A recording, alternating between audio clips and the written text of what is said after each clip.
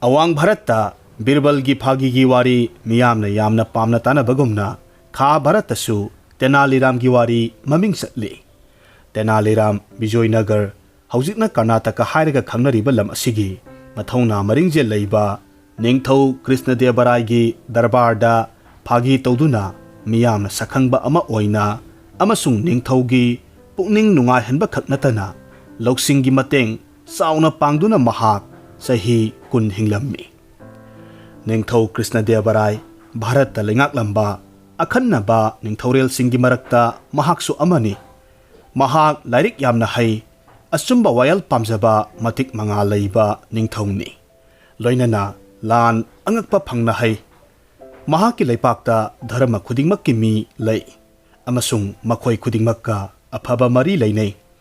mahaksi isai yamna pamjai isai nongmai amadi la yakpa kalakar pumnamakki sangjapam pi Krishnadeva Rai na masamakna Sanskrit amasung Telugu londa lairik kayamarum irammi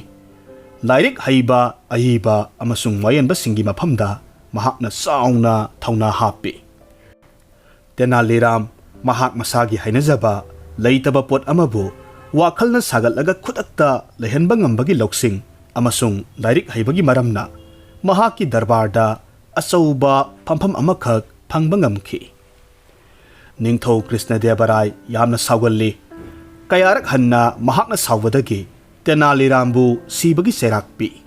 tawingumasung mahaki loksingi mapalna serak khudingmak nanthoktu na hinglakhi Tenali Ram Gungtur Jila gi Gali Paru kauba khungang amada pokhi apokpa mapa Isor Prasad Ramaya Tenali Ram na pokpa numit humni subada nongaki Tenali Ram gi mamana mahaki masan amasung mahak Tenali da puraga lakhi mafam asida mahak yokhi maramasina mahaki mamingsi Tenali Ram thonki mahaki asengba mingdi Ramlinga kawi tawingumasung mamana Ram haina kawi sahi manga surak pakanda Tenali Ram mingsalaga school kahanki wakhal loksing yamna phai tawbatabu matam leiba khibikta karem kathaina duna ama natraga ama thiduna phagi tawbagi hainabi lei mahaki ngakpagi matawsida ojasu haifam tawpham khanglamde nongma mahakna ojagi phamphamgi makhada lapoi apatpa amakhak thamjillammi khangdabadagi madugi mathakta ojaduna phamjillubadadi pidu pumtai taire tangai fadana ojadu irujaba takhi ojana saubadagi Tenali Rambu mathak makha onaraga ukhongda pulli uthakta yali mahaki ojana mahaki mamada nong mahaiki ibema masigi angangse hayeng sauraklaga mahai haibami amadi oirakadawri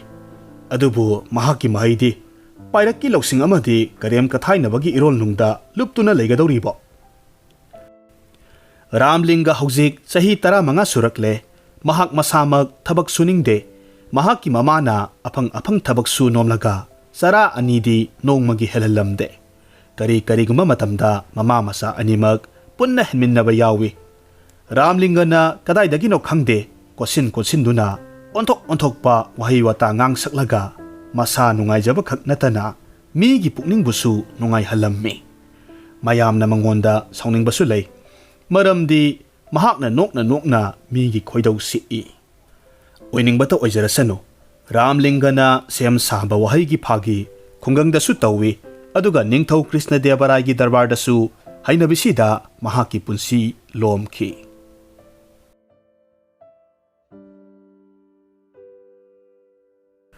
kum amakhak Tenali hairiba lamasida kumgi nong matam sana subiraktabadagi kum kangba pantha haibadu thoklammi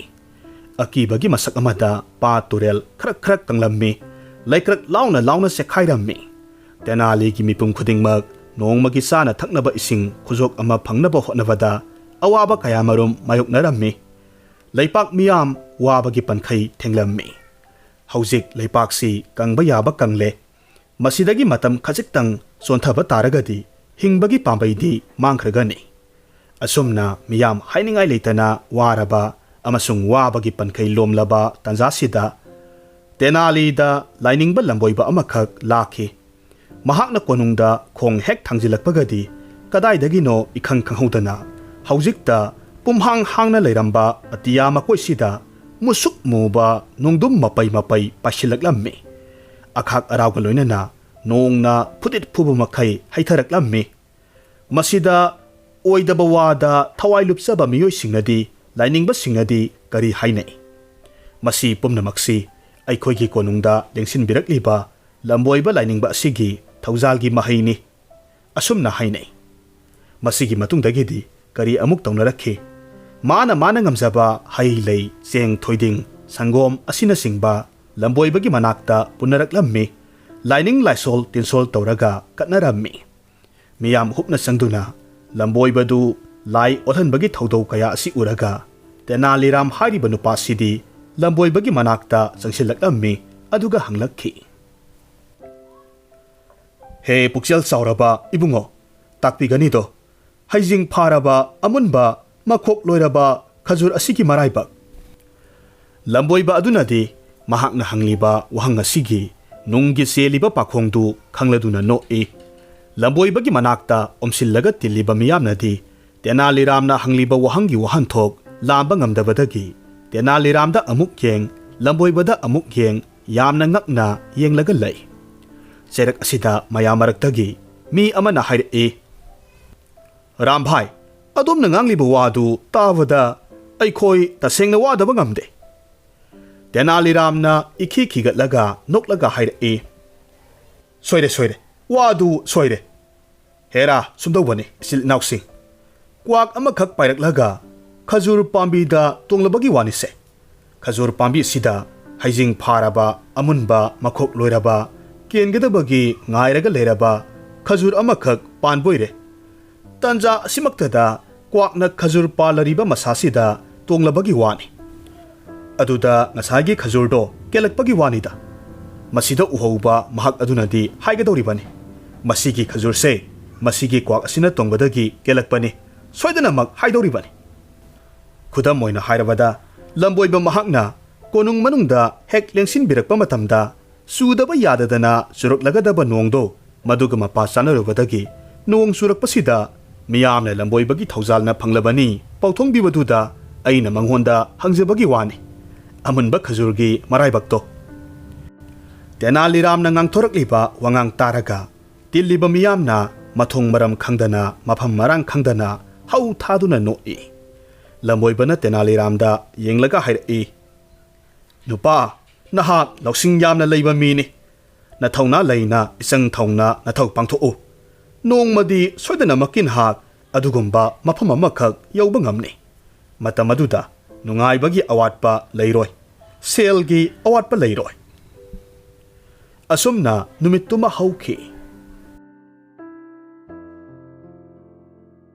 ꯅꯤꯡꯊꯧ ꯀ꯭ꯔꯤꯁꯅꯗꯦꯕꯔꯥꯏꯅ ꯂꯧꯁꯤꯡ ꯆꯥꯎꯕ ꯑꯃꯁꯨꯡ ꯃꯇꯤꯛ ꯃꯌꯥꯏ ꯆꯦꯟꯕ ꯃꯤꯑꯣꯏꯁꯤꯡꯒꯤ ꯃꯐꯝꯗ ꯏꯀꯥꯏ ꯈꯨꯝꯅꯕ ꯊꯝꯃꯤ ꯍꯥꯏꯕꯁꯤ ꯇꯦꯅꯥꯂꯤꯔꯥꯝꯅ ꯇꯥꯈꯤ꯫ ꯃꯍꯥꯛꯀꯤ ꯋꯥꯈꯜꯗ ꯅꯤꯡꯊꯧꯒꯤ ꯃꯅꯥꯛꯇ ꯆꯠꯂꯒ ꯀꯔꯤꯒꯤ ꯂꯥꯏꯕꯛ ꯆꯥꯡ ꯌꯦꯡꯂꯣꯏꯗꯒꯦ ꯅꯤꯡꯂꯛꯈꯤ꯫ ꯑꯗꯨꯕꯨ ꯌꯥꯝꯅ ꯂꯨꯔꯤꯕ ꯋꯥꯐꯝ ꯑꯃꯅ ꯃꯍꯥꯛ ꯀꯅꯥꯅꯣ ꯁꯛꯇꯥꯛꯁꯦ ꯑꯃ ꯌꯥꯎꯗꯅꯗꯤ ꯀꯔꯝꯅ ꯅꯤꯡꯊꯧꯒꯤ ꯃꯅꯥꯛꯇ ꯇꯔꯥꯏꯅ ꯍꯦꯛꯇꯃꯛ ꯆꯪꯂꯒ ꯆꯥꯡꯌꯦꯡ ꯌꯦꯡꯕ ꯐꯪꯒꯗꯕꯁꯨ ꯅꯠꯇꯦ꯫ ꯃꯁꯤꯒꯤꯗꯃꯛ ꯃꯍꯥꯛꯄꯨ ꯅꯤꯡꯊꯧꯒꯤ ꯃꯅꯥꯛꯇ ꯌꯧꯅ ꯄꯨꯁꯤꯟꯕꯤꯕ ꯉꯝꯒꯗꯕ ꯌꯥꯝꯅ ꯃꯔꯨ ꯑꯣꯏꯕ ꯃꯤꯁꯛ ꯑꯃ ꯐꯪꯅꯅꯕꯒꯤ ꯇꯥꯟꯖꯥꯗꯨ ꯈꯧꯔꯥꯡꯅ ꯉꯥꯏꯔꯤ꯫ ꯃꯤꯑꯣꯏꯕꯅ ꯉꯥꯏꯕꯕꯨ ꯀꯜꯂꯕꯗꯤ ꯃꯇꯝꯅꯁꯨ ꯄꯤꯅꯕꯤ꯫ ꯇꯦꯅꯥꯂꯤꯔꯥꯝꯒꯤ ꯑꯔꯥꯞꯄꯗ ꯂꯩꯕ ꯅꯛꯅꯕ ꯃꯔꯤ ꯃꯇꯥ ꯑꯃꯒꯤ ꯃꯆꯥꯅꯨꯄꯤ ꯑꯃꯈꯛ ꯃꯪꯒꯃꯥꯗ ꯂꯨꯍꯣꯡꯈꯤ꯫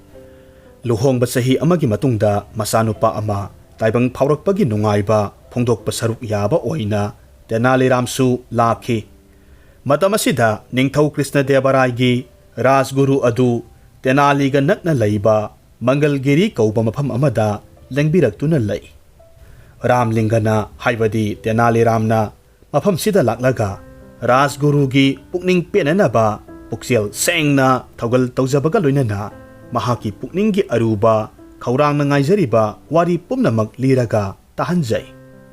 ꯔꯥꯖꯒꯨꯔꯨ ꯃꯤ ꯁꯨꯝꯕ ꯊꯣꯏꯗꯣꯛ ꯍꯦꯟꯗꯣꯛꯅ ꯍꯩ꯫ ꯃꯍꯥꯛꯅ ꯔꯥꯝꯂꯤꯡꯒꯕꯨ ꯊꯥꯒꯠꯇꯨꯅ ꯁꯤꯖꯤꯟꯅꯩ꯫ ꯃꯍꯥꯛꯅ ꯉꯥꯡꯕ ꯋꯥ ꯊꯥꯖꯅꯕꯒꯤꯗꯃꯛ ꯂꯝꯃꯨꯛ ꯁꯥꯡꯒꯗꯕ ꯋꯥꯁꯛ ꯀꯌꯥꯃꯔꯨꯝ ꯇꯣꯏꯅ ꯁꯛꯏ꯫ ꯔꯥꯝꯂꯤꯡꯒ ꯍꯥꯏꯕꯗꯤ ꯇꯦꯅꯥꯂꯤꯔꯥꯝꯅ ꯔꯥꯖꯒꯨꯔꯨꯒꯤ ꯑꯣꯏꯗꯕ ꯋꯥꯍꯩꯁꯤꯡꯗꯨ ꯇꯁꯦꯡꯅ ꯊꯥꯖꯔꯝꯃꯤ꯫ ꯑꯗꯨꯒ ꯔꯥꯖꯒꯨꯔꯨꯕꯨ ꯃꯊ꯭ꯋꯥꯏ ꯍꯔꯥꯎꯅ ꯂꯩꯅꯕꯒꯤꯗꯃꯛ ꯑꯍꯤꯡ ꯅꯨꯡꯊꯤꯜ ꯍꯥꯏꯕ ꯊꯤꯗꯅ ꯊꯧꯒꯜ ꯇꯧꯖꯩ꯫ ꯔꯥꯖꯒꯨꯔꯨꯅ ꯉꯥꯡꯂꯤꯕ ꯋꯥꯍꯩꯁꯤꯡꯁꯤ ꯃꯄꯥꯟ ꯊꯣꯡꯗꯗꯤ ꯑꯣꯟꯊꯣꯛꯅ ꯐꯖꯈ꯭ꯔꯕ ꯊꯥꯖꯅꯕꯒꯤ ꯋꯥ ꯉꯥꯛꯇꯅꯤ꯫ ꯑꯗꯨꯝꯅꯗꯤ ꯑꯣꯏꯔꯒ ꯃꯍꯥꯛꯀꯤ ꯅꯨꯡꯗꯗꯤ ꯀꯟꯅ ꯆꯥꯛꯂꯤ꯫ ꯃꯍꯥꯛꯅ ꯀꯟꯅ ꯈꯜꯂꯤ ꯃꯗꯨꯗꯤ ꯑꯁꯨꯛ ꯌꯥꯝꯅ ꯂꯧꯁꯤꯡꯁꯨ ꯂꯩꯕ, ꯑꯗꯨꯒꯤꯁꯨ ꯃꯊꯛꯇ ꯂꯥꯏꯔꯤꯛ ꯅꯤꯡꯊꯤꯅꯁꯨ ꯍꯩꯕ ꯃꯁꯤꯒꯤ ꯃꯤꯁꯤꯅ ꯀꯔꯤꯒꯨꯝꯕ ꯗꯔꯕꯥꯔꯗ ꯂꯥꯛꯄ ꯊꯣꯛꯂꯕꯗꯤ ꯃꯍꯥꯛ ꯃꯁꯥꯒꯤ ꯃꯃꯜ ꯈꯪꯍꯟ ꯍꯟꯊꯔꯛꯀꯅꯤ꯫ ꯃꯁꯤ ꯄꯨꯝꯅꯃꯛ ꯈꯟꯖꯕ ꯂꯩꯔꯒꯁꯨ ꯃꯍꯥꯛꯅ ꯆꯠꯂꯝꯗꯥꯏꯒꯤ ꯃꯇꯝꯗ ꯇꯦꯅꯥꯂꯤ ꯔꯥꯝꯗ ꯊꯥꯖꯕ ꯄꯤꯔꯒ ꯍꯥꯏꯔꯝꯃꯤ,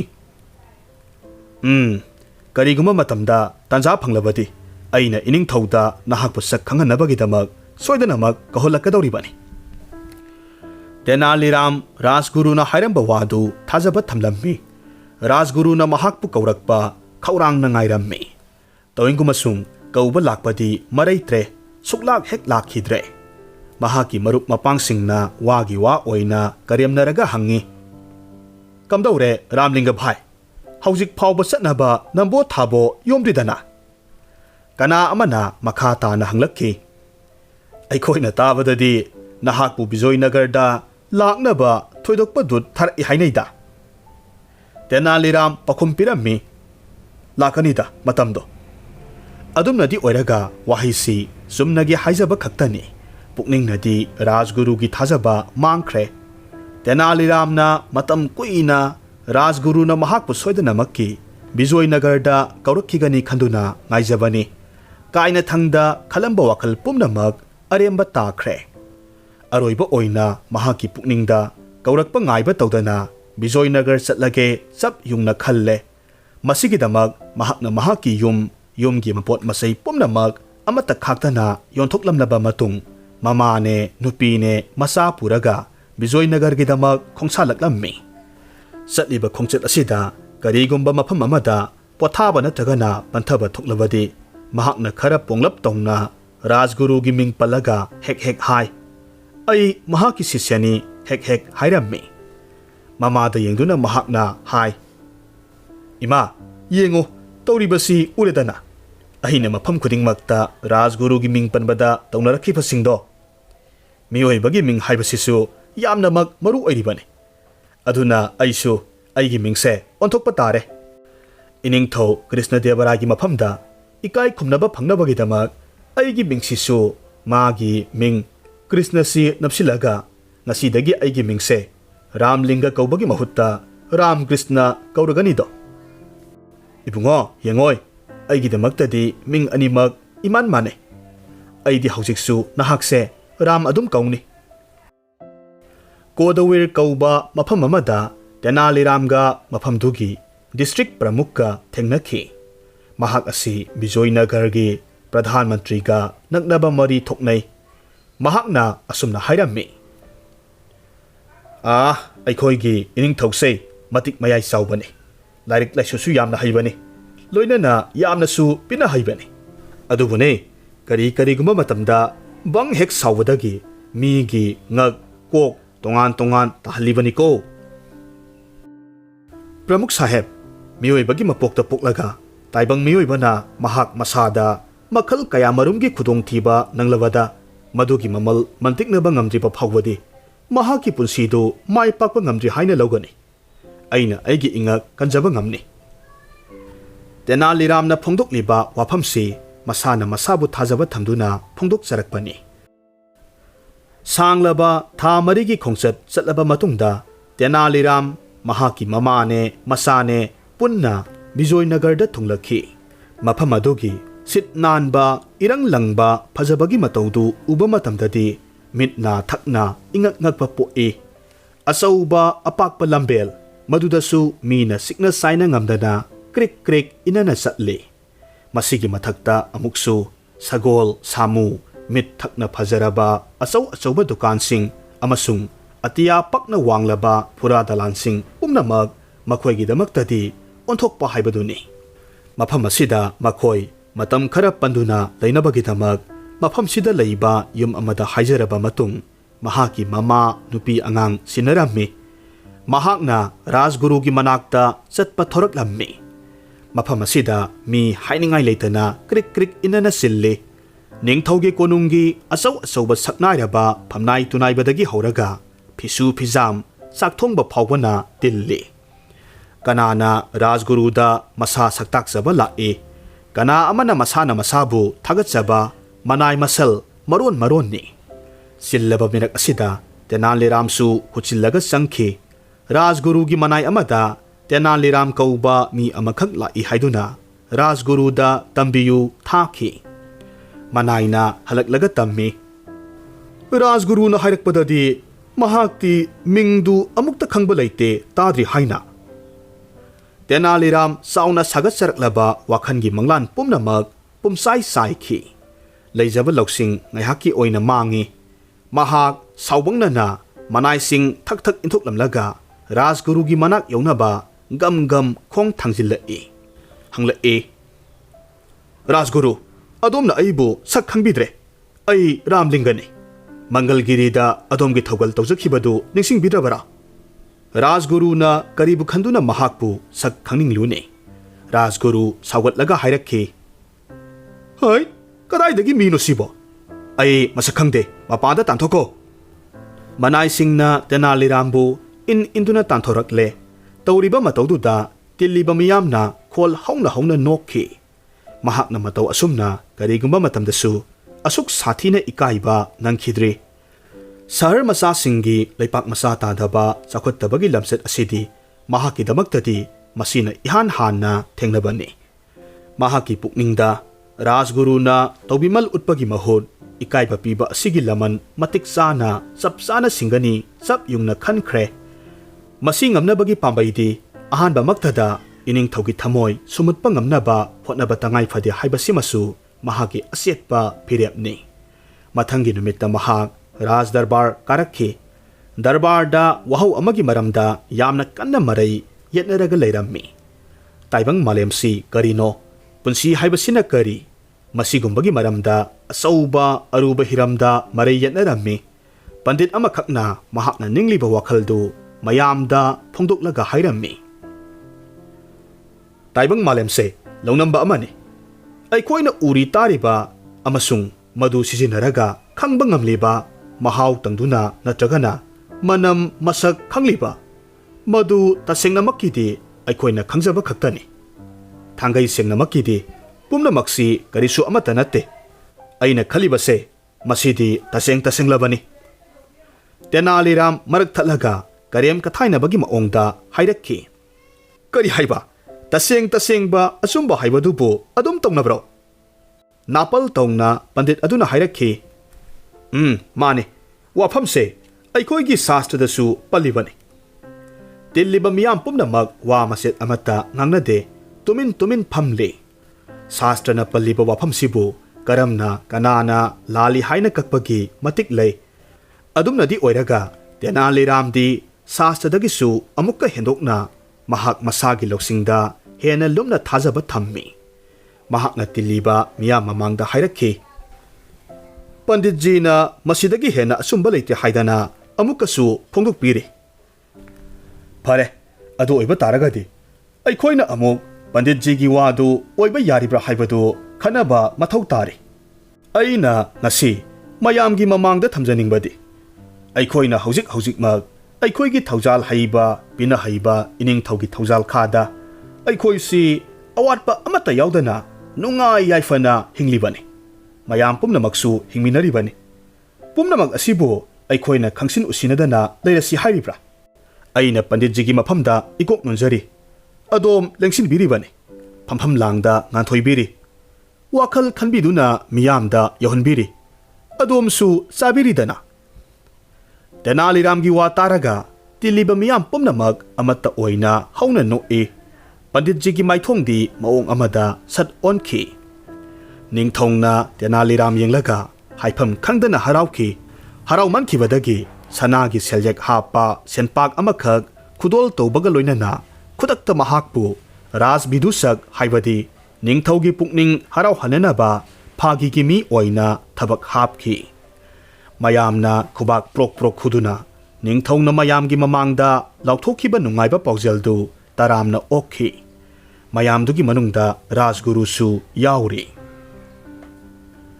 तेनालीरामना राजगुरुगी तौबीमल खंगदबगी लमसत मागी वाखलदगी लापथोखरो कौबा यादे महाकी पुकनिंगदा Nongma नत्रगना नोंगमदी सुखसोय सोयदनमक्की महाकनदी हेलल्लरोय ngamthoknage chap yungna khanki masigi damak mahakna asingba tanja ngairaga leiki rajguru numit khudingi ayuk nganta pung mari taba matamda hogutlaga khongna mile ahum lapna leiba tungabhadra turelda irojaba chatli haibasi mahakna khangba ngamki masigi tanja lauraga tenaliram nongma ayuk nganta hogutlammi rajguru na yoraktringai mangjauna na chatlaga mafam amada lotlaga leirammi rajguru turel khonungda kumtharaga irujarammi irujaramdaida lokthoklaga thamlamba mahaki phirol pumnamak tenaliramna losillaga thamkhre rajguru irujaba loiraba matung kakhalakpa kandadi mahaki phirol amata leiba udre mahaki phi thamlamba mafam aduda phigi mahut tenaliram leplaga leirammi maduda tenaliramda hangi Ramlinga, aigi phidi kadai chatkre? Oh, adudi adom aigi mingdi kaubidrina. Ihe, aigi phi singdubu haiwani. Kari, phi haiba, karamba phi. Aidi karimata khangjalakchade. Ramlinga, se, nangna hainingba ama ekta hairo. Nangna haibado ayyarage. Ado, aigi phi singdudi piyune. Oh, adudi fare. aina haiba ama hekta yagadra hoise ai yare o adudi sumdaurasi aisi adomgi lengjumda tonghalaga konungi sumang yogba phawbadi puba tai hayo yarabra atopa upai amata uba phangdabadagi rajguru khol isi sina hoi yare hairammi tenaliramna wa lekhai tanarabada phi pire phi sesilaba matung haidokhiba wa ngaktaba yadabadagi mahaki lengjumda makhong ani phaktok halaga konung maikei tamna panglakle asumna lakpasida konung yoksilakpada tauriba angakpa matawdu uba matamdadi auba mi khudingmakna khuba khubana khuba nok noktuna matung inarakhi tenaliram rajguru gi lengjumda makhong phaklaga phammi makhut anina rajguru gi makokta pairaga ayengba mi singda mamit o manawo makhut o phagi toksilli miyam hauduna langlaga lakpagi makhol tabadagi ningthau mahaki kadagi mapan thoraklammi mangonda leplaga yengluba kandadi rajguruna tenalirambu mareng banda tonghallaga lakpadu urammi rajguru ikaibana maru lukthana chatli amuksu wabana su masadu humangna pumlup luple tenaliramdi onthokna nungaina rajguruda tonglaga thik thik noklammi rajguruna ikaibagi matauga loinana awabagi phibam ubaduda ningthau mai hauna saungningle mahakna magi manai anida haire hai urabra laklibase mi amana mi amagi mathakta phamalaga laklibase mathakta phamliba mise singtharaga thitlu aduga mabu thanglaga purakliba mise masibuna aigi nakta purakadabane somda ningthauno mahaki manai ani kauksinkhibagi maongdu khangbadagi tenaliram panthaba tawdana rajguru gi lengjumdagi sat nantharakhi aduga rajguru gi makhong kolaga khurummi rajguruji aina adongi maphamda tawriba matawsibu kari matawno khangde aigi kokse peng soiba haibado oira male adom gumba matik manga leiba misak amagi maphamda asuk sathina phatraba lamset ama aina chatkre aibu amuktadi ngakpiyu rajguruji adomdi hainingai leitana pukchel chawba misakni aina adongi maphamda langjeruba iral koknanaba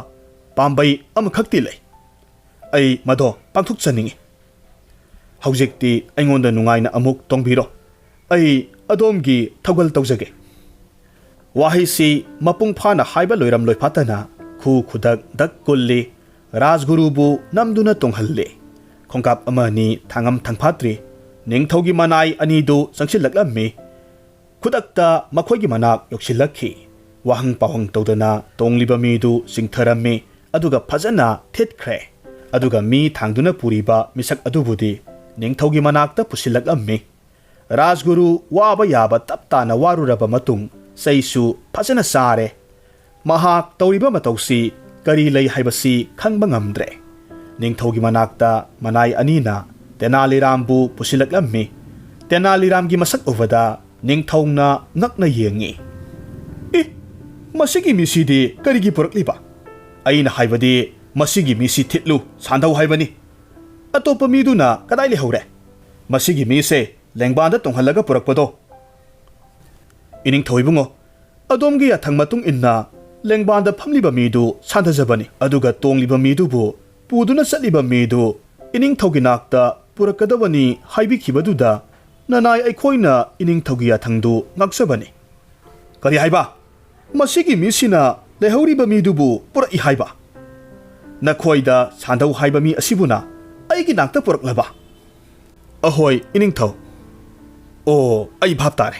ꯃꯁꯤꯒꯤ ꯃꯤꯁꯦ ꯌꯥꯝꯅ ꯃꯔꯩ ꯃꯔꯥ ꯍꯩ꯫ ꯃꯁꯤꯅ ꯑꯩꯒꯤ ꯌꯥꯊꯪꯁꯦ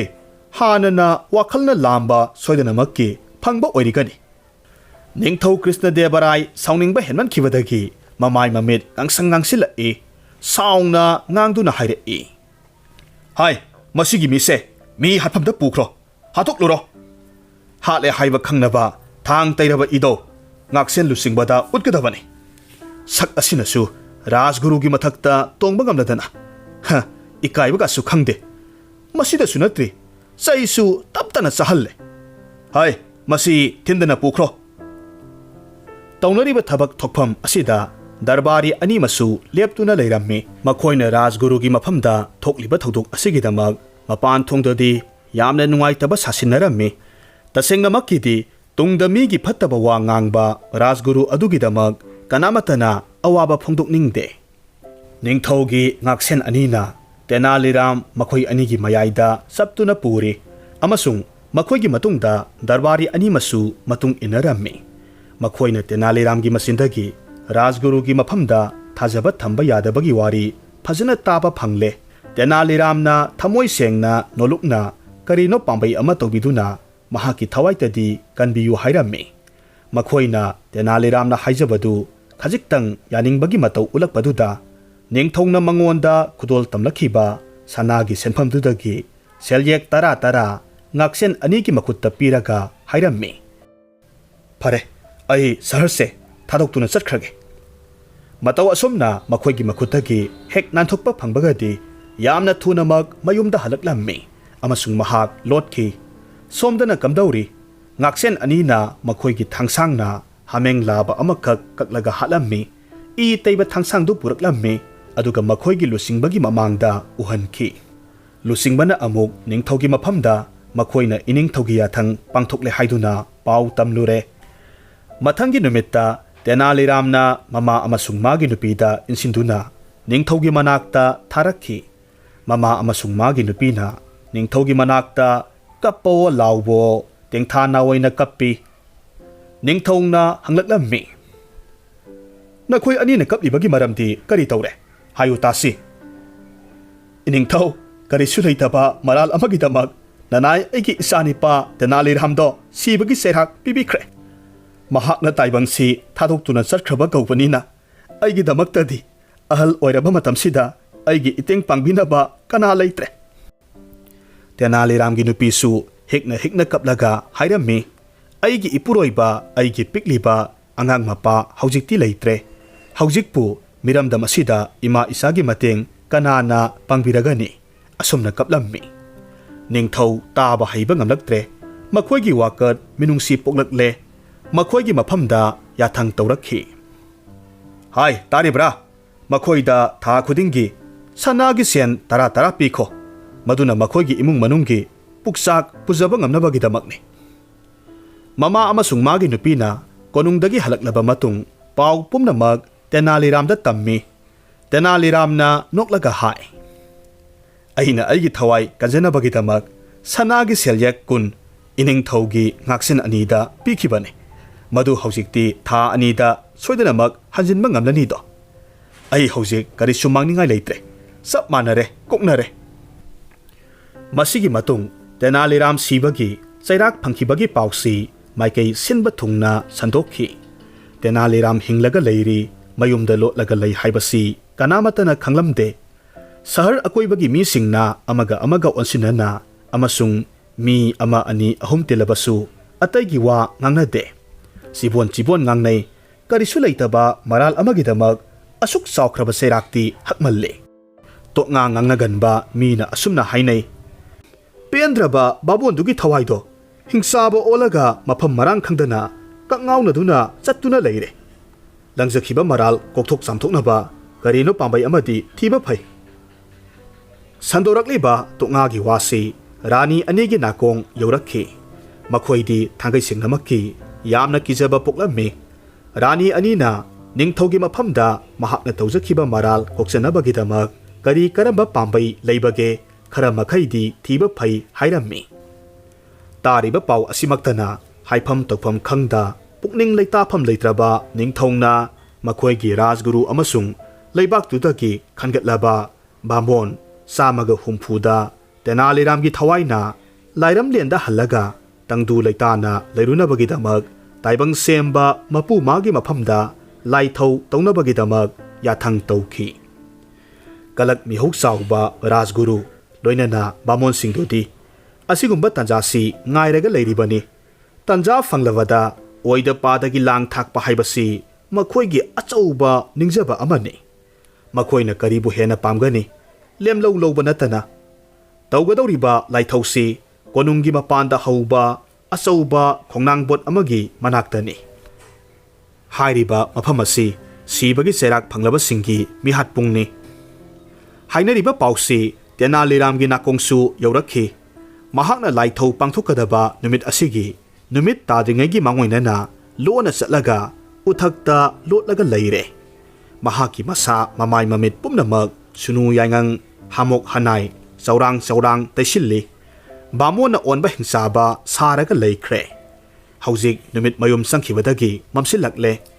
mafam asida bamon mayamdu punna hongnaraga lakle laigi laithau thoni thorom pangthoknabagidamak mai latnanaba singtek singdangna singba mai latpada sangadaba pumnamak haplaga mai hogatle mai horibadugi akoiwada bamon mayamdu khongrai taana phamme aduga amok makhoi gi masinda sinpha puba mantra jantra sing mana thokpa brang thinarammi makhoi mayamgi masindagi paithorakpa laisol tinsol gi khonjelna mafamdu pumnin hek nilli pangthokliba thoramsi karisunnataba toksinaba tat ama oibana makhoina pamlibasi atai karisunatte yamna thuna loisilaba matung mayumda hanba pambani solaba kawbanina mananaba haiduna tenaliramgi thawai kawrai hai taribra tenaliramgi thawaina onba hingsaba tenaliramna haw haina khumlai thajadana khumlakpa tabadagi bamon mayamdudi mamit mana sap yungi ithak thakatuna nakong thangatlaga tanaba hotnai kijabana su loire hainingai leite masadu khajik phawba hek lengba kijai bamon mayamdugi maraktagi khara hena kiganba bamon amana masa thak nikna sonthangna na haire is loiredana tawriba matoksidi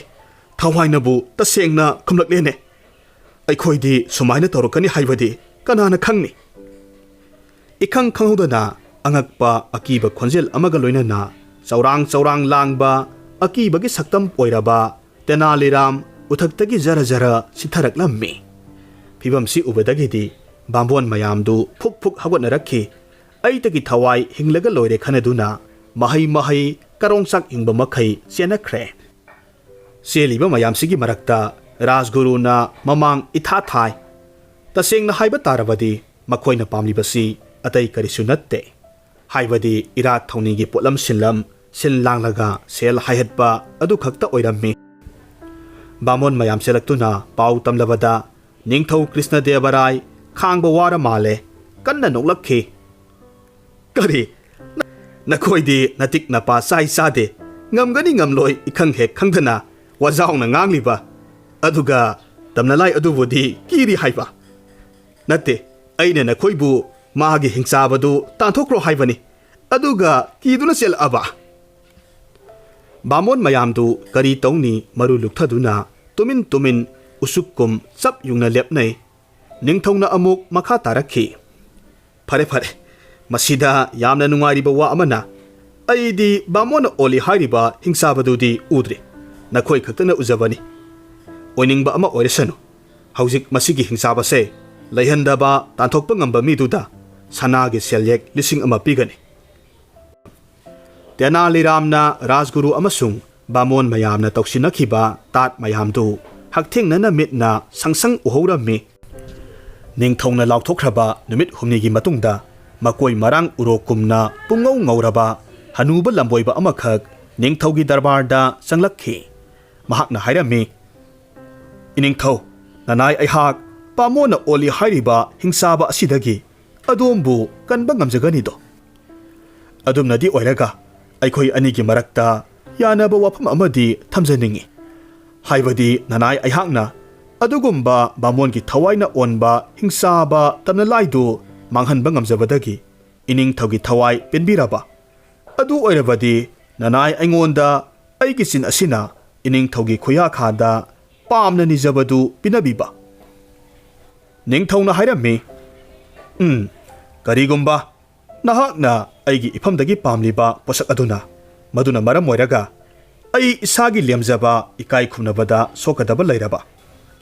ꯑꯗꯨꯒ ꯑꯃꯅ ꯃꯤꯆꯝ ꯃꯤꯌꯥꯝꯒꯤ ꯃꯥꯡꯅꯕꯒꯤ ꯃꯁꯛ ꯑꯣꯏꯔꯕ ꯑꯗꯨ ꯑꯣꯏꯕ ꯇꯥꯔꯒꯗꯤ ꯑꯩ ꯌꯥꯕ ꯉꯝꯂꯣꯏꯀꯣ ꯂꯝꯕꯣꯏꯕꯅ ꯍꯥꯏꯔꯝꯃꯤ ꯅꯅꯥꯏ ꯑꯗꯨꯒꯨꯝꯕ ꯃꯈꯜꯒꯤ ꯏꯅꯤꯡꯊꯧꯗ ꯁꯣꯛꯀꯗꯕ ꯃꯤꯆꯝ ꯃꯤꯌꯥꯝꯒꯤ ꯃꯥꯡꯒꯗꯕ ꯄꯣꯠꯁꯛꯇꯤ ꯅꯤꯖꯔꯣꯏ ꯑꯣ ꯐꯔꯦ ꯐꯔꯦ ꯕꯥꯃꯣꯟꯅ ꯑꯣꯟꯕ ꯍꯤꯡꯁꯥꯕꯁꯦ ꯃꯁꯤꯕꯨ ꯇꯥꯟꯊꯣꯛꯄꯤꯌꯨ ꯂꯣꯏꯅꯅ ꯕꯥꯃꯣꯟ ꯍꯥꯠꯂꯨꯕꯒꯤ ꯐꯠꯇꯕ ꯏꯔꯥꯜꯗꯣ ꯑꯃꯨꯛꯇ ꯀꯣꯛꯍꯟꯕꯤꯌꯨ ꯃꯔꯥꯏꯕꯛ ꯊꯤꯔꯕ ꯕꯥꯃꯣꯟ ꯃꯆꯥꯗꯣ ꯑꯩꯒꯤ ꯑꯁꯥꯎꯕ ꯍꯦꯟꯃꯟꯈꯤꯕꯗꯒꯤ ꯃꯊ꯭ꯋꯥꯏ ꯂꯧꯕꯤꯈ꯭ꯔꯦ ꯃꯍꯥꯛꯇꯤ ꯃꯔꯥꯜ ꯀꯔꯤꯁꯨ ꯂꯩꯖꯗꯕꯅꯤ ꯏꯅꯤꯡꯊꯧ ꯍꯧꯖꯤꯛꯇꯤ ꯃꯗꯨ ꯍꯧꯈ꯭ꯔꯦ ꯑꯗꯣꯝ ꯃꯗꯨꯒꯤꯗꯃꯛ ꯊꯋꯥꯏ ꯋꯥꯕꯤꯒꯅꯨ ꯅꯅꯥꯏ ꯑꯩꯅ ꯄꯥꯡꯊꯣꯛꯆꯒꯗꯧꯔꯤꯕ ꯄꯥꯝꯕꯩ ꯑꯁꯤꯒꯤ ꯃꯇꯨꯡꯗ ꯕꯥꯃꯣꯟ ꯍꯥꯠꯇꯦ ꯍꯥꯏꯗꯨꯅ ꯅꯤꯡꯕꯗꯒꯤ ꯋꯥꯈꯜꯁꯨ ꯄꯨꯝꯌꯥꯡ ꯌꯥꯡꯒꯗꯧꯔꯤꯕꯅꯤ ꯍꯥ ꯀꯔꯤ ꯀꯝꯗꯧꯕ ꯅꯠꯇꯦ ꯑꯗꯣꯝꯕꯨ ꯐꯥꯒꯤ ꯄꯨꯕ ꯃꯤꯁꯛꯇꯨꯕꯨ ꯑꯃꯨꯛ ꯍꯜꯂꯛꯍꯟꯕ ꯉꯝꯒꯗꯧꯔꯤꯕ꯭ꯔꯥ ꯏꯅꯤꯡꯊꯧꯅꯕꯨ ꯃꯗꯨ ꯄꯨꯛꯅꯤꯡꯗ ꯑꯆꯦꯠꯄ ꯊꯝꯕꯤꯔꯕꯗꯤ ꯃꯗꯨꯃꯛ ꯅꯅꯥꯏꯅ ꯑꯣꯏꯊꯣꯛꯍꯟꯕ ꯉꯝꯅꯤ ꯍꯥꯏꯌꯣ ꯃꯗꯨꯕꯨ ꯉꯝꯂꯕꯗꯤ ꯑꯩꯒꯤ ꯏꯐꯝꯗꯒꯤ ꯀꯔꯤ ꯑꯃꯨꯛ ꯄꯥꯝꯃꯤ ꯃꯍꯥꯛꯅ ꯍꯥꯏꯔꯤꯕ ꯋꯥꯁꯤ ꯉꯝꯈꯤꯕꯕꯨꯗꯤ ꯌꯥꯏ ꯃꯗꯨ ꯑꯣꯏꯕ ꯇꯥꯔꯒꯁꯨ ꯊꯥꯖꯕꯗꯤ ꯉꯝꯂꯝꯗꯦ ꯔꯥꯖꯒꯨꯔꯨꯁꯨ ꯅꯤꯡꯊꯧꯒꯤ ꯃꯅꯥꯛꯇ ꯐꯝꯂꯒ ꯂꯩꯔꯤ ꯃꯍꯥꯛꯅ ꯍꯥꯏꯔꯛꯈꯤ ꯑꯣꯟꯊꯣꯛꯄ ꯍꯥꯏꯕꯗꯨꯅꯤ ꯇꯥꯕꯗ ꯋꯥꯏꯗ ꯏꯅꯤꯡꯊꯧ ꯀꯔꯤꯒꯨꯝꯕ ꯃꯇꯝꯗ ꯃꯤ ꯑꯁꯤꯕꯕꯨ ꯑꯃꯨꯛ ꯍꯤꯡꯒꯠꯍꯟꯕ ꯉꯝꯕ ꯂꯩꯈ꯭ꯔꯕꯔꯅꯦ ꯐꯔꯦꯅꯦ ꯍꯤꯡꯒꯠꯄ ꯉꯝꯂꯦ ꯍꯥꯏꯗꯅ ꯈꯜꯂꯁꯤ ꯑꯗꯨꯒ ꯃꯗꯨꯒꯤ ꯃꯤꯗꯨꯕꯨ ꯍꯤꯡꯒꯠꯂꯛꯂꯒ ꯀꯔꯤꯕꯨ ꯀꯥꯟꯅꯗꯧꯔꯤꯕꯅꯣ ꯃꯍꯥꯛ ꯃꯁꯥꯒꯤ ꯍꯩꯅꯕꯤ ꯃꯤꯃꯥꯡ ꯄꯣꯃꯥꯡ ꯈꯪꯗꯅ ꯀꯔꯦꯝ ꯀꯊꯥꯏꯅꯕꯗꯨ ꯑꯗꯨꯝ ꯇꯧꯔꯛꯀꯅꯤ ꯑꯗꯨꯒ ꯑꯃꯨꯛ ꯏꯅꯤꯡꯊꯧꯅ ꯃꯍꯥꯛꯄꯨ ꯁꯤꯕꯒꯤ ꯆꯩꯔꯥꯛ ꯄꯤꯒꯅꯤꯗꯣ ꯅꯤꯡꯊꯧꯅ ꯍꯥꯏꯔꯛꯈꯤ ꯑꯣꯏꯅꯤꯡꯕ ꯑꯃꯍꯦꯛꯇ ꯑꯣꯏꯔꯁꯅꯨ ꯑꯩꯈꯣꯏ ꯂꯝꯕꯣꯏꯕꯁꯤꯒꯤ ꯑꯉꯛꯄ ꯃꯉꯝꯗꯣ ꯌꯦꯡꯅꯤꯡꯉꯤ ꯃꯁꯤꯒꯤꯁꯨ ꯃꯊꯛꯇ ꯑꯩꯈꯣꯏ ꯄꯨꯛꯅꯤꯡꯗ ꯂꯩꯔꯤꯕ ꯄꯣꯠꯂꯨꯝ ꯑꯁꯤꯃꯁꯨ ꯌꯥꯡꯒꯅꯤꯗꯣ ꯂꯝꯕꯣꯏꯕ ꯑꯗꯣꯝꯅ ꯑꯗꯣꯝꯒꯤ ꯇꯧꯕ ꯉꯝꯕꯗꯣ ꯀꯩꯗꯧꯉꯩ ꯄꯥꯡꯊꯣꯛꯄꯤꯒꯦ ꯈꯟꯕꯤꯔꯤ ꯂꯝꯕꯣꯏꯕꯅ ꯈꯨꯝꯃꯤ ꯏꯅꯤꯡꯊꯧ ꯍꯧꯖꯤꯛꯃꯛ ꯃꯐꯝ ꯑꯁꯤꯃꯛꯇꯗ ꯅꯤꯡꯊꯧꯅ ꯑꯃꯨꯛ ꯃꯈꯥ ꯇꯥꯔꯛꯂꯝꯃꯤ ꯂꯨꯔꯤꯕꯗꯤ ꯕꯥꯃꯣꯟꯅ ꯑꯣꯟꯕ ꯍꯤꯡꯁꯥꯕꯗꯨꯗꯤ ꯃꯐꯝ ꯑꯁꯤꯗꯁꯨ ꯂꯩꯁꯨ ꯂꯩꯇꯅ ꯈꯣꯡꯅꯥꯡꯕꯣꯠ ꯃꯊꯛꯇ ꯂꯩꯕꯅꯤ ꯔꯥꯖꯒꯨꯔꯨꯅ ꯑꯃꯨꯛ ꯃꯈꯥ ꯇꯥꯔꯛꯂꯝꯃꯤ ꯏꯅꯤꯡꯊꯧ ꯄꯨꯛꯅꯤꯡ ꯇꯞꯊꯕꯤꯒꯅꯤꯗꯣ ꯑꯩꯗꯤ ꯃꯁꯤꯒꯤ ꯂꯝꯕꯣꯏꯕꯁꯤꯅ ꯉꯥꯡꯂꯤꯕ ꯋꯥꯌꯥꯝꯁꯦ ꯃꯆꯤꯟ ꯊꯣꯛ ꯃꯈꯥ ꯊꯣꯛ ꯄꯉꯥꯡ ꯉꯥꯡꯖꯕ ꯁꯥꯕꯅꯤ ꯈꯟꯖꯩꯗꯣ ꯃꯍꯥꯛꯅ ꯉꯥꯡꯖꯕ ꯁꯥꯔꯤꯕꯁꯤꯡꯁꯤ ꯑꯣꯏꯕ ꯌꯥꯕ ꯑꯃꯠꯇ ꯅꯠꯇꯦ ꯂꯝꯕꯣꯏꯕꯗꯨꯅ ꯍꯥꯏꯔꯛꯂꯝꯃꯤ ꯏꯀꯥꯏ ꯈꯨꯝꯅꯅꯤꯡꯉꯥꯏꯒꯤ ꯃꯁꯛ ꯑꯣꯏꯔꯕ ꯔꯥꯖꯒꯨꯔꯨ ꯑꯩꯅ ꯍꯧꯖꯤꯛ ꯄꯟꯖꯔꯤꯕ ꯋꯥꯐꯝ ꯄꯨꯝꯅꯃꯛ ꯑꯃꯠꯇ ꯃꯤꯅꯝꯕ ꯌꯥꯎꯗꯅ ꯇꯔꯪ ꯇꯔꯪ ꯇꯁꯦꯡ ꯇꯁꯦꯡ ꯃꯌꯦꯛ ꯂꯥꯅ ꯎꯕ ꯐꯪꯕ ꯉꯝꯒꯅꯤꯗꯣ ꯍꯧꯖꯤꯛ ꯑꯩꯅ ꯍꯥꯠꯇꯣꯛꯄꯤꯈ꯭ꯔꯕ ꯕꯥꯃꯣꯟ ꯃꯆꯥꯗꯨ ꯑꯗꯣꯝꯒꯤ ꯃꯤꯠꯃꯥꯡꯁꯤꯃꯛꯇꯗ ꯊꯣꯛ ꯍꯦꯛ ꯍꯦꯟꯒꯠꯍꯜꯂꯕꯗꯤ ꯈꯣꯡꯅꯥꯡꯕꯣꯠ ꯑꯗꯨꯗ ꯕꯥꯃꯣꯟꯒꯤ ꯊꯋꯥꯏꯅ ꯑꯣꯟꯕ ꯍꯤꯡꯁꯥꯕꯗꯨꯒꯤ ꯊꯋꯥꯏ ꯃꯤꯔꯦꯜ ꯂꯦꯡꯐꯥꯀꯗꯤ ꯂꯩꯍꯧꯒꯗ꯭ꯔꯥ ꯔꯥꯖꯒꯨꯔꯨꯅ ꯄꯥꯎꯈꯨꯝ ꯄꯤꯔꯛꯈꯤ ꯑꯗꯨꯕꯨ ꯉꯝꯂꯕꯗꯤ ꯂꯩꯔꯔꯣꯏꯗꯣ ꯑꯣ ꯑꯗꯨ ꯑꯣꯏꯕ ꯇꯥꯔꯒꯗꯤ ꯌꯦꯡꯕꯤꯔꯣ ꯑꯩꯒꯤ ꯑꯉꯛꯄ ꯃꯉꯝꯁꯦ ꯂꯝꯕꯣꯏꯕꯅ ꯃꯁꯥꯗ ꯁꯦꯠ ꯆꯥꯔꯤꯕ ꯂꯩꯉꯥꯡ ꯃꯆꯨꯒꯤ ꯐꯤ ꯑꯃꯁꯨꯡ ꯑꯍꯥꯞꯄ ꯀꯣꯏꯗꯨ ꯂꯧꯊꯣꯔꯛꯂꯝꯃꯤ ꯃꯍꯥꯛ ꯃꯁꯥꯒꯤ ꯍꯥꯟꯅꯒꯤ ꯐꯤꯖꯣꯜꯗ ꯍꯥꯏꯕꯗꯤ ꯇꯦꯅꯥꯂꯤꯔꯥꯝ ꯑꯣꯏꯅ ꯅꯤꯡꯊꯧ ꯑꯃꯁꯨꯡ ꯔꯥꯖꯒꯨꯔꯨꯒꯤ ꯃꯃꯥꯡꯗ ꯆꯞ ꯂꯦꯞꯄꯤ ꯃꯈꯣꯏ ꯑꯅꯤꯃꯛ ꯍꯥꯏꯐꯝ ꯇꯧꯐꯝ ꯈꯪꯗꯕ ꯃꯈꯩ ꯄꯨꯡꯉꯛ ꯉꯛꯈ꯭ꯔꯦ꯫ ꯃꯈꯣꯏ ꯑꯅꯤꯒꯤ ꯃꯤꯠꯃꯛꯅ ꯁꯪꯁꯪ ꯎꯖꯔꯕꯁꯨ ꯁꯦꯡꯅ ꯊꯥꯖꯕꯗꯤ ꯉꯝꯗ꯭ꯔꯤ꯫ ꯇꯦꯅꯥꯂꯤꯔꯥꯝꯅ ꯊꯣꯛꯈ꯭ꯔꯤꯕ ꯋꯥꯔꯤ ꯄꯨꯝꯅꯃꯛ ꯁꯦꯡꯅ ꯂꯤꯔꯒ ꯇꯥꯍꯜꯂꯝꯃꯤ꯫ ꯃꯍꯥꯛꯅ ꯅꯤꯡꯊꯧꯒꯤ ꯃꯐꯝꯗ ꯃꯥꯡꯖꯧꯅꯅ ꯌꯥꯅꯈꯤꯕ ꯋꯥꯐꯝꯗꯨ ꯑꯃꯨꯛ ꯅꯤꯡꯁꯤꯡꯖꯩ꯫ ꯏꯅꯤꯡꯊꯧ, ꯑꯗꯣꯝꯅ ꯅꯅꯥꯏ ꯑꯩꯒꯤ ꯏꯐꯝꯗ ꯅꯅꯥꯏꯒꯤ ꯑꯄꯥꯝꯕꯗꯨ ꯄꯤꯕꯤꯒꯅꯤ ꯇꯥꯛꯄꯤꯈꯤꯕ ꯂꯩꯗꯣ꯫ ꯍꯧꯖꯤꯛꯇꯤ ꯏꯅꯤꯡꯊꯧꯅ ꯅꯅꯥꯏ ꯑꯩꯍꯥꯛꯄꯨ ꯍꯥꯠꯇꯣꯛꯂꯨꯔꯣ ꯌꯥꯊꯪ ꯄꯤꯕꯤꯈꯤꯕ ꯅꯅꯥꯏ ꯉꯥꯛꯁꯦꯟ ꯑꯅꯤꯗꯨꯕꯨꯁꯨ ꯉꯥꯛꯄꯤꯒꯅꯤꯗꯣ꯫ ꯅꯤꯡꯊꯧ ꯅꯣꯛꯂꯒ ꯍꯥꯏꯔꯛꯏ, ꯏꯍꯦ, ꯐꯔꯦ ꯐꯔꯦ, ꯅꯉꯣꯟꯗ ꯁꯅꯥꯒꯤ ꯁꯦꯜꯌꯦꯛ 1,000 ꯍꯥꯞꯄ ꯁꯦꯟꯄꯥꯛ ꯑꯃꯁꯨ ꯄꯤꯔꯒꯦ꯫ ꯍꯣꯏ, ꯑꯗꯨꯒ ꯅꯍꯥꯛꯀꯤ ꯏꯃꯥ, ꯅꯍꯥꯛꯀꯤ ꯅꯨꯄꯤꯗ ꯊꯥ ꯈꯨꯗꯤꯡꯒꯤ ꯁꯅꯥꯒꯤ ꯁꯦꯟ 10 ꯄꯤꯒꯅꯤ ꯂꯥꯎꯊꯣꯛꯈꯤꯕꯅꯤ꯫ ꯃꯗꯨꯃꯗꯤ ꯇꯣꯛꯂꯁꯤꯀꯣ, ꯅꯠꯇ꯭ꯔꯕꯗꯤ ꯑꯩꯒꯤ ꯂꯟꯒꯩꯁꯦ ꯃꯅꯝ ꯆꯦꯜꯂꯔꯣꯏ꯫ ꯋꯥꯍꯩꯁꯤ ꯍꯥꯏꯔꯒ ꯀ꯭ꯔꯤꯁꯅꯗꯦꯕꯔꯥꯏ ꯃꯈꯣꯜ ꯍꯧꯅ ꯀꯟꯅ ꯅꯣꯛꯂꯝꯃꯤ꯫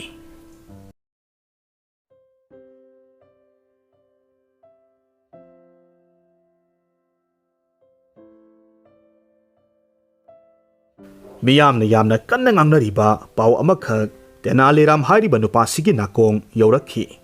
ꯃꯤꯐꯠꯇ ꯑꯃꯅ ꯂꯝꯕꯣꯏꯕꯒꯤ ꯐꯤꯖꯣꯜ ꯁꯦꯠꯂꯒ ꯃꯍꯥꯛꯅ ꯂꯥꯏꯗ ꯀꯠꯄ ꯍꯩꯃꯟ ꯂꯩꯃꯟꯗ ꯙꯥꯇꯨꯔꯥ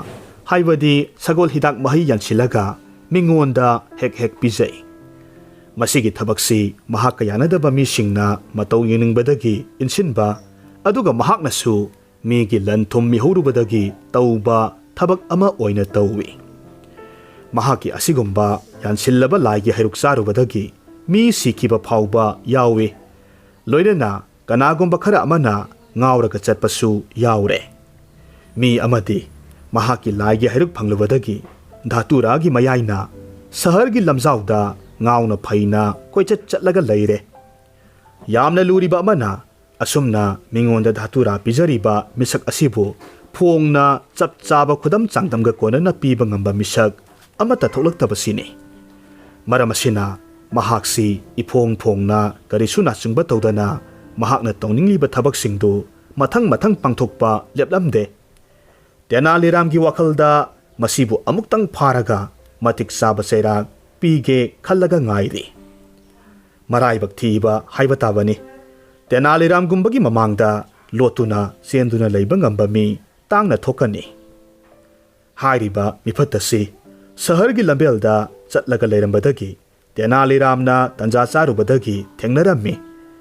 ꯇꯦꯅꯥꯂꯤꯔꯥꯝꯅ ꯃꯤꯁꯤꯒꯤ ꯃꯅꯥꯛꯇ ꯆꯪꯁꯤꯜꯂꯒ ꯃꯈꯜ ꯃꯊꯦꯜ ꯀꯌꯥꯃꯔꯨꯝꯒꯤ ꯋꯥ ꯇꯨꯕꯠ ꯇꯨꯕꯠ ꯉꯥꯡꯗꯨꯅ ꯄꯪꯊꯍꯟꯗꯨꯅ ꯉꯥꯎꯅ ꯐꯩꯅ ꯆꯠꯂꯤꯕ ꯃꯤꯗꯨꯒꯤ ꯃꯅꯥꯛꯇ ꯊꯦꯝꯕꯣꯏ ꯀꯔꯤꯕꯣꯏ ꯇꯧꯔꯒ ꯄꯨꯔꯛꯂꯝꯃꯤ꯫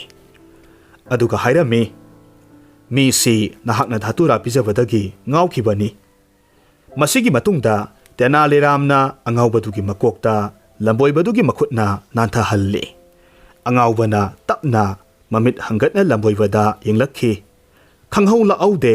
ꯑꯐꯤꯡ ꯑꯐꯥꯏ ꯑꯣꯏꯅ ꯐꯨꯛ ꯍꯧꯒꯠꯂꯛꯈꯤ꯫ ꯂꯝꯕꯣꯏꯕꯒꯤ ꯂꯨꯁꯝ ꯄꯥꯏꯔꯒ ꯂꯝꯕꯦꯜ ꯂꯝꯌꯥꯏꯗꯨꯗ ꯙꯝ ꯙꯝ ꯑꯃꯨꯛ ꯇꯣꯏꯕ ꯀꯟꯊꯤ ꯊꯣꯛꯅ ꯁꯨꯖꯤꯜꯂꯤ꯫ ꯀꯥ ꯍꯦꯟꯅ ꯀꯟꯅ ꯁꯨꯃꯟꯈꯤꯕꯗꯒꯤ ꯂꯝꯕꯣꯏꯕꯗꯨ ꯃꯐꯝ ꯑꯗꯨꯃꯛꯇꯗ ꯊꯋꯥꯏ ꯃꯥꯡꯂꯦ꯫ ꯍꯥꯏꯔꯤꯕ ꯊꯧꯗꯣꯛꯁꯤꯒꯤ ꯄꯥꯎꯁꯤ ꯅꯤꯡꯊꯧꯅꯁꯨ ꯇꯥꯔꯦ꯫ ꯅꯤꯡꯊꯧꯅ ꯑꯉꯥꯎꯕ ꯑꯗꯨꯕꯨꯗꯤ ꯊꯥꯗꯣꯛꯄꯤꯈ꯭ꯔꯦ꯫ ꯑꯗꯨꯒ ꯁꯥꯎꯅꯤꯡꯕ ꯍꯦꯟꯃꯟꯈꯤꯕꯗꯒꯤ ꯇꯦꯅꯥꯂꯤꯔꯥꯝꯕꯨꯗꯤ ꯁꯥꯃꯨ ꯃꯈꯣꯡꯅ ꯅꯦꯊꯦꯛꯍꯟꯅꯕꯒꯤ ꯆꯩꯔꯥꯛ ꯄꯤꯔꯦ꯫ ꯃꯁꯤꯒꯤ ꯃꯔꯝꯗꯤ ꯑꯉꯥꯎꯕ ꯅꯨꯄꯥꯗꯨꯒꯤ ꯃꯇꯦꯡ ꯂꯧꯔꯒ ꯃꯔꯥꯜ ꯂꯩꯖꯗ꯭ꯔꯕ ꯂꯝꯕꯣꯏꯕꯒꯤ ꯃꯊ꯭ꯋꯥꯏ ꯃꯥꯡꯍꯟꯕꯒꯤ ꯃꯔꯥꯜ ꯁꯤꯔꯒ ꯇꯧꯔꯤꯕꯅꯤ꯫ ꯁꯥꯃꯨ ꯃꯈꯣꯡꯅ ꯅꯦꯊꯦꯛꯍꯟꯅꯕꯒꯤꯗꯃꯛ ꯂꯥꯟꯃꯤ ꯑꯅꯤꯈꯛꯅ ꯇꯦꯅꯥꯂꯤꯔꯥꯝ ꯅꯨꯃꯤꯗꯥꯡ ꯋꯥꯏꯔꯝꯒꯤ ꯃꯇꯝꯗ ꯃꯐꯝ ꯑꯃꯗ ꯄꯨꯔꯛꯂꯝꯃꯤ꯫ ꯃꯈꯣꯏ ꯑꯅꯤꯅ ꯂꯩꯄꯥꯛ ꯇꯧꯊꯣꯛꯂꯒ ꯇꯦꯅꯥꯂꯤꯔꯥꯝꯒꯤ ꯉꯛꯁꯝ ꯌꯧꯅ ꯐꯨꯝꯖꯤꯜꯂꯤ꯫ ꯑꯗꯨꯒ ꯑꯃꯨꯛ ꯃꯈꯣꯏ ꯑꯅꯤꯗꯨ ꯁꯥꯃꯨ ꯂꯧꯕ ꯆꯠꯈꯤ꯫ ꯂꯥꯟꯃꯤ ꯑꯅꯤꯅ ꯈꯜꯂꯤꯕꯗꯤ ꯍꯧꯖꯤꯛꯄꯨ ꯃꯥꯒꯨꯝꯕꯅ ꯀꯗꯥꯏꯋꯥꯏꯗ ꯆꯠꯄ ꯉꯝꯅꯤ꯫ ꯃꯁꯤꯒꯤ ꯃꯇꯨꯡ ꯉꯥꯏꯍꯥꯛ ꯂꯩꯔꯒꯗꯤ ꯃꯝꯁꯨꯛ ꯃꯝꯁꯨꯛ ꯇꯧꯔꯛꯂꯕ ꯃꯇꯝ ꯑꯁꯤꯗ ꯐꯤ ꯁꯨꯕ ꯃꯅꯝ ꯁꯥꯊꯤꯅ ꯄꯣꯟꯕ ꯅꯨꯄꯥ ꯑꯃꯈꯛ ꯇꯦꯅꯥꯂꯤꯔꯥꯝ ꯐꯨꯝꯂꯒ ꯂꯩꯔꯤꯕ ꯑꯗꯣꯝꯗ ꯀꯣꯂꯤ ꯀꯣꯂꯤ ꯂꯥꯛꯂꯝꯃꯤ꯫ ꯃꯁꯤꯒꯤ ꯅꯨꯄꯥꯁꯤꯅ ꯇꯦꯅꯥꯂꯤꯔꯥꯝꯅ ꯂꯩꯔꯝꯂꯤꯕ ꯐꯤꯕꯝꯗꯨ ꯎꯕꯗꯨꯗ ꯐꯥꯒꯤ ꯑꯣꯏ ꯀꯔꯤ ꯑꯣꯏ ꯍꯪꯂꯛꯂꯝꯃꯤ꯫ ꯀꯔꯤ ꯃꯇꯧꯅꯣ ꯏꯇꯥꯎ? ꯀꯔꯤ ꯀꯨꯝꯍꯩꯅꯤ ꯍꯥꯏꯕꯒꯦ? ꯅꯉꯛꯀ ꯂꯩꯄꯥꯛ ꯌꯧꯅ ꯐꯨꯝꯖꯤꯜꯂꯗꯅ ꯀꯔꯤꯅꯣ ꯇꯧꯔꯤꯕꯗꯨꯕꯣ? ꯇꯦꯅꯥꯂꯤꯔꯥꯝꯅ ꯍꯥꯏꯔꯛꯈꯤ, ꯍꯦꯔꯥ ꯏꯇꯥꯎ, ꯑꯩꯁꯦ ꯅꯪꯅ ꯅꯝ ꯄꯣꯜꯂꯤꯕꯗꯣ ꯃꯗꯨꯗꯤ ꯀꯆꯥꯅꯤ ꯑꯩꯁꯦ ꯁꯥꯊꯤꯅ ꯄꯣꯟꯈ꯭ꯔꯄꯣꯠꯅꯤ ꯀꯔꯤꯗ ꯑꯃꯨꯛ ꯍꯥꯏꯔꯨꯅꯤ ꯀꯪꯅꯥꯟ ꯄꯨꯜ ꯑꯃ ꯄꯣꯕꯒ ꯆꯞ ꯍꯦꯛ ꯃꯥꯟꯅꯕꯅꯤ ꯑꯩꯁꯦ ꯆꯍꯤ 10ꯒꯤ ꯃꯊꯛꯇꯒꯤ ꯑꯩꯒꯤ ꯄꯣꯠꯂꯨꯝꯁꯤ ꯄꯨꯗꯨꯅ ꯋꯥꯅ ꯈꯥꯡꯂꯛꯂꯤꯕꯅꯤ ꯑꯩꯕꯨ ꯎꯔꯒ ꯅꯣꯛꯅꯤꯡꯕ ꯄꯣꯛꯇꯕ ꯃꯤ ꯇꯥꯡꯅ ꯊꯣꯛꯀꯅꯤ ꯃꯁꯤꯗꯤ ꯊꯣꯏꯅ ꯍꯦꯟꯅ ꯅꯨꯡꯉꯥꯏꯇꯕ ꯇꯧꯗꯦ ꯑꯩꯅ ꯈꯣꯏꯗꯧ ꯊꯤꯠꯂꯤꯕꯗꯤ ꯑꯩꯈꯣꯏ ꯅꯨꯄꯤꯅ ꯅꯣꯛꯅꯔꯛꯄꯁꯦ ꯃꯁꯤꯗꯅꯤ ꯀꯣꯟꯅ ꯊꯪꯗ ꯑꯩꯒꯤ ꯂꯥꯏꯕꯛ ꯐꯕ ꯍꯥꯏꯕ ꯇꯥꯏꯌꯦ इखंग हेक खंगौदना पुक्सियल चाउबा माइबा अमखक कोक हेक थेंगनरे महाकना अइगी अवाबा पोलुमसे खंगबी उबिबदगी ताकपिरंबनी नुपा अइना हारिबसे थाजदबा तौनु मसिगी मफमसे ओदोकना सेंख्रबा मफमनी मसिदा नंग नोंग मचुप्पमा नंगक यौना लैनुंगदा फुमजिल्लो नमित चचेत पिसिलगा वा मसेत अमता ngang लैबा ngamlabadi नंगी अवाबदो सोयदना मक्की कोकदौरिबनी आई माइबगी मावा इंदुना ngasai ayok amam angan sinarакpa adwaidagi hongna phumjillaga leirakpani haujikti aingonda polamba namdo loinamak kokre leitre sit nale nangna thajadagadi aingonda phumjiliba leibakse khotoklaga yengba yani phi suba nupa yengingbana khro khro khotli karigi si yengning loi nam ponbagi nungaitabagi sainadi mahak masamakna panduna khanglabani asuk nungaitaba mapugi khudoldu phaba ngamle hairadabo mahakna soli leipak khotok lamme matamduda tenaliram ko manungdagi mathakta kakhalakhi amuk namponba phakibadagi masa phaba mananaba masa mau khingdo e mahakna tawriba matausi uragadi phi suba nupadu pukning mathum marang hawi munna amuk yengi tasengna makki masigi nupasigi masada nam polambagi mami maset amata uba phangdena itaw ai sahi kumja yamsilakle nangan sida asauba nambo ama poraga awabagi maisa khanglibase aidi khanglude do ai se pangkhaba mi haibuduni masi layengbase irai lai haibasi ngasi tamak khangi itaw nangna masi makhaktangdi nungsibiyu aina pujarakliba phi mayamse asuba phirol ngaktani masi aikhoigi nupida khara pibiramu aduga mangonda masi makhaktanga khara tambiramu mahak hayeng ayuk nganta aigi ayukki sana thaknanaba thilao haibiyu ai adonggi tawbimal punchi chupa kaujaroi aduga ne aikhoi nupida masigi wafam simadi kauduna ka tambi lakpiruganoko asomna hairaga magi nupigi leifam taklamme tenaliramna khumlakdamme yamna phare aina pumnamak phanaba singeda asumna hairaga tenaliramna phi suba nupadugi mangaksam yongna leibak phumjille aduga mahagi asuba phirol mayamdu nakanda yapsillaga hairakhi adudi ai chatlage ko aduga kauroidaba amana mitna chajet isingadabani ko wa langa amata ngangba yade kha krak siktuna khangadabani madu ngamdrabadi nangna tawjariba pumnamakse kanaba phangbadi laredana haujik poliba namdo adudagi saruk ani hena wangna ponjani ko mahasoi yamna nungaijare aigi damaktadi thoina hena singnabigano aigi nampon basi pharaga loire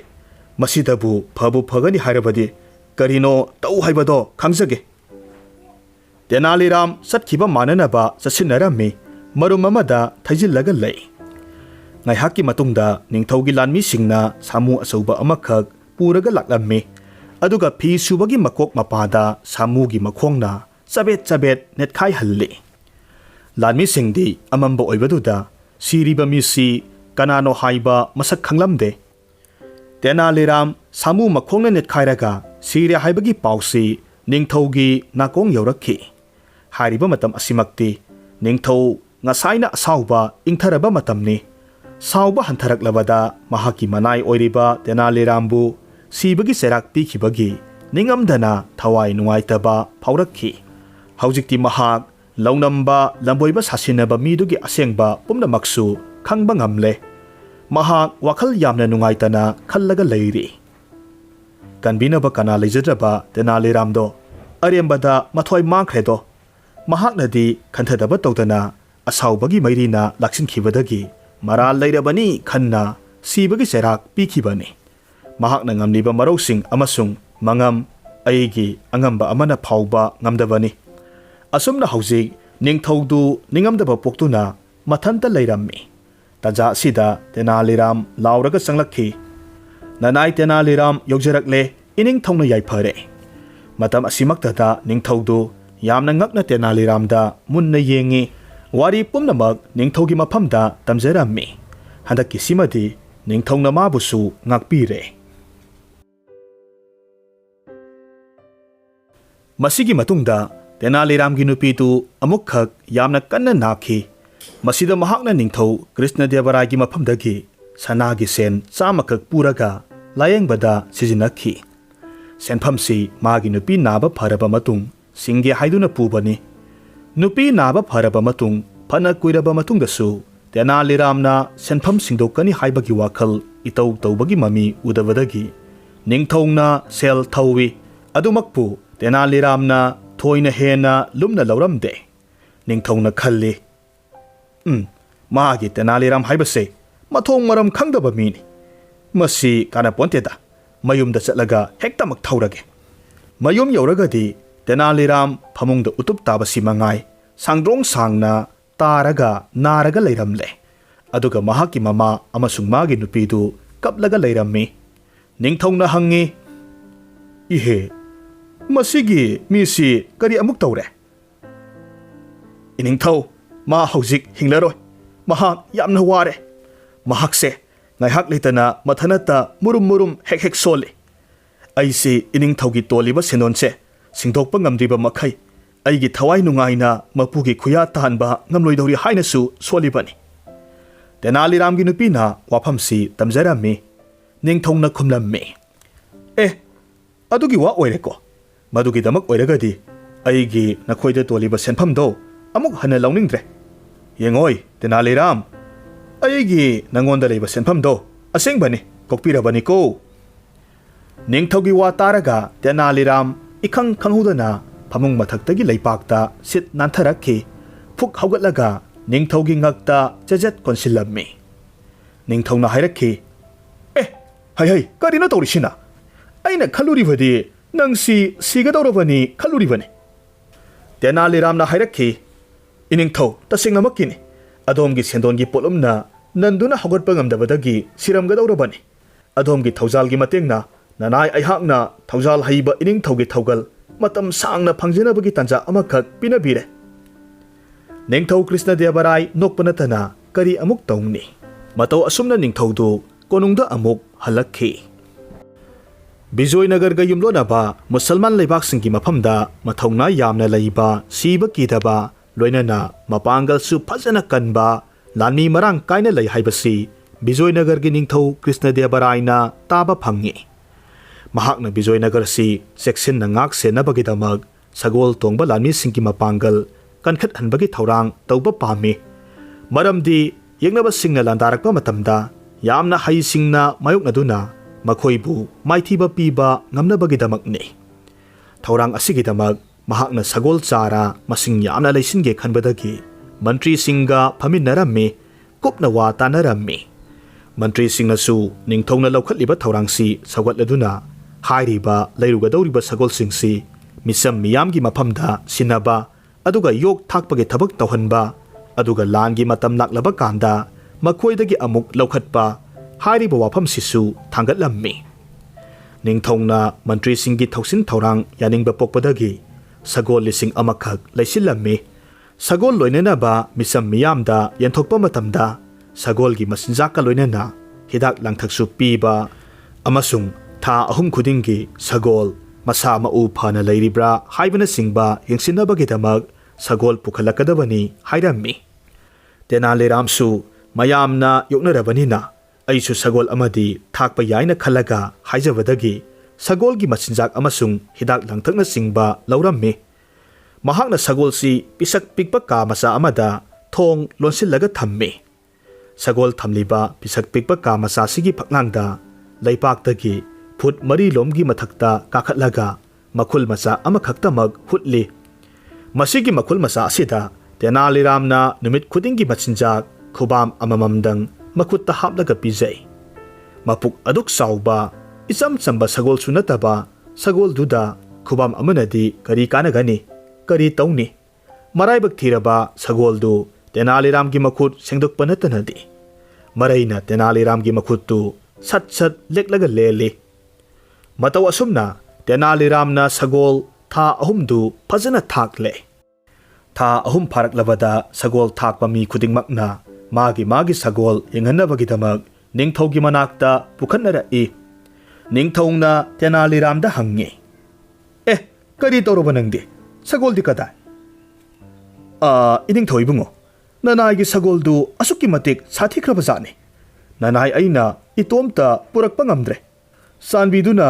ꯅꯅꯥꯏ ꯁꯒꯣꯜ ꯄꯥꯅꯕꯁꯤꯡꯒ ꯑꯩꯒ ꯂꯣꯏꯅꯅ ꯑꯃꯨꯛꯇ ꯊꯥꯕꯤꯌꯨ ꯃꯈꯣꯏꯗꯤ ꯃꯈꯣꯏꯒꯤ ꯁꯤꯟꯐꯝ ꯑꯃ ꯑꯣꯏꯕꯅꯤꯅ ꯏꯀꯣꯝ ꯀꯣꯝꯅ ꯄꯨꯕ ꯉꯝꯅꯤꯗꯣ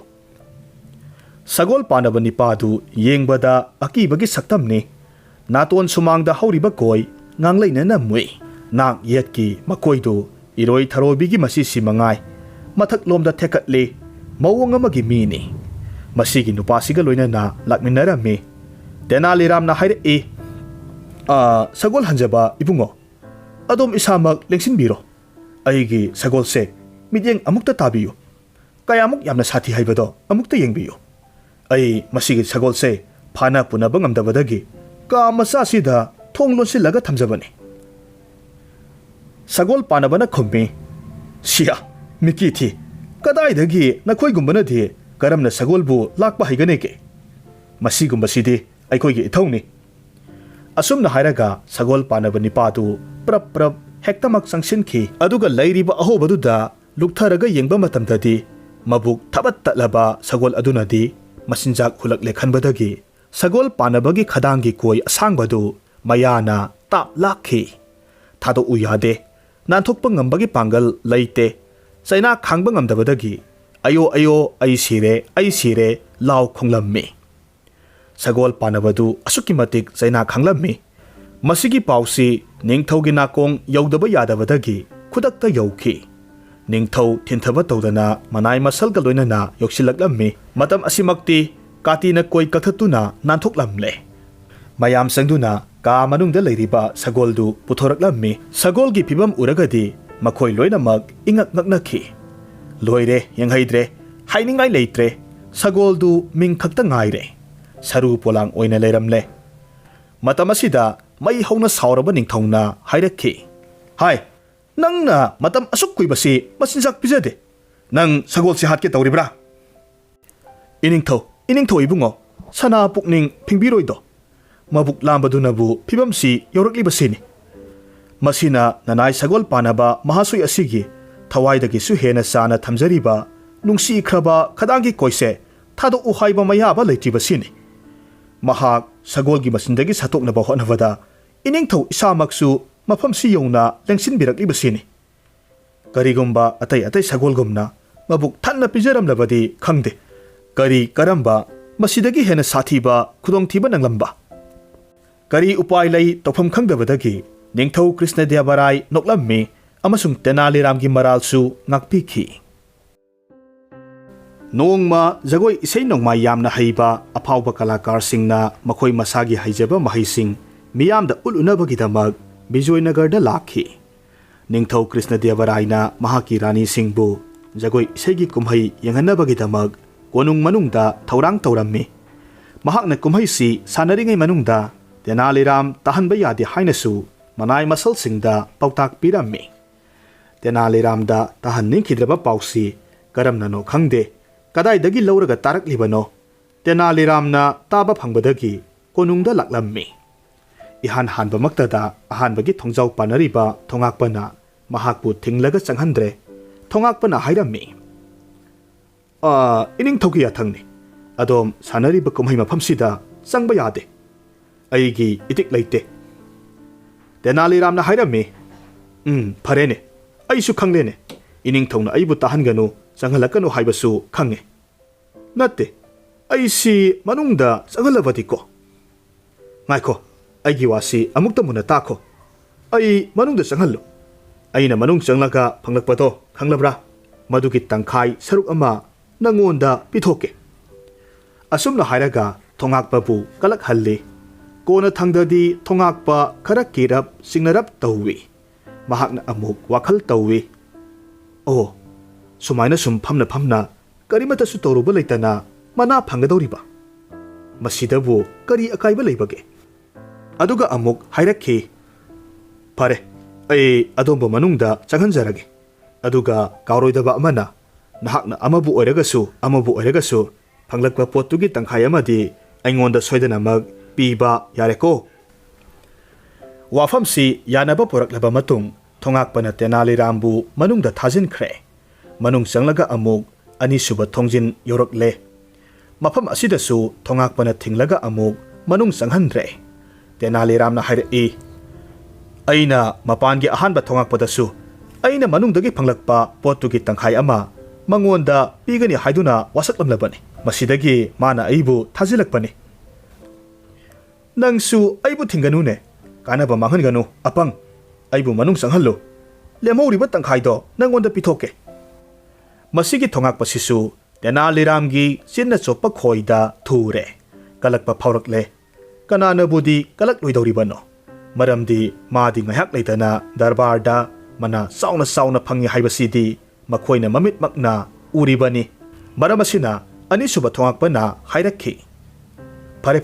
yarani sanglo. Aduga sakki bawa sakti kaunadabi. Mataw asumna uchin nasinna Tenali Ram jagoi isei nongmai kumhai sanafam yoksilakle. Mafam asida Krishnana angang oiringegi matamda makhan huranba Gopi Singaloina Jalakeri Sanabagi maong mataw tamduna isaibu sakpo jagoibu sabane songbaga phanbaga amuk toiba nungai khraba kumhaini. Yengliba bhabok pumnamaksu maya ikaka mamit kupnadana nungaina kumhai yengnarami. Tenali Ramna marak asida tapna tuminna sangsilaklammi. Manakta taramba saitup amakak khungatlammi. Madu pairaga Krishna sabagi lawaida kanthai. Mangonda khaktanate kumai sanaba yauriba kalakar khudingmaksu santharammi. Kanana khambigani khanghaudana naroldagi haijilaklaga tauba thabakni. Ayoima sire koirau lauduna pangsienda senai.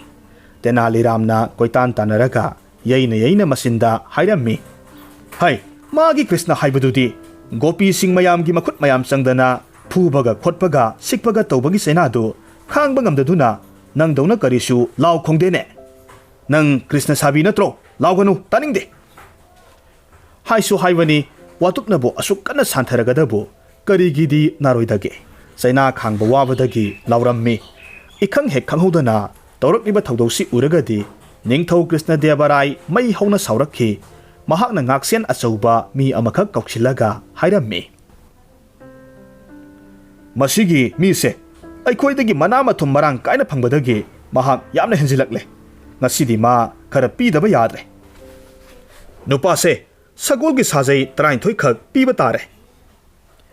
Ngaksen achaubaduna Tenali Ram pharammi chairak sanaba matung ilau hairammi. Matamasida Tenali Ramna hairakhi. Thana babu achauba ibungo aisi adomgi tung injenabagi thoidok patangai fadaba adumakti leiramloidra haina khanjaido. Ining thongna ingonda sanbiduna pinabiriba mana asidi aina hanana mi kharada yanthoksaramle. Ningthongna ngakna hangi kare leibak asidabu aduk yamna pangba misu leiriboide. Masiguma manasibu kanana pambage. Iningtho leiri yamna leiri iningtho. Masigumba makhalgi miyoisi mafam asimaktada leiriba jani. Yamna lapnaga leiba pot nate. Iningthogi thongakpa aniduni. Makhoi anida taknaraga yanaba amagi makhada ai mafam si yongna changlakpa ngamjaribani. Ngangna duna yanariba wafamni. Aina karino ama phanglakpa posakto tangkhai makhoi anida piba hainaraklibani. Masidagidi ningthongna thongakpa anidubusu kauhallore. Makhoi animakta wahang pahong toraba matungda asengba oirambadagi sajai taruk makhoi anida yanabirammi. Masigi matungda ningthongna noklaga Tenali Ramda sanagi senpak amakhak piraga hairei. Tenali Ram nahaki kumai sanariba kalakar singdagi henabu nungairiye. Makhoinadi Krishnana makhan huranbagi warigi kumai sanabani. Madhu yamna angakpa wari natte.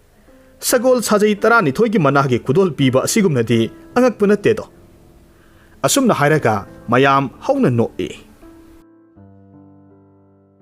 ꯀꯨꯝ ꯑꯃꯈꯛ ꯁꯍꯔ ꯃꯅꯨꯡꯗ ꯎꯆꯤ ꯂꯩꯕꯒꯤ ꯆꯥꯡ ꯈꯪꯋꯥꯡ ꯋꯥꯡꯈꯠꯂꯛꯈꯤ꯫ ꯎꯆꯤ ꯃꯁꯤꯡ ꯌꯥꯝꯅ ꯍꯦꯟꯅ ꯂꯩꯕ ꯃꯔꯝꯅ ꯈꯨꯗꯣꯡꯊꯤꯅꯤꯡꯉꯥꯏ ꯃꯁꯛ ꯑꯣꯏꯔꯛꯄ ꯌꯥꯕꯒꯤ ꯐꯤꯚꯝ ꯂꯥꯛꯄꯗꯒꯤ ꯃꯁꯤꯗꯒꯤ ꯀꯟꯅꯕꯒꯤꯗꯃꯛ ꯍꯧꯗꯣꯡ 1,000 ꯂꯣꯏꯅꯕꯒꯤ ꯊꯧꯔꯥꯡ ꯇꯧꯔꯝꯃꯤ꯫ ꯃꯐꯝ ꯑꯇꯣꯞ ꯑꯇꯣꯞꯄꯗꯒꯤ ꯍꯧꯗꯣꯡꯁꯤꯡ ꯈꯣꯝꯒꯠꯂꯒ ꯁꯍꯔꯒꯤ ꯃꯤꯁꯤꯡꯗ ꯑꯃꯃꯝ ꯌꯦꯟꯊꯣꯛꯂꯝꯃꯤ꯫ ꯍꯧꯗꯣꯡ ꯂꯣꯏꯒꯗꯕ ꯃꯤ ꯈꯨꯗꯤꯡꯃꯛꯇ ꯍꯧꯗꯣꯡꯗ ꯁꯪꯒꯣꯝ ꯄꯤꯊꯛꯅꯕꯒꯤꯗꯃꯛ ꯁꯪꯒꯣꯝ ꯁꯨꯝꯕ ꯌꯥꯕ ꯁꯟꯕꯤ ꯑꯃꯃꯝꯁꯨ ꯄꯤ꯫ ꯃꯁꯤꯒꯤ ꯈꯨꯗꯣꯡꯆꯥꯕꯁꯤ ꯃꯥꯡꯍꯟꯅꯤꯡꯗꯕꯗꯒꯤ ꯇꯦꯅꯥꯂꯤꯔꯥꯝꯁꯨ ꯅꯤꯡꯊꯧꯒꯤ ꯃꯃꯥꯡꯗ ꯂꯦꯞꯂꯔꯦ꯫ ꯅꯤꯡꯊꯧꯅ ꯃꯉꯣꯟꯗꯁꯨ ꯃꯌꯥꯝꯅ ꯐꯪꯂꯤꯕ ꯑꯗꯨꯒ ꯆꯞ ꯃꯥꯟꯅꯅ ꯍꯧꯗꯣꯡ ꯑꯃꯁꯨꯡ ꯁꯟꯕꯤ ꯄꯤꯔꯝꯃꯤ꯫ ꯃꯍꯥꯛꯅ ꯏꯍꯥꯟ ꯍꯥꯟꯕ ꯅꯨꯃꯤꯠ ꯑꯗꯨꯃꯛꯇꯗ ꯕ꯭ꯔꯣꯡ ꯕ꯭ꯔꯣꯡ ꯁꯧꯕ ꯃꯩꯊꯛꯇꯒꯤ ꯊꯥꯡꯊꯔꯛꯄꯗ ꯉꯥꯏꯔꯤꯕ ꯁꯪꯒꯣꯝ ꯇꯦꯡꯀꯣꯠ ꯄꯤꯛ ꯊꯟꯕ ꯑꯃ ꯍꯩꯔꯒ ꯍꯧꯗꯣꯡꯗꯨꯒꯤ ꯃꯃꯥꯡꯗ ꯊꯝꯃꯤ꯫ ꯍꯧꯗꯣꯡꯗꯨ ꯃꯕꯨꯛ ꯌꯥꯝꯅ ꯂꯥꯝꯕ ꯃꯇꯝ ꯑꯣꯏꯔꯝꯃꯤ꯫ ꯑꯃꯔꯣꯝꯗ ꯑꯃꯨꯛ ꯍꯥꯏꯅꯕ ꯂꯩ, ꯍꯧꯗꯣꯡꯅ ꯁꯪꯒꯣꯝ ꯄꯥꯝꯕꯁꯤ ꯑꯗꯨꯛꯀꯤ ꯃꯇꯤꯛ ꯄꯥꯝꯃꯤ꯫ ꯍꯧꯗꯣꯡ ꯁꯪꯒꯣꯝ ꯎꯕꯗꯨꯗ ꯊꯛꯀꯗꯕꯒꯤ ꯃꯆꯤꯟꯗꯨ ꯆꯨꯞ ꯂꯨꯞꯁꯤꯜꯂꯤ꯫ ꯍꯧꯗꯣꯡꯅꯕꯨ ꯑꯁꯥꯕꯅꯤ ꯑꯏꯪꯕꯅꯤ ꯀꯔꯝꯅ ꯈꯪꯅꯤ? ꯃꯆꯤꯟ ꯄꯣꯛꯇꯨꯅ ꯈꯪꯄ꯭ꯔꯦꯛ ꯈꯪꯗꯨꯅ ꯉꯤꯌꯥꯎ ꯉꯤꯌꯥꯎ ꯈꯣꯡꯗꯨꯅ ꯐꯟ ꯆꯣꯡꯈꯠꯂꯒ ꯍꯧ ꯊꯥꯗꯨꯅ ꯆꯦꯟꯈꯤ꯫ ꯃꯗꯨꯒꯤ ꯅꯨꯃꯤꯠꯇꯨꯗꯒꯤ ꯍꯧꯅ ꯑꯏꯪꯕ ꯁꯪꯒꯣꯝ ꯃꯃꯥꯡꯗ ꯊꯛꯅꯕ ꯊꯝꯂꯕꯗꯁꯨ ꯑꯃꯨꯛ ꯍꯟꯅ ꯌꯦꯡꯉꯨ ꯌꯥꯕ ꯃꯔꯩꯈꯤꯗ꯭ꯔꯦ꯫ ꯍꯧꯗꯣꯡꯗ ꯄꯤꯊꯛꯅꯕ ꯁꯪꯒꯣꯝ ꯃꯈꯩꯗꯤ ꯇꯦꯅꯥꯂꯤꯔꯥꯝꯒꯤ ꯏꯃꯨꯡ ꯃꯅꯨꯡꯅ ꯑꯗꯨꯝ ꯀꯠꯁꯤꯜꯂꯝꯃꯤ꯫ ꯊꯥ 3ꯒꯤ ꯃꯇꯨꯡꯗ ꯍꯧꯗꯣꯡꯒꯤ ꯃꯁꯥ ꯃꯎꯒꯤ ꯐꯤꯕꯝ ꯌꯦꯡꯁꯤꯟꯅꯕꯒꯤꯗꯃꯛ ꯃꯥꯒꯤ ꯃꯄꯨꯅ ꯄꯨꯈꯠꯂꯛꯅꯅꯕ ꯄꯥꯎꯖꯦꯜ ꯊꯥꯔꯝꯃꯤ꯫ ꯍꯧꯗꯣꯡ ꯁꯪꯒꯣꯝ ꯃꯔꯥꯡ ꯀꯥꯏꯅ ꯄꯤꯊꯛꯄ ꯃꯔꯝꯅ ꯑꯌꯥꯝꯕ ꯍꯧꯗꯣꯡꯁꯤꯡꯗꯤ ꯃꯁꯥ ꯃꯎ ꯂꯣꯏꯅꯃꯛ ꯐꯩ ꯑꯃꯁꯨꯡ ꯅꯣꯏ ꯄꯦꯜꯂꯤ꯫ ꯇꯦꯅꯥꯂꯤꯔꯥꯝꯅ ꯂꯣꯏꯕ ꯍꯧꯗꯣꯡꯗꯤ ꯇꯤꯡꯈꯪꯒ ꯑꯝꯍꯥ ꯑꯣꯏꯔꯦꯗꯣ꯫ ꯄꯨꯔꯛꯂꯤꯕ ꯍꯧꯗꯣꯡ ꯃꯌꯥꯝꯒ ꯌꯦꯡꯅꯕꯗ ꯃꯥꯒꯤ ꯍꯧꯗꯣꯡꯗꯨ ꯇꯣꯉꯥꯟ ꯇꯥꯔꯒ ꯂꯩꯔꯦ꯫ ꯅꯤꯡꯊꯧꯅ ꯌꯥꯝꯅ ꯁꯥꯎꯅ ꯍꯪꯂꯛꯂꯝꯃꯤ, "ꯍꯥꯏ, ꯅꯪ ꯃꯁꯤ ꯁꯪꯒꯣꯝ ꯄꯤꯊꯛꯇꯦ ꯅꯠꯇ꯭ꯔꯥ?" ꯇꯦꯅꯥꯂꯤꯔꯥꯝ ꯀꯔꯤꯁꯨ ꯃꯔꯥꯜ ꯂꯩꯇꯕ ꯁꯥꯁꯤꯟꯅꯔꯒ ꯇꯞꯅ ꯍꯥꯏꯔꯝꯃꯤ, "ꯏꯅꯤꯡꯊꯧ, ꯃꯁꯤꯒꯤ ꯍꯧꯗꯣꯡꯁꯤ ꯄꯨꯔꯥ ꯃꯇꯥ ꯑꯃꯅꯤ꯫ ꯁꯪꯒꯣꯝ ꯊꯛꯎ ꯍꯥꯏꯕ ꯌꯥꯗꯦ." "ꯀꯔꯤ ꯍꯥꯏꯕ? ꯍꯧꯗꯣꯡꯅꯕꯨ ꯁꯪꯒꯣꯝ ꯊꯛꯇꯦ ꯍꯥꯏꯕ?" "ꯑꯍꯣꯏ ꯏꯅꯤꯡꯊꯧ, ꯑꯆꯨꯝꯕꯗꯨ ꯍꯥꯏꯖꯕꯅꯤ꯫ ꯃꯤꯅꯝ ꯁꯣꯔꯤ ꯅꯠꯆꯗꯦ ꯏꯅꯤꯡꯊꯧ꯫ ꯃꯁꯤꯒꯤ ꯍꯧꯗꯣꯡꯁꯦ ꯁꯪꯒꯣꯝ ꯊꯛꯎ ꯍꯥꯏꯕꯁꯤꯃꯛꯇꯗꯤ ꯌꯥꯈꯤꯗ꯭ꯔꯕꯅꯤ." ꯐꯩ ꯐꯩ꯫ ꯀꯔꯤꯒꯨꯝꯕ ꯅꯍꯥꯛꯅ ꯍꯥꯏꯔꯤꯕꯗꯣ ꯑꯆꯨꯝꯕ ꯑꯣꯏꯔꯝꯕ ꯇꯥꯔꯒꯗꯤ ꯑꯩ ꯅꯪꯉꯣꯟꯗ ꯁꯅꯥꯒꯤ ꯁꯦꯟ 100 ꯄꯤꯒꯅꯤ꯫ ꯑꯗꯨꯒ ꯀꯔꯤꯒꯨꯝꯕ ꯍꯧꯗꯣꯡꯅ ꯁꯪꯒꯣꯝ ꯊꯛꯄ ꯊꯣꯛꯂꯕꯗꯤ ꯅꯪ ꯃꯁꯤꯃꯗꯤ ꯈꯪꯉꯨꯍꯦ, ꯁꯥꯖꯩ 100ꯅꯤꯀꯣ꯫ ꯍꯥꯏꯅꯔꯤꯕ ꯋꯥꯐꯝꯗꯨ ꯇꯦꯅꯥꯂꯤꯔꯥꯝ ꯌꯥꯔꯦ꯫ ꯁꯪꯒꯣꯝ ꯇꯦꯡꯀꯣꯠ ꯑꯆꯧꯕ ꯑꯃꯈꯛ ꯄꯤꯛ ꯊꯟꯅ ꯍꯥꯞꯂꯒ ꯄꯨꯔꯛꯍꯜꯂꯦ꯫ ꯅꯤꯡꯊꯧꯅ ꯍꯧꯗꯣꯡꯗꯨ ꯅꯨꯡꯁꯤꯅ ꯄꯝꯂꯒ ꯍꯥꯏꯔꯝꯃꯤ, "ꯍꯧꯗꯣꯡꯖꯥꯎꯕꯤ, ꯅꯝ ꯅꯝ ꯁꯪꯒꯣꯝ ꯊꯛꯎ" ꯍꯥꯏꯗꯨꯅ ꯃꯆꯤꯟ ꯃꯌꯥ ꯅꯛꯅ ꯁꯪꯒꯣꯝ ꯇꯦꯡꯀꯣꯠꯇꯨ ꯊꯥꯡꯖꯤꯜꯂꯤ꯫ ꯈꯪꯍꯧ ꯂꯥꯛꯍꯧꯗꯦ, ꯍꯧꯗꯣꯡꯗꯨ ꯅꯤꯡꯊꯧꯒꯤ ꯃꯈꯨꯠꯇꯒꯤ ꯐꯟ ꯆꯣꯡꯊꯈ꯭ꯔꯦ, ꯈꯣꯡꯂꯒ ꯆꯦꯟꯈ꯭ꯔꯦ꯫ ꯃꯇꯥꯡꯁꯤꯗ ꯇꯦꯅꯥꯂꯤꯔꯥꯝꯅ ꯍꯥꯏꯔꯛꯈꯤ, "ꯏꯅꯤꯡꯊꯧ, ꯁꯅꯥꯒꯤ ꯁꯦꯟ 100ꯗꯨ ꯑꯩꯒꯤ ꯈꯨꯠꯇ ꯇꯥꯔꯦꯗꯅ." "ꯐꯔꯦ ꯐꯔꯦ, ꯃꯗꯨꯕꯨꯗꯤ ꯂꯧꯖꯔꯣ, ꯐꯔꯦꯅꯦ꯫ ꯑꯗꯨꯃꯛꯄꯨ ꯑꯩ ꯃꯁꯤꯒꯤ ꯍꯧꯗꯣꯡꯁꯦ ꯑꯃꯨꯛꯇꯪꯗꯤ ꯐꯖꯅ ꯌꯦꯡꯅꯤꯡꯉꯤ." ꯍꯧꯗꯣꯡꯗꯨ ꯅꯤꯡꯊꯧꯅ ꯐꯥꯔꯒ ꯃꯨꯟꯅ ꯌꯦꯡꯕ ꯀꯥꯟꯗꯗꯤ ꯍꯧꯗꯣꯡꯒꯤ ꯃꯆꯤꯟꯗ ꯃꯩꯅ ꯁꯥꯊꯤꯅ ꯄꯣꯛꯈꯤꯕꯒꯤ ꯃꯐꯝ ꯊꯦꯡꯅꯔꯝꯃꯤ꯫ ꯃꯇꯝꯗꯨꯗ ꯅꯤꯡꯊꯧꯅ ꯍꯥꯏꯔꯝꯃꯤ, "ꯑꯣ, ꯃꯁꯤꯒꯤ ꯃꯤ ꯃꯔꯨꯁꯤꯗꯤ ꯅꯪꯅ ꯁꯪꯒꯣꯝ ꯊꯛꯎ ꯌꯥꯗꯅꯕ ꯁꯪꯒꯣꯝ ꯑꯁꯥꯕ ꯄꯤꯊꯛꯂꯒ ꯀꯤꯍꯟꯕ ꯑꯣꯏꯔꯤꯅꯤꯅꯦ꯫ ꯏꯀꯥꯏꯕꯁꯨ ꯈꯪꯗꯦ ꯃꯁꯛꯁꯦ꯫ ꯏꯅꯤꯡꯊꯧ, ꯃꯁꯤ ꯄꯨꯝꯅꯃꯛ ꯌꯦꯡꯁꯤꯟꯕꯤꯕ ꯍꯥꯏꯕꯁꯤꯗꯤ ꯏꯅꯤꯡꯊꯧꯒꯤ ꯇꯧꯐꯝ ꯊꯣꯛꯄꯅꯤꯗꯣ꯫ ꯏꯁꯥꯒꯤ ꯂꯩꯕꯥꯛꯀꯤ ꯑꯉꯥꯡꯁꯤꯡꯕꯨ ꯅꯨꯡꯁꯤ ꯆꯥꯟꯅꯅ ꯇꯨꯡꯒꯤ ꯋꯥꯈꯜꯗ ꯍꯧꯗꯣꯡꯁꯤꯡꯗꯒꯤ ꯍꯦꯟꯗꯣꯛꯅ ꯁꯪꯒꯣꯝ ꯐꯪꯍꯟꯅꯤꯡꯕꯒꯤ ꯋꯥꯅꯤꯗ." ꯅꯤꯡꯊꯧ ꯀ꯭ꯔꯤꯁꯅꯗꯦꯕꯔꯥꯏ ꯅꯣꯛꯅꯤꯡꯕ ꯈꯥꯡꯕ ꯋꯥꯏ꯫ ꯃꯍꯥꯛꯅ ꯇꯦꯅꯥꯂꯤꯔꯥꯝꯗ ꯁꯅꯥꯒꯤ ꯁꯦꯟ 100 ꯄꯤꯔꯒ ꯍꯥꯏꯔꯛꯈꯤ, "ꯅꯪꯅꯤꯕꯣ ꯃꯁꯤ ꯍꯥꯟꯅꯗꯒꯤ ꯍꯩꯅꯗꯨꯅ ꯈꯪꯗꯨꯅ ꯂꯥꯛꯄ ꯑꯣꯏꯔꯤꯅꯤ꯫ ꯀꯔꯤꯁꯨ ꯈꯪꯕ ꯉꯝꯖꯗ꯭ꯔꯕ ꯑꯄꯪꯕ ꯁꯥ ꯉꯥꯗ ꯃꯁꯤꯒꯨꯝꯕ ꯊꯕꯛꯁꯦ ꯃꯇꯨꯡ ꯃꯅꯥꯎꯗꯤ ꯇꯧꯔꯅꯨꯀꯣ." ꯅꯣꯡꯃ ꯇꯦꯅꯥꯂꯤꯔꯥꯝꯒꯤ ꯃꯐꯝꯗ ꯔꯥꯅꯤ ꯇꯤꯔꯨꯃꯥꯂꯥ ꯗꯦꯕꯤꯅ, "ꯑꯩ ꯍꯧꯖꯤꯛ ꯄꯨꯛꯅꯤꯡ ꯌꯥꯝꯅ ꯅꯨꯡꯉꯥꯏꯇꯅ ꯍꯤꯡꯂꯤ, ꯃꯔꯝ ꯑꯁꯤꯅ ꯅꯍꯥꯛꯀ ꯑꯃꯨꯛꯇꯪ ꯎꯅꯅꯤꯡꯉꯤ" ꯍꯥꯏꯗꯨꯅ ꯄꯥꯎ ꯆꯦꯜꯂꯛꯈꯤ꯫ ꯄꯥꯎꯁꯤ ꯍꯦꯛ ꯐꯪꯕꯗꯒꯤ ꯄꯟꯊꯕ ꯇꯧꯗꯅ ꯔꯥꯅꯤꯒꯤ ꯃꯅꯥꯛꯇ ꯂꯥꯛꯂꯝꯃꯤ꯫ ꯃꯍꯥꯛ ꯔꯥꯅꯤꯅ ꯇꯝꯕꯗꯒꯤ ꯈꯪꯕ ꯉꯝꯂꯦ ꯃꯗꯨꯗꯤ ꯅꯣꯡꯃ ꯀ꯭ꯔꯤꯁꯅꯗꯦꯕꯔꯥꯏꯅ ꯔꯥꯅꯤꯗ ꯃꯍꯥꯛꯅ ꯂꯦꯡꯕ ꯅꯥꯇꯛ ꯑꯃꯈꯛ ꯄꯥꯔꯒ ꯇꯥꯍꯜꯂꯤ꯫ ꯅꯤꯡꯊꯧꯅ ꯊꯋꯥꯏ ꯌꯥꯎꯅ ꯔꯥꯅꯤ ꯇꯥꯍꯟꯅꯤꯡꯗꯨꯅ ꯄꯥꯔꯤꯉꯩ ꯆꯩꯔꯛ ꯑꯁꯤꯗ ꯔꯥꯅꯤꯅ ꯍꯀꯥꯝ ꯋꯥ ꯆꯠꯂꯨꯕꯖꯥꯠꯅꯤ ꯃꯁꯤꯗ ꯅꯤꯡꯊꯧꯗꯨ ꯕꯪ ꯁꯥꯎꯈꯤꯕꯗꯒꯤ ꯍꯧꯒꯠꯂꯒ ꯆꯠꯈꯤ ꯃꯗꯨꯒꯤ ꯅꯨꯃꯤꯠ ꯑꯗꯨꯗꯒꯤ ꯅꯨꯃꯤꯠ ꯃꯁꯤꯡ ꯐꯅ ꯌꯥꯝꯁꯤꯜꯂꯛꯂꯦ ꯏꯅꯥꯛꯇ ꯁꯨꯛꯂꯥꯛ ꯂꯥꯛꯇꯕ ꯑꯁꯨꯝꯅ ꯍꯥꯏꯔꯝꯃꯤ ꯃꯁꯤꯗ ꯑꯩꯒꯤ ꯏꯔꯥꯜ ꯀꯔꯤꯃꯠꯇ ꯂꯩꯇꯕꯔꯥ ꯈꯜꯂꯤ ꯑꯩꯅ ꯃꯍꯥꯛꯀꯤ ꯃꯐꯝꯗ ꯉꯥꯛꯄꯤꯌꯨꯁꯨ ꯍꯥꯏꯖꯈꯤ ꯑꯗꯨꯕꯨ ꯀꯔꯤꯃꯠꯇ ꯇꯥꯕꯤꯈꯤꯗ꯭ꯔꯦ ꯇꯦꯅꯥꯂꯤꯔꯥꯝ ꯅꯪ ꯃꯁꯤꯒꯤ ꯚꯥꯞ ꯇꯥꯅꯗꯕ ꯆꯌꯦꯠꯅꯕꯁꯤ ꯇꯥꯏꯁꯤꯟꯅꯕ ꯉꯝꯒꯗ꯭ꯔꯥ ꯍꯥꯏꯔꯝꯃꯤ ꯇꯦꯅꯥꯂꯤꯔꯥꯝꯅ ꯍꯥꯏꯔꯝꯃꯤ ꯑꯍꯣꯏ ꯃꯍꯥꯔꯥꯅꯤ ꯏꯕꯦꯝꯃ ꯑꯗꯣꯝ ꯊꯣꯏꯅ ꯄꯨꯛꯅꯤꯡ ꯅꯨꯡꯅꯥꯡꯕ ꯇꯧꯕꯤꯒꯅꯨ ꯑꯩꯅ ꯐꯅꯕ ꯁꯤꯟꯖꯒꯦ ꯑꯁꯨꯝꯅ ꯇꯦꯅꯥꯂꯤꯔꯥꯝꯅ ꯔꯥꯅꯤꯒꯤ ꯄꯨꯛꯅꯤꯡ ꯐꯥꯊꯔꯝꯃꯤ ꯇꯦꯅꯥꯂꯤꯔꯥꯝ ꯃꯐꯝꯗꯨ ꯊꯥꯗꯣꯛꯂꯝꯂꯒ ꯗꯔꯕꯥꯔ ꯇꯝꯅ ꯆꯨꯝꯗ꯭ꯔꯤꯡ ꯆꯠꯈꯤ ꯗꯔꯕꯥꯔꯗ ꯗꯔꯕꯥꯔꯤꯁꯤꯡ ꯃꯟꯇ꯭ꯔꯤ ꯑꯃꯁꯨꯡ ꯅꯤꯡꯊꯧꯒ ꯄꯨꯟꯅ ꯐꯝꯃꯤꯟꯅꯔꯒ ꯆꯥꯊꯣꯛꯀꯤ ꯃꯔꯝꯗ ꯈꯟꯅ ꯅꯩꯅꯔꯝꯃꯤ ꯅꯤꯡꯊꯧꯅ ꯍꯥꯏꯔꯝꯃꯤ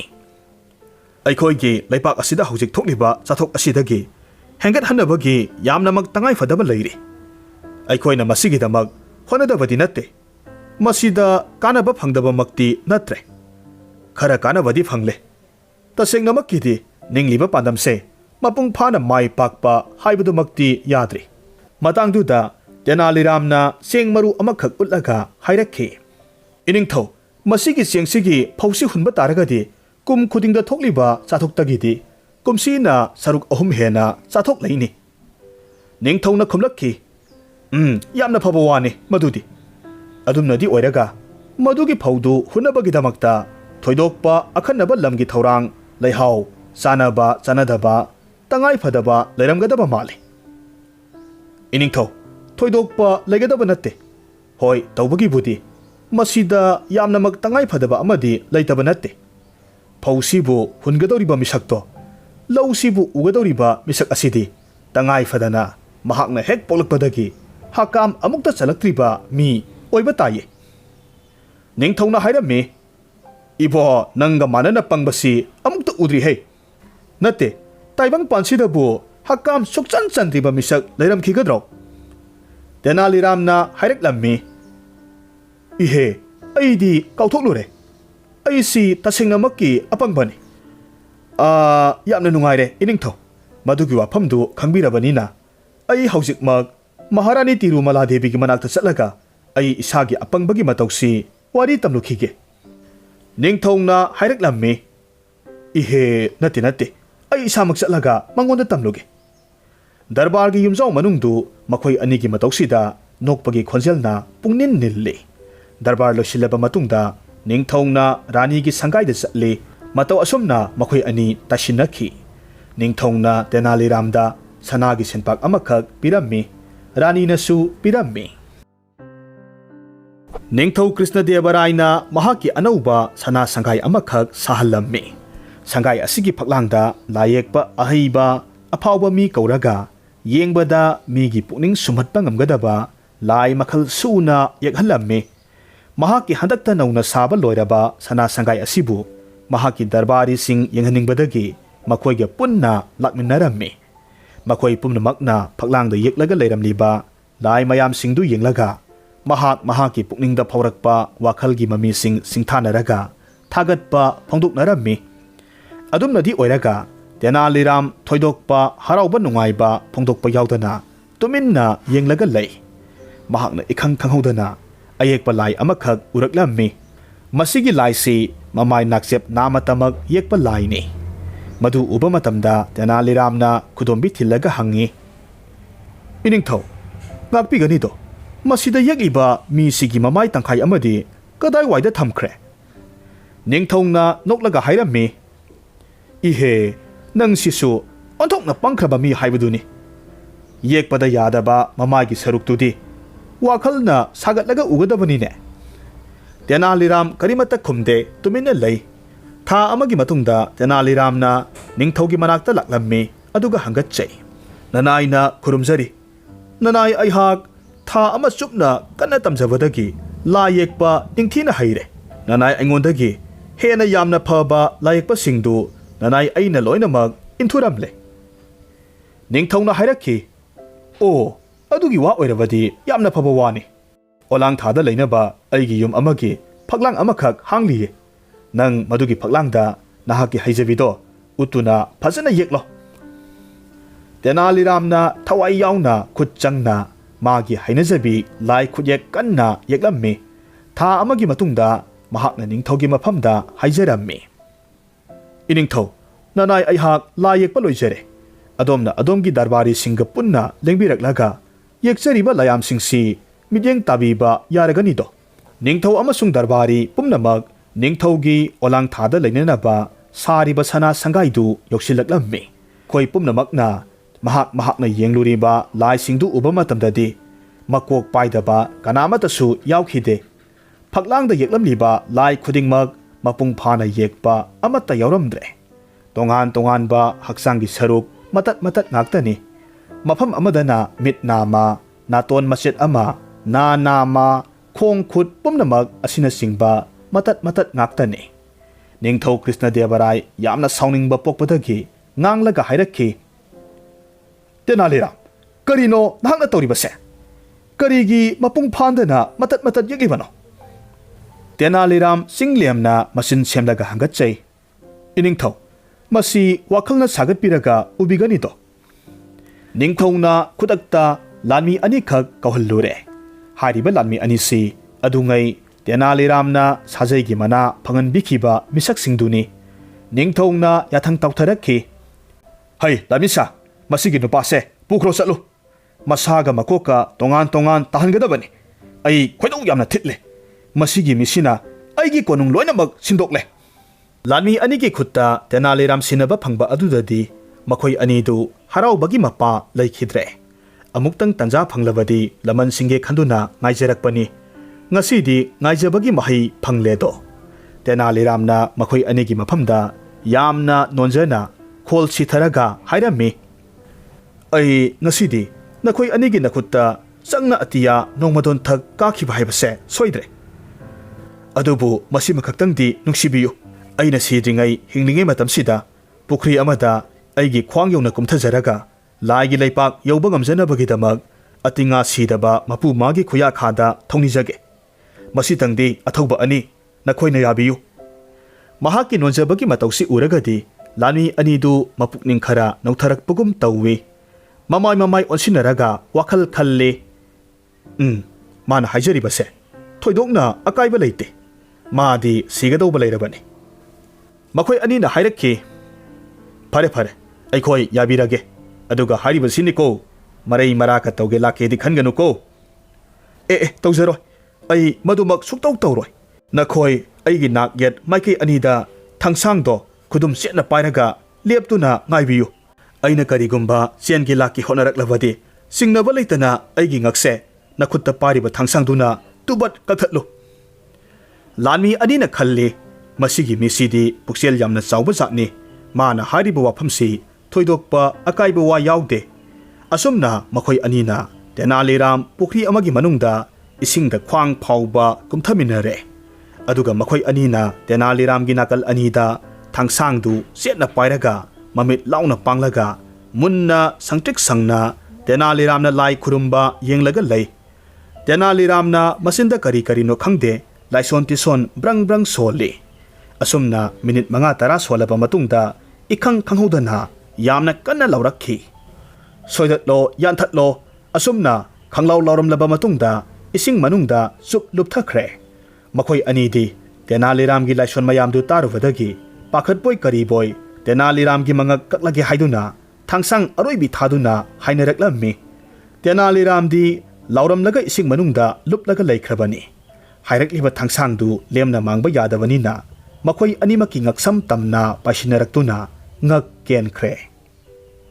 Tenaliram Ningthou कृष्णदेवरायगी मनाक्ता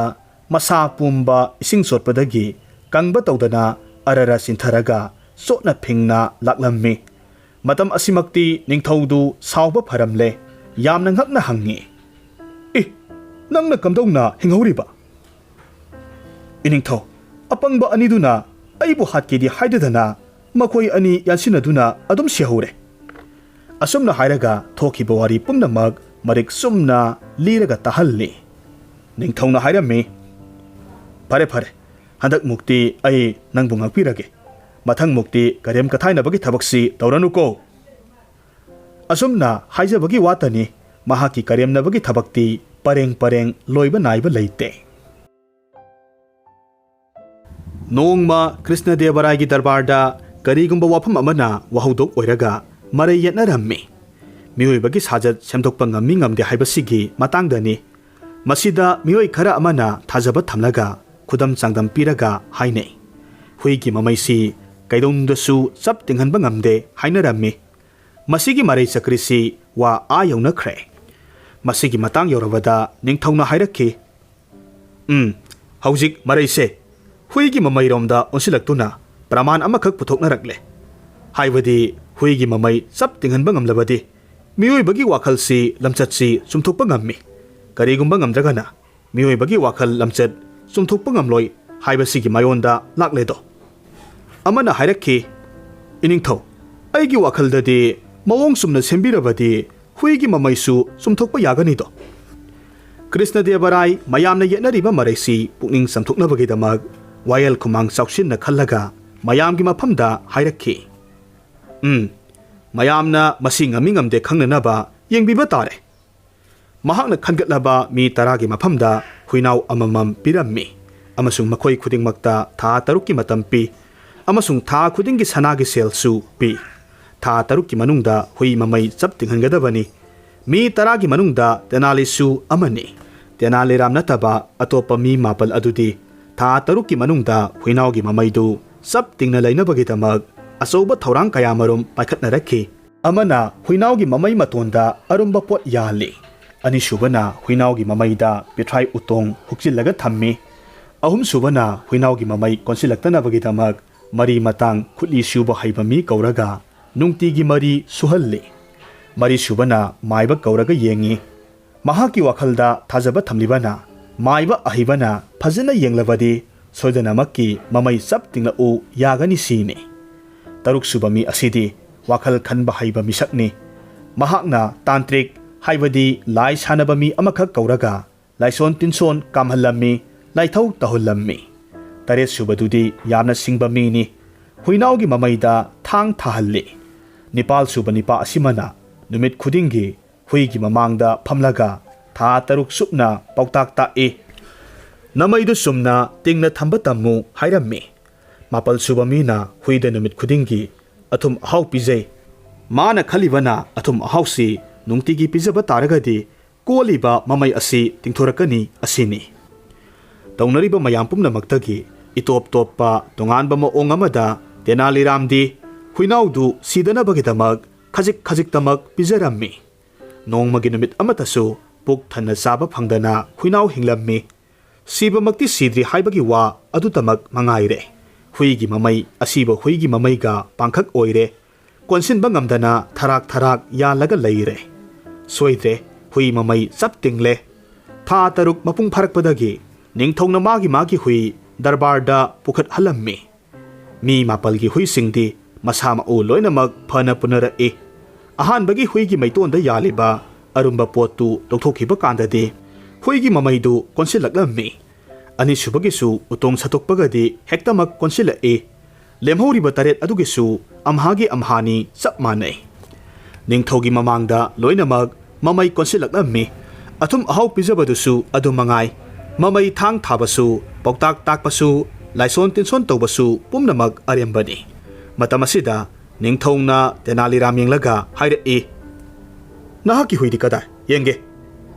Tenali Ramna mahaki sirum narum tauraba huidu ningthogi mamangda puthoraklammi. Huigi masa pumnamag hikthare sumna lepa ware. Mamai masana thangatsaba ngamdana asibaga manana tingna yantharaga leiri. Tenali Ramna hairaklammi. Iningthau nanai aihak huigi mamai sumba ngamjare. Ihe masigi misibu karino nehe. Karisu khangjadaba sa asida nangna minungsi khajikta phawba poktene. Nangna mase sukpi pijadana hatlene. Pijamandadana kanagi mamai phawba lengba ngambagi pangal leitrene. Ngakpiganido iningthau. Adomna karigumba hui masa noinaba pija pithak tawduna thau haibiramlabadi nanai akhakpa karisu leijaramloido. Suknatagi huigi mamai chap tingnabagi yathang tawbikhibani. Huigi mamai chap tinghange haiba taragadi pambai asimak sinatana atopa pambai leitre. Tasengna makisu असुंबा चलु याद्रबा मियोय अदुदि होय अदोमना मीदो अमंबा काखु मसा अमदा थोंग लोनसिल्लगा थमलगा पिजदबा मतमदा महाकी फत्तबा लमसत्तु असीबा ओलनबा ngamni Tenaliram की पाखुमसिदा निंगथौदु पेलम्मी असुमना नुमितुमसु हौखि नोंगमा खुत्सा यामना हईबा दिल्लीदगी मित्रंग सानबा नुपा अमखक बिजोयनगरदा महाकी मित्रंग उत्पा लाक्लम्मी नुपा असिना अंगक अंगकपा मित्रंग कयामरुम तौरगा मियामबु पंगथहनबा ngammi महाकना नुंगबु सनागी सेल्यक ओलनबा ngammi महाक मसागी मंगक्सी मथंत कक्थचरगा अकक्पा कोकतु मसागी मखुतना पायरगा कोइचत चटले अमसुंग निंगथौदा उलम्मी नुपा असिना निंगथौदा हायरक्खि इनिंगथौ ननाइना खुरुमजरी करिगुम्बा वाफम अमतंग हंगचगे पुकनिंग चिंगसिनबिगनिदो अदोमगी लेपाक्सिगी मनुंगदा ननाइ अइहाक्का मानना लंबा तौबा ngamba मी कनामता लेरोय अइना फोंगना सिंगनजरी ननाइ अइगा महिगी सांग अहेन अथोय तानवदा करिगुम्बा अइना हंथरबा अदुगा महाक अदुना ननाइ अइहाकपु माइथीबा पीबा ngamlabadi अइगी कोक्सी महाकी ममांगमक्तदा लैपाक्ता केनबिगे निंगथौ कृष्णदेवराय निपासिगी नापलगी वांगांग तारगा खोइदौ थिलम्मी महाकना तेनालीराम येंगलगा हायरक्खि करिगुम्बा नहाकना मीसिगी नापलसे ममुसे यैथेकपा ngamba तारगदी अइना नंगोंदा सनागी सेल्यक लिसिंग अमा तरंग तरंग मना ओइना पिगनी तेनालीरामना करी लेतना यामना लाइना हायरम्मी इनिंगथौ ननाइ अइहाक सनाया थंग तुंगिनना थौरांग तौजरे तेनालीराम मित्रंग हैबसिगी मनाक्ता यामना उसित थवैदना प्रप प्रप संगसिलक्लम्मी अदुगा हायरम्मी नुपा नहाक नापल यामना तौरेने फरे फरे अइ नंगोंदा चाउथुकना हारिबसिनी अइना मिट उसिलगा तौबा ngamba थबक्तो नहाकना करिगुम्बदसु मिट पांगलगा ngamgadaba सुक्लै लेते मित्रंग हैबा नुपादुना हायरम्मी कानरोइदबा वानी वजाव ngangganu नहाकना मिट उसिलगा तौबा ngamba थबक्तु अइना मिट पांगलगा तौबा हेक ngamdraba अइगी कोक्से से नंगोंदा सिनबिगे तेनालीरामना हायरम्मी फरे फरे अदु ओइबा तारगदी येंगनरसी असुमना हायरगा मोरोक असुबा मकुप खरा पुरक हल्ले अदुगा ममित चेचेत उसिल्ले अमुक मोरोक मकुप सिंगदु खुबाम अमा पायरगा उसिल्लिबा ममित अनिगी मथक्ता हापसिल्ले लोइनना मिनिट अमरोमदी लेंगदना लई मदुगी मनुंगदा महाक तुमिना लैबा नत्ते नोक्लिबनी मिनिट अमगी मतुंगदा महाकना मोरोक मकुप सिंगदु सेंगना कंथोक्लम्मी अदुगा इसिंगना सेंगना चामथोक्लम्मी अदुगा मित्रंग हैबा नुपादुदा येंगलगा हायरम्मी नुपा हौजिक अइना मयामगी ममांगदा मिट उसिलगा तौखिबा थबक्तु उहौरेदना हौजिक अमुक नंग नमित पांगलगा तौरो मित्रंग हैबा अफाउबा नुपादु सेंदुना हिंगदबा लैते खनबदगी हाइदोखिबा वांगाकना तेनालीरामगी मफमदा माइथीरे हाइना हाइजरम्मी लोइनना हायरक्खि अइ माइथीरे अइगी कोक अदोमगी मांगदा लैजरे तेनालीरामना हायरम्मी अइंगोंददी नहाकी कोकतो करिसु चनफम लैते अइगी ओइनदी इनिंगथौदगी फंगदौरिबा मना असिना अदुम पेंजरे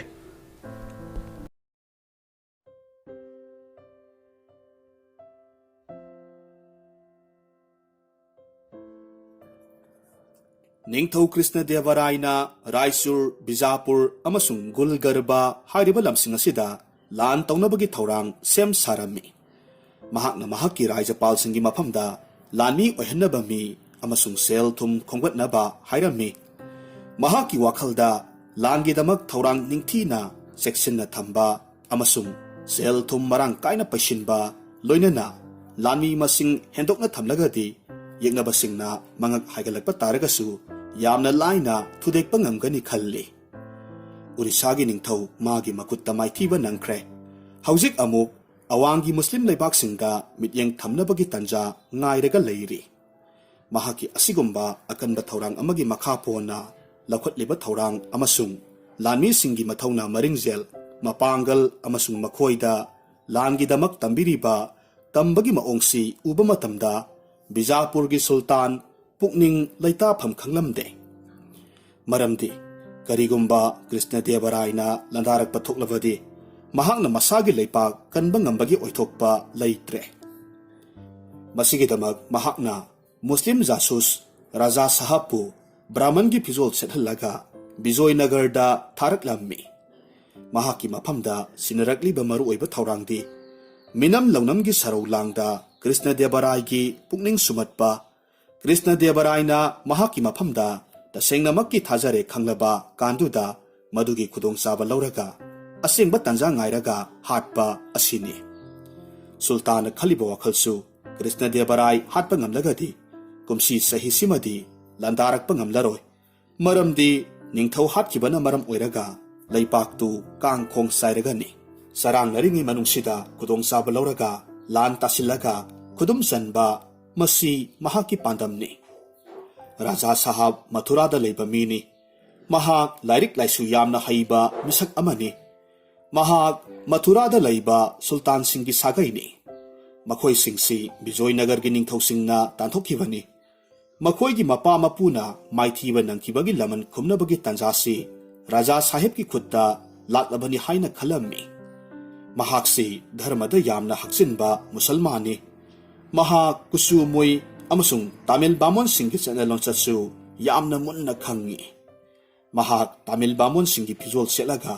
ꯕꯤꯖꯣꯏꯅꯒꯔꯗ ꯗꯔꯕꯥꯔꯗ ꯆꯪꯂꯛꯂꯝꯃꯤ꯫ ꯗꯔꯕꯥꯔꯗ ꯆꯪꯂꯛꯂꯒ ꯃꯍꯥꯛꯅ ꯁꯪꯁꯀ꯭ꯔꯤꯠ ꯂꯣꯟꯗ ꯌꯥꯝꯅ ꯃꯌꯦꯛ ꯁꯦꯡꯅ ꯕꯦꯗ ꯁꯥꯁꯇ꯭ꯔꯁꯤꯡ, ꯄꯨꯔꯥꯟꯁꯤꯡꯒꯤ ꯀꯨꯝꯍꯩꯒꯤ ꯁꯔꯨꯛ ꯄꯥꯔꯒ ꯇꯥꯍꯜꯂꯤ꯫ ꯅꯤꯡꯊꯧ ꯀ꯭ꯔꯤꯁꯅꯗꯦꯕꯔꯥꯏ ꯂꯥꯏꯔꯤꯛ ꯂꯥꯏꯁꯨ ꯍꯩꯕ ꯃꯤꯕꯨꯗꯤ ꯏꯀꯥꯏ ꯈꯨꯝꯅꯩ꯫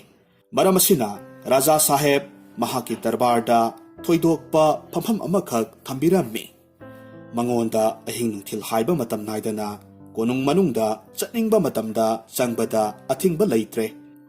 ꯑꯗꯨꯕꯨ ꯃꯇꯝ ꯈꯔꯒꯤ ꯃꯇꯨꯡꯗꯗꯤ ꯇꯞꯅ ꯇꯞꯅ ꯀꯣꯅꯨꯡ ꯃꯅꯨꯡꯗ ꯂꯝꯃꯤꯠ ꯇꯨꯃꯤꯠ ꯈꯪꯗꯣꯛꯅꯕ ꯆꯠꯊꯣꯛ ꯆꯠꯁꯤꯟ ꯀꯣꯏꯕ ꯍꯧꯔꯛꯂꯦ꯫ ꯃꯍꯥꯛꯅ ꯑꯁꯨꯝꯅ ꯀꯣꯏꯕꯒꯤ ꯃꯔꯝꯗꯤ ꯀꯔꯤꯒꯨꯝꯕ ꯈꯨꯗꯣꯡꯆꯥꯕ ꯐꯪꯂꯒꯗꯤ ꯅꯤꯡꯊꯧ ꯍꯥꯠꯄꯗ ꯈꯨꯗꯣꯡꯆꯥꯒꯗꯕ ꯃꯐꯝ ꯊꯤꯔꯤꯕꯅꯤ꯫ ꯌꯥꯝꯅ ꯂꯨꯔꯤꯕꯗꯤ ꯅꯤꯡꯊꯧꯅ ꯆꯠꯊꯣꯛꯄ ꯃꯇꯝꯗ ꯃꯍꯥꯛꯀꯤ ꯃꯤ ꯈꯔꯗꯤ ꯃꯇꯝ ꯂꯩꯕ ꯈꯤꯕꯤꯛꯇ ꯂꯣꯏꯅꯔꯒ ꯆꯠꯂꯤ꯫ ꯑꯁꯤꯒꯨꯝꯕ ꯇꯥꯟꯖꯥ ꯑꯁꯤꯗ ꯅꯤꯡꯂꯕꯅꯤ ꯍꯥꯏꯗꯅ ꯑꯅꯤꯡꯕ ꯄꯥꯡꯊꯣꯛꯅꯕ ꯊꯧꯔꯥꯡ ꯇꯧꯔꯨꯕ ꯇꯥꯔꯒꯗꯤ ꯈꯨꯗꯣꯡꯊꯤꯕ ꯅꯪꯕ ꯅꯠꯇꯅ ꯑꯇꯩ ꯀꯔꯤꯁꯨ ꯂꯩꯇꯦ꯫ ꯇꯦꯅꯥꯂꯤꯔꯥꯝ ꯃꯇꯝ ꯂꯩꯕ ꯈꯤꯕꯤꯛꯇ ꯅꯤꯡꯊꯧꯒ ꯂꯣꯏꯅꯩ꯫ ꯃꯔꯝ ꯑꯁꯤꯅ ꯇꯦꯅꯥꯂꯤꯔꯥꯝꯗ ꯔꯥꯖꯥ ꯁꯥꯍꯕ ꯑꯥꯌꯔꯅ ꯃꯇꯝ ꯑꯌꯥꯝꯕꯗ ꯇꯨꯀꯠꯆꯕ ꯃꯤꯠꯌꯦꯡꯅ ꯌꯦꯡꯉꯤ꯫ ꯇꯦꯅꯥꯂꯤꯔꯥꯝꯅꯁꯨ ꯃꯍꯥꯛꯀꯤ ꯁꯥꯖꯠ ꯂꯤꯆꯠ ꯃꯤꯠꯌꯦꯡ ꯅꯥꯌꯦꯡ ꯑꯐꯕ ꯑꯃ ꯑꯣꯏꯅ ꯎꯗꯦ꯫ ꯃꯉꯣꯟꯗ ꯃꯇꯝ ꯂꯩꯕ ꯈꯤꯕꯤꯛꯇ ꯃꯁꯤꯒꯤ ꯃꯤꯁꯤ ꯑꯋꯣꯏꯕꯕꯨ ꯑꯣꯏꯔꯤꯒꯗ꯭ꯔꯥ ꯅꯠꯇ꯭ꯔꯒꯅ ꯁꯥꯁꯤꯟꯅꯕꯕꯨ ꯑꯣꯏꯒꯗꯧꯔꯤꯕ꯭ꯔꯥ ꯍꯥꯏꯕꯒꯤ ꯆꯤꯡꯅꯕ ꯑꯃꯗꯤ ꯑꯗꯨꯃꯛ ꯂꯩꯖꯩ꯫ ꯃꯍꯥꯛꯅ ꯔꯥꯖꯥ ꯑꯥꯌꯔ ꯁꯥꯁꯤꯟꯅꯔꯒ ꯂꯥꯛꯂꯤꯕ ꯃꯤꯁꯤ ꯇꯁꯦꯡꯅꯃꯛꯀꯤ ꯃꯨꯁꯜꯃꯥꯟ ꯃꯆꯥꯅꯤ ꯍꯥꯏꯕꯁꯤ ꯈꯪꯂꯛꯂꯝꯃꯤ꯫ ꯃꯔꯝ ꯑꯁꯤꯅ ꯐꯥꯕ ꯉꯝꯅꯅꯕ ꯆꯀ꯭ꯔꯤ ꯍꯧꯔꯛꯈꯤ꯫ ꯅꯣꯡꯃ ꯇꯦꯅꯥꯂꯤꯔꯥꯝꯅ ꯅꯤꯡꯊꯧꯒꯤ ꯃꯃꯥꯡꯃꯛꯇꯗ ꯏꯈꯪ ꯈꯪꯍꯧꯗꯅ ꯑꯥꯌꯔꯗ ꯍꯪꯉꯤ, "ꯑꯗꯣꯝꯒꯤ ꯕꯦꯗ ꯑꯃꯁꯨꯡ ꯒꯣꯇ꯭ꯔ ꯀꯔꯤꯅꯣ?" ꯔꯥꯖꯥ ꯑꯥꯌꯔꯅ ꯈꯨꯝꯃꯤ, "ꯀ꯭ꯔꯤꯁꯅ ꯖꯖꯨꯔꯕꯦꯗ ꯑꯃꯁꯨꯡ ꯒꯣꯇ꯭ꯔ ꯁꯪꯁꯀ꯭ꯔꯤꯇꯤꯅꯤ꯫ ꯑꯥꯌꯔꯅ ꯆꯠꯈ꯭ꯔꯕ ꯃꯇꯨꯡꯗ ꯅꯤꯡꯊꯧꯅ ꯇꯦꯅꯥꯂꯤꯔꯥꯝꯗ ꯍꯪꯂꯛꯂꯝꯃꯤ, "ꯇꯦꯅꯥꯂꯤꯔꯥꯝ, ꯅꯪꯅ ꯋꯥꯍꯪꯗꯨ ꯃꯉꯣꯟꯗ ꯀꯔꯤ ꯅꯤꯡꯗꯨꯅ ꯍꯪꯂꯤꯕꯅꯣ?" "ꯏꯅꯤꯡꯊꯧ, ꯃꯁꯤꯒꯤ ꯃꯤꯁꯤ ꯃꯨꯁꯜꯃꯥꯟ ꯖꯥꯁꯨꯁ ꯑꯣꯏꯒꯅꯤ ꯅꯅꯥꯏꯅ ꯈꯟꯖꯩꯗꯣ꯫ ꯃꯁꯤꯒꯤ ꯃꯤꯁꯤꯒꯤ ꯃꯐꯝꯗ ꯊꯥꯖꯔꯨꯕ ꯊꯝꯗ꯭ꯔꯤꯉꯩꯒꯤ ꯃꯃꯥꯡꯗ ꯑꯩ ꯃꯍꯥꯛꯀꯤ ꯃꯍꯥꯎ ꯇꯪꯗꯨꯅ ꯌꯦꯡꯅꯤꯡꯉꯤ꯫ ꯂꯧꯅꯝꯕ ꯃꯥꯒꯤ ꯃꯐꯝꯗ ꯅꯨꯡꯁꯤ ꯃꯤꯠꯌꯦꯡ ꯌꯦꯡꯂꯨꯕ ꯇꯥꯔꯒꯗꯤ ꯃꯥꯡꯖꯕ ꯅꯠꯇꯅ ꯀꯔꯤꯁꯨ ꯐꯪꯂꯣꯏꯗꯣ." "ꯀꯔꯤꯅꯣ ꯅꯍꯥꯛꯅ ꯍꯥꯏꯔꯤꯕꯁꯤꯕꯣ? ꯅꯍꯥꯛ ꯍꯧꯖꯤꯛ ꯐꯥꯎꯕꯗ ꯃꯍꯥꯛꯄꯨ ꯆꯤꯡꯅꯕ ꯄꯣꯛꯂꯤ꯫ ꯃꯍꯥꯛꯅ ꯅꯪꯉꯣꯟꯗꯒꯤ ꯍꯦꯟꯅ ꯁꯪꯁꯀ꯭ꯔꯤꯠ ꯍꯩ, ꯂꯥꯏꯅꯤꯡ ꯂꯥꯏꯁꯣꯟ ꯇꯤꯟꯁꯣꯟꯒꯤ ꯀꯥꯡꯂꯣꯟꯁꯨ ꯅꯪꯉꯣꯟꯗꯒꯤ ꯍꯦꯟꯅ ꯐꯖꯅ ꯈꯪꯉꯤ꯫ ꯏꯅꯤꯡꯊꯧ, ꯋꯥꯈꯜ ꯃꯨꯟꯅ ꯈꯟꯊꯕꯤꯌꯨ꯫ ꯃꯄꯥꯟ ꯂꯝꯗꯒꯤ ꯂꯥꯛꯄ ꯃꯤꯇꯣꯞꯆꯥꯅ ꯃꯇꯝ ꯂꯩꯕ ꯈꯤꯕꯤꯛꯇ ꯂꯩꯕꯥꯛꯇꯨꯒꯤ ꯂꯣꯟ ꯌꯥꯝꯅ ꯃꯨꯟꯅ ꯁꯦꯡꯅ ꯉꯥꯡ ꯁꯛꯄ ꯉꯝꯅꯕ ꯍꯣꯠꯅꯒꯅꯤ꯫ ꯃꯗꯨꯒꯤꯁꯨ ꯃꯊꯛꯇ ꯊꯣꯏꯗꯣꯛꯅ ꯌꯥꯝꯅ ꯃꯔꯨ ꯑꯣꯏꯅ ꯂꯥꯏ ꯈꯨꯔꯨꯝꯕꯒꯤ ꯆꯠꯅ ꯄꯊꯥꯞ ꯑꯃꯁꯨꯡ ꯊꯧꯒꯜꯂꯣꯟ ꯃꯁꯤꯅꯆꯤꯡꯕ ꯇꯉꯥꯏ ꯐꯗꯅꯃꯛ ꯍꯩꯔꯛꯀꯗꯧꯔꯤꯕꯅꯤ." ꯅꯍꯥꯛꯅ ꯄꯜꯂꯤꯕ ꯋꯥꯐꯝ ꯈꯔꯗꯨꯕꯨꯗꯤ ꯈꯟꯅꯅꯤꯡꯉꯥꯏꯅꯤ꯫ ꯑꯗꯨꯅꯗꯤ ꯑꯣꯏꯔꯒ ꯑꯩꯒꯤ ꯄꯨꯛꯅꯤꯡꯁꯦ ꯅꯍꯥꯛꯅ ꯍꯥꯏꯔꯤꯕꯗꯣ ꯊꯥꯖꯧ ꯍꯥꯏꯕ ꯉꯝꯗꯦꯅꯦ꯫ ꯑꯩ ꯏꯊꯟꯇꯃꯛ ꯍꯥꯠꯂꯒ ꯁꯨꯜꯇꯥꯟꯅ ꯀꯔꯤ ꯀꯥꯟꯅꯕ ꯐꯪꯅꯤ? ꯑꯩ ꯍꯥꯠꯂꯦ ꯍꯥꯏꯅ ꯈꯜꯂꯁꯤꯅꯦ, ꯑꯩꯒꯤ ꯂꯥꯟꯃꯤ ꯂꯥꯛꯇꯤ ꯁꯤꯔꯣꯏꯗꯣ꯫ "ꯏꯅꯤꯡꯊꯧ, ꯍꯌꯤꯡꯈꯣꯏ ꯃꯍꯨꯝ ꯑꯃꯗ ꯁꯨꯞꯅꯇꯒꯤ ꯃꯄꯤꯗꯤ ꯑꯃꯈꯛꯇꯅꯤ꯫ ꯃꯄꯤ ꯁꯤꯔꯕꯗꯤ khoi masa singdudi kakngau na batavani madugi matawgum ningthau leitrabadi lani pumnamak laksin binaba mapu leitabadagi pumsai chairagani do masigi kudong saba lauraga yeknabana ikom komna khudum sanba yare ining thongna karigumba yathang pibinabagi tanjadu ikutta phangjarabadi nanai aina mi si yeknabana tharakpa aronba mi amara haibadu khangba ngamgani do o madudi matau karamna no ining tho yamna laiba loksingni nanaina pangthuk chagadoriba thabak asina mahaki athupa masad mathanta ai sida leire haidana maranai phongduk sarakadoribani phare phare madugi damak oiragadi aina nangonda yathang pirabani aduga wa amana nahakna pangthokpa pamliba thabakto aigi mangda pangthukadabani madunatanadi mahaki maraldo sumle haina lauba ngamloiko mangonda awaba nanghaning deto makhoi ani nangangnaba numit adugi ahingdu raja ayardi mahaki ka manungda isi sina tumli mafam asida tenaliram amasung ningthau krishna devarai makhoi ani punna lakminarami tenaliramna ising ayingba pik thana yawba batil amakhak asibaga pangkhak manana ningaidana tumliba raja ayargi mathakta haijilli raja ayar khangprek khangi phuk hagotli amuk phamtharaga ya Allah haina soli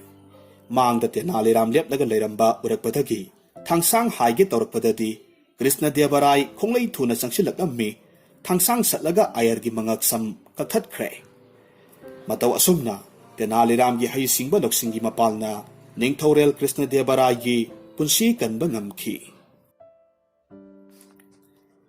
nongma ningthau krishna devarai na tenaliramda wa hangi tenaliram aibo wa amakhak sukhang khangba ngamdana leirene he hera atai kari sunateda aikhoi khubakta tu haudi basibu kari maram gino tenaliramna paukhum pirammi iningthau adomgi khubaktu tu haudi bagi maramdi atai kari sunatte adomdi numit khudingi leita lairaba tola tarba singi maphamda thaujan biduna dan tauri dan du pina bo honavada ngai hak leitana khubak ani taknaba maduda tu hauba ngamdabani tenaliramna khumlakliba paukhum sitaraga krishna devarai pukningda penjaba phawi mathang amuk hanglakhi ibo yamna nungairi he nangi wasidi aduga pharene nangi khubakta haudi baduna kamdauriba tenaliramna khumlaklammi iningthau yamna nungaije iningthongna nanai aigi iphamda thaujalgi irik nong makangdana dangi irik thikpido madu launaba hek honajabada khutse ngai hak leitana taithok nanthokpa maktada nanagi khubaksi tu haudabagi wani ikhang khanghodana ningthongna amuk hangi aduga aikhoigi darbari singsigina kari maram leibagino iningthoibungo ngakpigani to adomna nanai engonda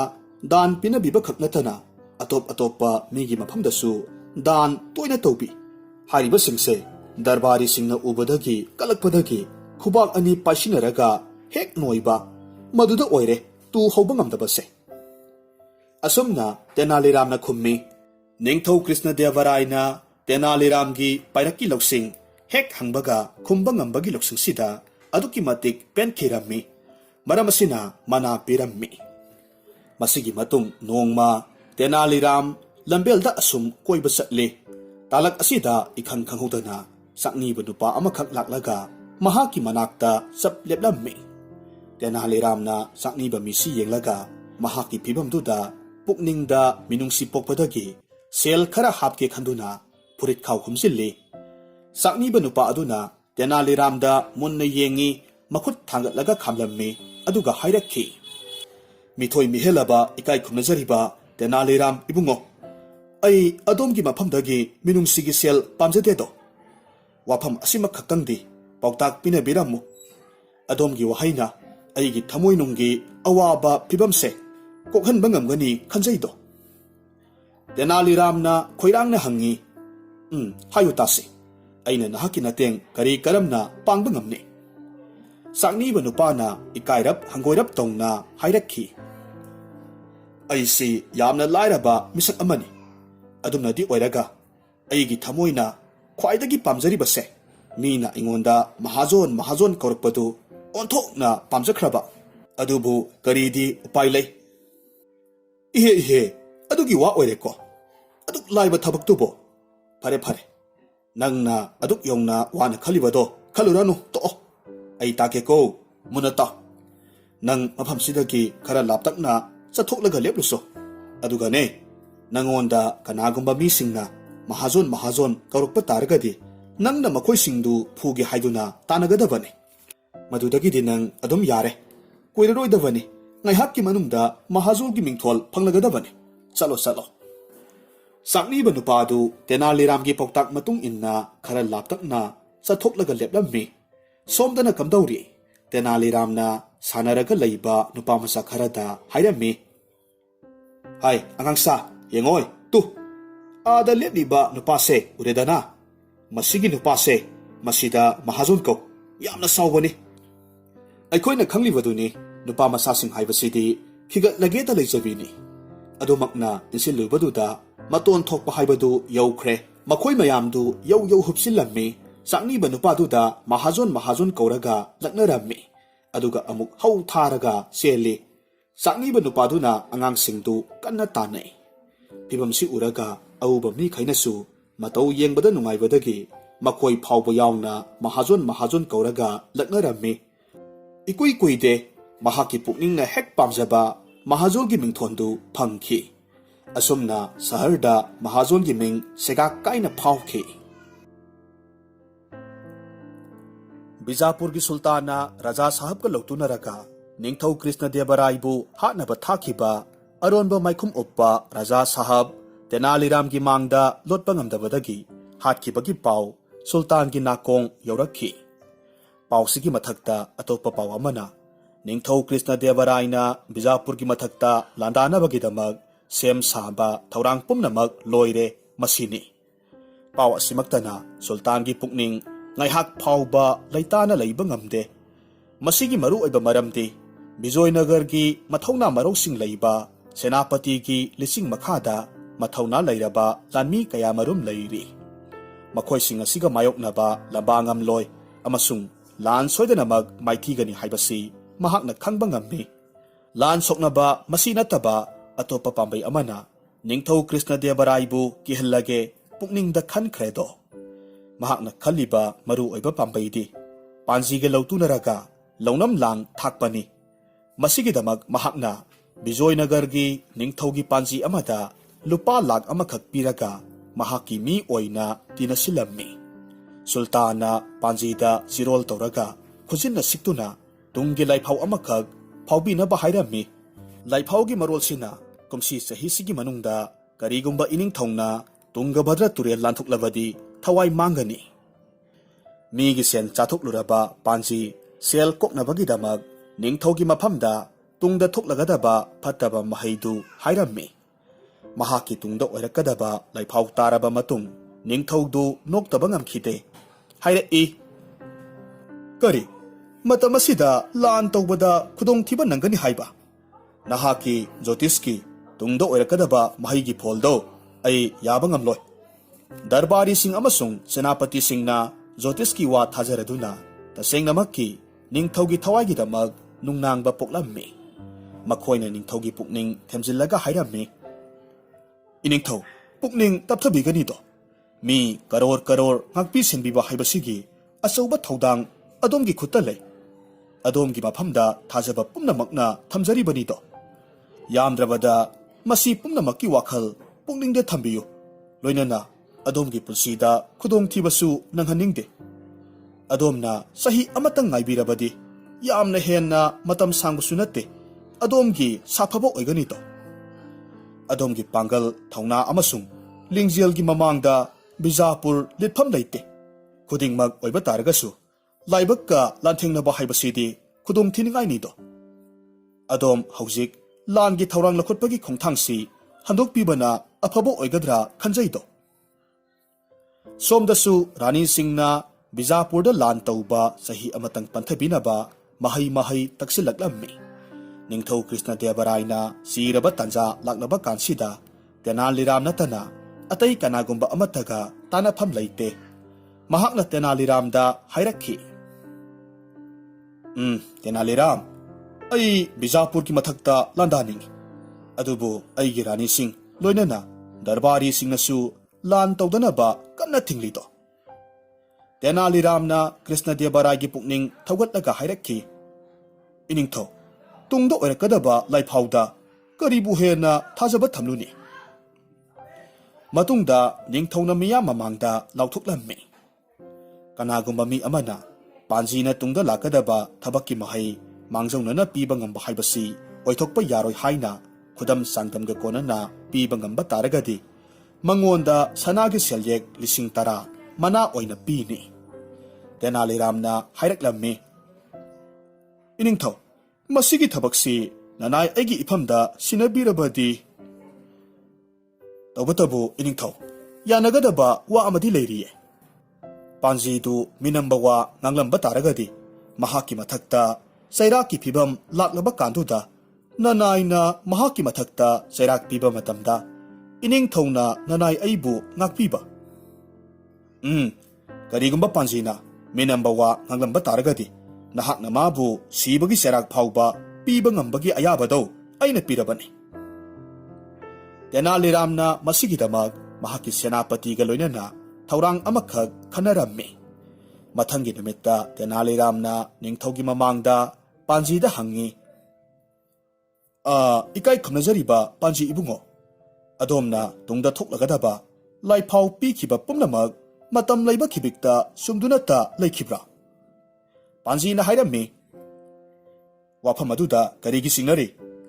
ꯀꯔꯤꯒꯨꯝꯕꯗ ꯀꯅꯥꯒꯨꯝꯕꯅ ꯑꯩꯅ ꯄꯤꯔꯤꯕ ꯇꯨꯡꯒꯤ ꯂꯩꯐꯥꯎꯁꯦ ꯆꯨꯝꯗꯦ ꯍꯥꯏꯅ ꯈꯨꯗꯝ ꯆꯥꯡꯗꯝ ꯄꯤꯔꯒ ꯎꯠꯄ ꯉꯝꯂꯒꯗꯤ ꯑꯩ ꯃꯍꯥꯛꯀꯤ ꯃꯐꯝꯗ ꯑꯩꯒꯤ ꯊꯋꯥꯏꯁꯤ ꯐꯥꯎꯕ ꯁꯤꯟꯅꯊꯣꯛꯀꯦ꯫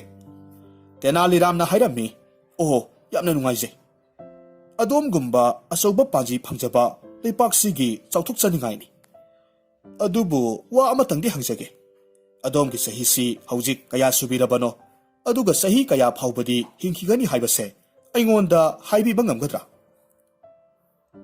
ꯉꯝꯅꯤ꯫ ꯑꯩ ꯍꯧꯖꯤꯛ ꯏꯁꯥꯒꯤ ꯆꯍꯤ 94 ꯁꯨꯔꯦ꯫ ꯑꯩ ꯍꯧꯖꯤꯛꯁꯤ ꯆꯍꯤ 30 ꯐꯥꯎꯕꯗꯤ ꯍꯤꯡꯈꯤꯒꯅꯤꯗꯣ꯫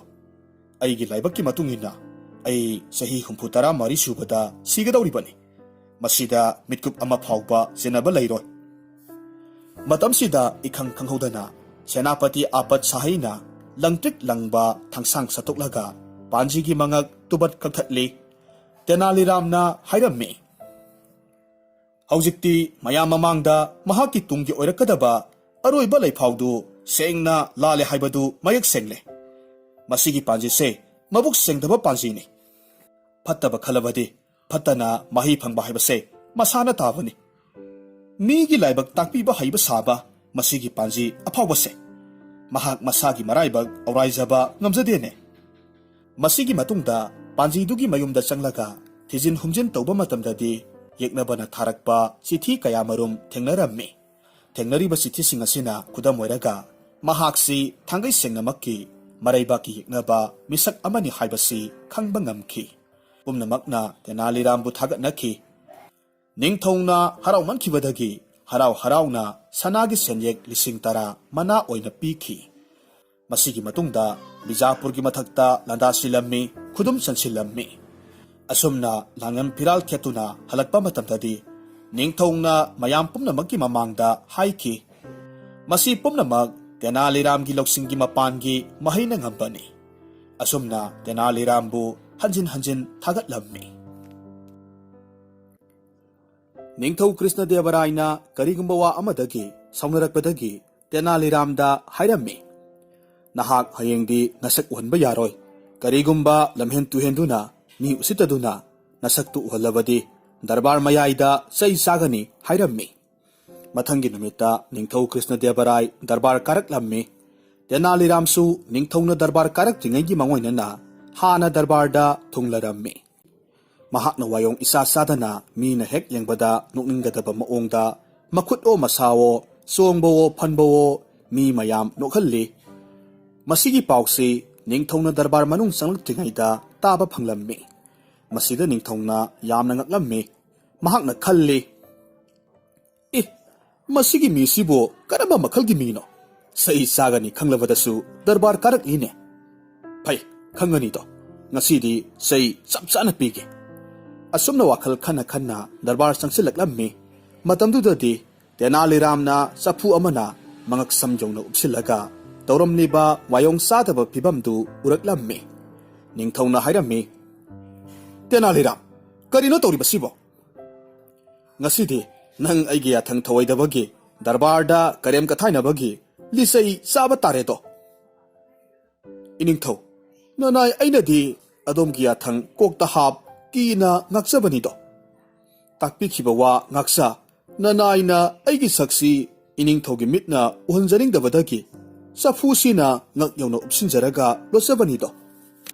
ꯇꯦꯅꯥꯂꯤꯔꯥꯝꯅ ꯉꯥꯡꯊꯣꯔꯛꯄ ꯋꯥꯗꯨ ꯇꯥꯕ ꯃꯇꯝꯗ ꯅꯤꯡꯊꯧꯗꯨ ꯈꯥꯡꯕ ꯉꯝꯗ꯭ꯔ ꯃꯥꯜꯂꯦ꯫ ꯀꯟꯅ ꯅꯣꯛꯊꯣꯔꯛꯈꯤ ꯑꯗꯨꯒ ꯍꯥꯏꯔꯛꯏ, ꯏꯍꯦ, ꯐꯥꯒꯤ ꯄꯨꯕ ꯃꯤ ꯑꯗꯨꯒ ꯑꯉꯥꯎꯕꯁꯤꯡꯒꯤ ꯃꯐꯝꯗ ꯄꯦꯟꯗꯕ ꯊꯝꯕ ꯍꯥꯏꯕꯁꯦ ꯃꯁꯤꯒꯤ ꯀꯥꯟꯅꯕ ꯀꯔꯤꯃꯠꯇ ꯍꯦꯛ ꯂꯩꯔꯝꯗ꯭ꯔꯦꯍꯦ꯫ ꯑꯁꯨꯝꯅ ꯅꯨꯃꯤꯠꯇꯨꯃ ꯍꯧꯈꯤ꯫ ꯃꯁꯤꯒꯤ ꯃꯇꯨꯡꯗ ꯅꯣꯡꯃ ꯇꯦꯅꯥꯂꯤꯔꯥꯝ ꯑꯃꯁꯨꯡ ꯅꯤꯡꯊꯧ ꯀ꯭ꯔꯤꯁꯅꯗꯦꯕꯔꯥꯏ ꯀꯔꯤꯒꯨꯝꯕ ꯋꯥꯍꯧ ꯑꯃꯗꯒꯤ ꯅꯤꯡꯉꯥꯏ ꯁꯪꯗꯥꯅꯗꯨꯅ ꯈꯠꯅꯔꯝꯃꯤ꯫ ꯃꯁꯤꯗꯒꯤ ꯇꯦꯅꯥꯂꯤꯔꯥꯝ ꯃꯕꯨꯛꯅꯤꯡ ꯋꯥꯔꯧꯈꯤꯕꯗꯒꯤ ꯀꯣꯅꯨꯡꯒꯤ ꯋꯥꯡꯃꯗ ꯑꯇꯣꯞꯄ ꯃꯐꯝ ꯑꯃꯗ ꯂꯣꯠꯂꯒ ꯂꯩꯈꯤꯔꯝꯃꯤ꯫ ꯅꯨꯃꯤꯠ ꯀꯌꯥꯅꯤꯔꯣꯝ ꯐꯥꯎꯕ ꯍꯜꯂꯛꯇꯕꯗꯒꯤ ꯅꯤꯡꯊꯧꯒꯤ ꯋꯥꯈꯜꯗ ꯅꯤꯡꯉꯝꯗꯕ ꯄꯣꯛꯂꯛꯂꯝꯃꯤ꯫ ꯅꯤꯡꯊꯧꯅ ꯃꯤ ꯊꯥꯔꯒ ꯊꯤꯕ ꯌꯥꯕ ꯊꯤꯍꯜꯂꯕꯗꯁꯨ ꯇꯦꯅꯥꯂꯤꯔꯥꯝꯒꯤ ꯂꯩꯐꯝꯗꯤ ꯐꯪꯕ ꯂꯩꯇ꯭ꯔꯦ꯫ ꯑꯔꯣꯏꯕꯗ ꯅꯤꯡꯊꯧ ꯀ꯭ꯔꯤꯁꯅꯗꯦꯕꯔꯥꯏꯅ ꯇꯦꯅꯥꯂꯤꯔꯥꯝ ꯊꯤꯕ ꯉꯝꯅꯕꯒꯤ ꯄꯥꯝꯕꯩ ꯑꯃꯈꯛ ꯈꯪꯕ ꯉꯝꯂꯦ꯫ ꯃꯁꯤꯒꯤꯗꯃꯛ ꯃꯍꯥꯛꯅ ꯂꯩꯕꯥꯛ ꯑꯗꯨꯒꯤ ꯈꯨꯡꯒꯪꯁꯤꯡꯒꯤ ꯃꯐꯝ ꯄꯨꯝꯅꯃꯛꯇ ꯑꯩꯈꯣꯏꯒꯤ ꯏꯅꯤꯡꯊꯧꯅ ꯃꯍꯥꯛ ꯃꯁꯥꯒꯤ ꯀꯣꯅꯨꯡꯒꯤ ꯒꯨꯍꯥ ꯑꯃꯈꯛ ꯂꯨꯍꯣꯡꯒꯗꯧꯔꯤ꯫ ꯃꯔꯝ ꯑꯁꯤꯅ ꯈꯨꯡꯒꯪ ꯄꯨꯝꯅꯃꯛꯀꯤ ꯂꯨꯆꯤꯡꯕꯁꯤꯡꯅ ꯅꯈꯣꯏꯒꯤ ꯈꯨꯡꯒꯪꯗ ꯂꯩꯔꯤꯕ ꯒꯨꯍꯥꯗꯨ ꯄꯨꯔꯛꯂꯒ ꯂꯨꯍꯣꯡꯕꯁꯤꯗ ꯁꯔꯨꯛ ꯌꯥꯒꯗꯕꯅꯤ꯫ ꯀꯔꯤꯒꯨꯝꯕ ꯅꯤꯡꯊꯧꯒꯤ ꯄꯥꯎꯖꯦꯜ ꯊꯑꯣꯏ ꯎꯁꯤꯠꯇꯗꯅ ꯒꯨꯍꯥ ꯄꯨꯔꯛꯇꯕ ꯊꯣꯛꯂꯕꯗꯤ ꯅꯤꯡꯊꯧꯒꯤ ꯌꯥꯊꯪ ꯀꯔꯦꯝꯅꯕꯒꯤ ꯃꯍꯩ ꯑꯣꯏꯅ ꯁꯅꯥꯒꯤ ꯁꯦꯜꯌꯦꯛ 10,000 ꯊꯤꯒꯗꯕꯅꯤ ꯂꯥꯎꯊꯣꯛꯂꯝꯃꯤ꯫ ꯄꯥꯎꯖꯦꯜ ꯇꯥꯔꯤꯕ ꯃꯤꯌꯥꯝ ꯄꯨꯝꯅꯃꯛ ꯉꯛꯅꯔꯝꯃꯤ꯫ ꯃꯇꯧ ꯀꯔꯝꯅꯕꯨ ꯒꯨꯍꯥꯕꯨ ꯊꯥꯡꯂꯒ ꯄꯨꯕ ꯌꯥꯒꯗꯧꯔꯤꯕꯅꯣ? ꯁꯣꯏꯗꯅꯃꯛꯀꯤ ꯏꯅꯤꯡꯊꯧꯒꯤ ꯀꯣꯛꯁꯤ ꯑꯋꯥꯠꯄ ꯑꯃ ꯂꯩꯔꯦ ꯈꯟꯅꯔꯝꯃꯤ꯫ ꯇꯦꯅꯥꯂꯤꯔꯥꯝꯅ ꯂꯣꯠꯂꯒ ꯂꯩꯔꯤꯕ ꯈꯨꯡꯒꯪꯁꯤꯒꯤ ꯂꯨꯆꯤꯡꯕ ꯑꯃꯁꯨꯡ ꯈꯨꯡꯒꯪꯒꯤ ꯃꯤ ꯄꯨꯝꯅꯃꯛꯁꯨ ꯄꯥꯎꯖꯦꯜꯁꯤ ꯇꯥꯔꯒ ꯉꯛꯇꯕ ꯉꯝꯅꯈꯤꯗꯦ꯫ ꯄꯥꯎꯖꯦꯜꯁꯤꯒꯤ ꯅꯨꯡꯒꯤ ꯏꯆꯦꯜ ꯇꯦꯅꯥꯂꯤꯔꯥꯝ ꯃꯍꯥꯛ ꯈꯛꯇꯅ ꯈꯪꯕ ꯉꯝꯂꯝꯃꯤ꯫ ꯃꯍꯥꯛꯅ ꯂꯨꯆꯤꯡꯕꯒꯤ ꯃꯐꯝꯗ ꯍꯥꯏꯔꯝꯃꯤ, ꯄꯥꯎꯖꯦꯜ ꯑꯁꯤꯒꯤꯗꯃꯛ ꯊꯣꯏꯅ ꯍꯦꯟꯅ ꯄꯨꯛꯅꯤꯡꯗ ꯑꯋꯥꯕ ꯄꯣꯛꯄꯤꯒꯅꯨ꯫ ꯑꯗꯣꯝꯅ ꯑꯩꯍꯥꯛꯄꯨ ꯑꯗꯣꯝꯒꯤ ꯈꯨꯡꯒꯪꯁꯤꯗ ꯆꯪꯖꯐꯝ ꯄꯤꯕꯤꯔꯤ꯫ ꯃꯁꯤꯒꯤꯗꯃꯛ ꯄꯥꯝꯕꯩ ꯇꯥꯛꯆꯒꯅꯤ꯫ ꯑꯗꯣꯝ ꯂꯨꯍꯣꯡꯕ ꯌꯥꯎꯕꯤꯔꯨꯅꯕ ꯊꯧꯔꯥꯡ ꯂꯣꯏꯁꯤꯟꯕꯤꯔꯣ꯫ ꯇꯦꯅꯥꯂꯤꯔꯥꯝ ꯑꯃꯁꯨꯡ ꯂꯨꯆꯤꯡꯕꯗꯨ ꯈꯨꯡꯒꯪꯒꯤ ꯃꯤ 4-5ꯒ ꯂꯣꯏꯅꯅ ꯀꯣꯅꯨꯡ ꯀꯥꯔꯛꯂꯦ꯫ ꯀꯣꯅꯨꯡꯒꯤ ꯃꯅꯥꯛ ꯌꯧꯔꯒꯗꯤ ꯀꯣꯅꯨꯡ ꯃꯅꯨꯡ ꯆꯪꯕ ꯇꯧꯗꯅ ꯃꯄꯥꯟꯗ ꯄꯜꯂꯒ ꯂꯩꯔꯝꯃꯤ꯫ ꯃꯤ ꯑꯃ ꯀꯣꯅꯨꯡꯗ ꯊꯥꯖꯤꯜꯂꯒ ꯇꯦꯅꯥꯂꯤꯔꯥꯝꯅ ꯇꯥꯛꯄꯤꯔꯛꯄ ꯄꯥꯝꯕꯩꯗꯨꯒꯤ ꯃꯇꯨꯡ ꯏꯟꯅ ꯅꯤꯡꯊꯧꯒꯤ ꯃꯐꯝꯗ ꯀꯣꯛ ꯅꯣꯂꯨꯛꯅ ꯍꯪꯒꯠꯆꯔꯝꯃꯤ꯫ ꯏꯅꯤꯡꯊꯧ, ꯅꯅꯥꯏ ꯑꯩꯈꯣꯏꯒꯤ ꯈꯨꯡꯒꯪꯒꯤ ꯒꯨꯍꯥ ꯄꯨꯝꯅꯃꯛ ꯑꯗꯣꯝꯒꯤ ꯒꯨꯍꯥ ꯂꯨꯍꯣꯡꯕꯗ ꯁꯔꯨꯛ ꯌꯥꯅꯕꯒꯤꯗꯃꯛ ꯌꯧꯖꯔꯛꯂꯦ꯫ ꯃꯈꯣꯏ ꯃꯌꯥꯝ ꯀꯣꯅꯨꯡꯒꯤ ꯃꯄꯥꯟꯗ ꯄꯜꯂꯒ ꯂꯩꯍꯧꯔꯤ꯫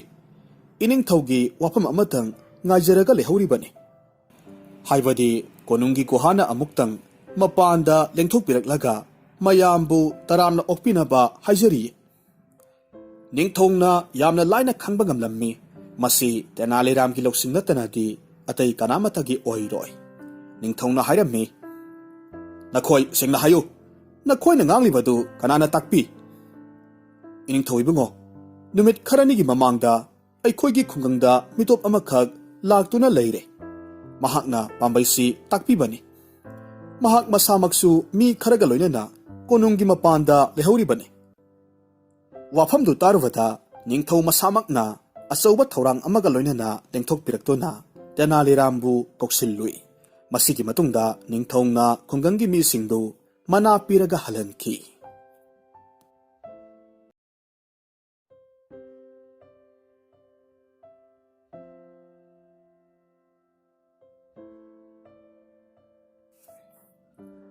ꯇꯦꯅꯥꯂꯤꯔꯥꯝꯒꯤ ꯌꯨꯝꯗ ꯎꯆꯤ ꯃꯌꯥꯝꯅ ꯂꯥꯟꯗꯥꯔꯛꯂꯝꯃꯤ꯫ ꯃꯁꯤꯅ ꯃꯔꯝ ꯑꯣꯏꯔꯒ ꯇꯦꯅꯥꯂꯤꯔꯥꯝꯒꯤ ꯅꯨꯄꯤꯒꯤ ꯃꯃꯜ ꯌꯥꯝꯂꯕ ꯐꯖꯈ꯭ꯔꯕ ꯁꯥꯔꯤ ꯀꯌꯥꯃꯔꯨꯝ maput chiktatuna salak sahallammi. Masida Tenaliramgi thamoi soklammi. Mahakna khalli makoising asimaktabu amata khaktana hatoklage natragadi pumloi loiba tare.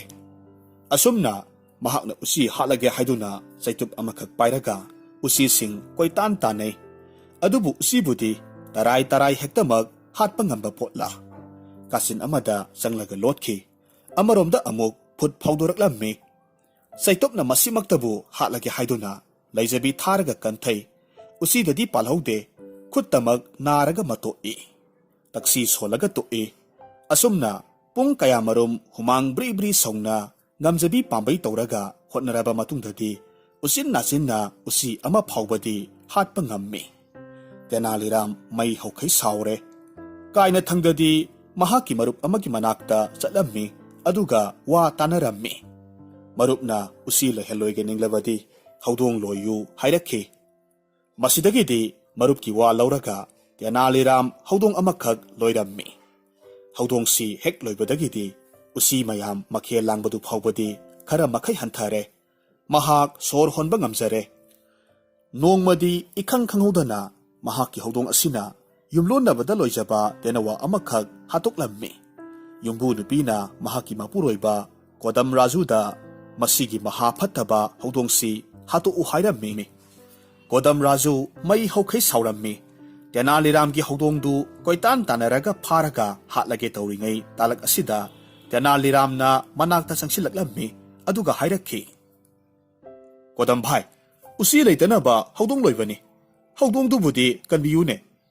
Aikhoibu amukta ngakpiyu. Kodam Raju mahaki nungsina pamuna yoksaba tenawa sathokibagi sauningbana Tenaliramgi wa taninglamde hayraklammi. Kari, usi phana bagidamakta oireko. Haudong loiribase. Aidi haudong natabasu usi phai. Asumna hairaga haudongdu pop thomlaga hatokre. Numit kharanigi matungda Kodam Rajuda kanagumba miyoi amana yamna phajakraba upu macha amakhag kudolpot oina tharaklammi. Mahakna upu macha si yamna pamjana harauna mahaki tumpham ka manungda pusilaklammi aduga hangdoklaga yengi.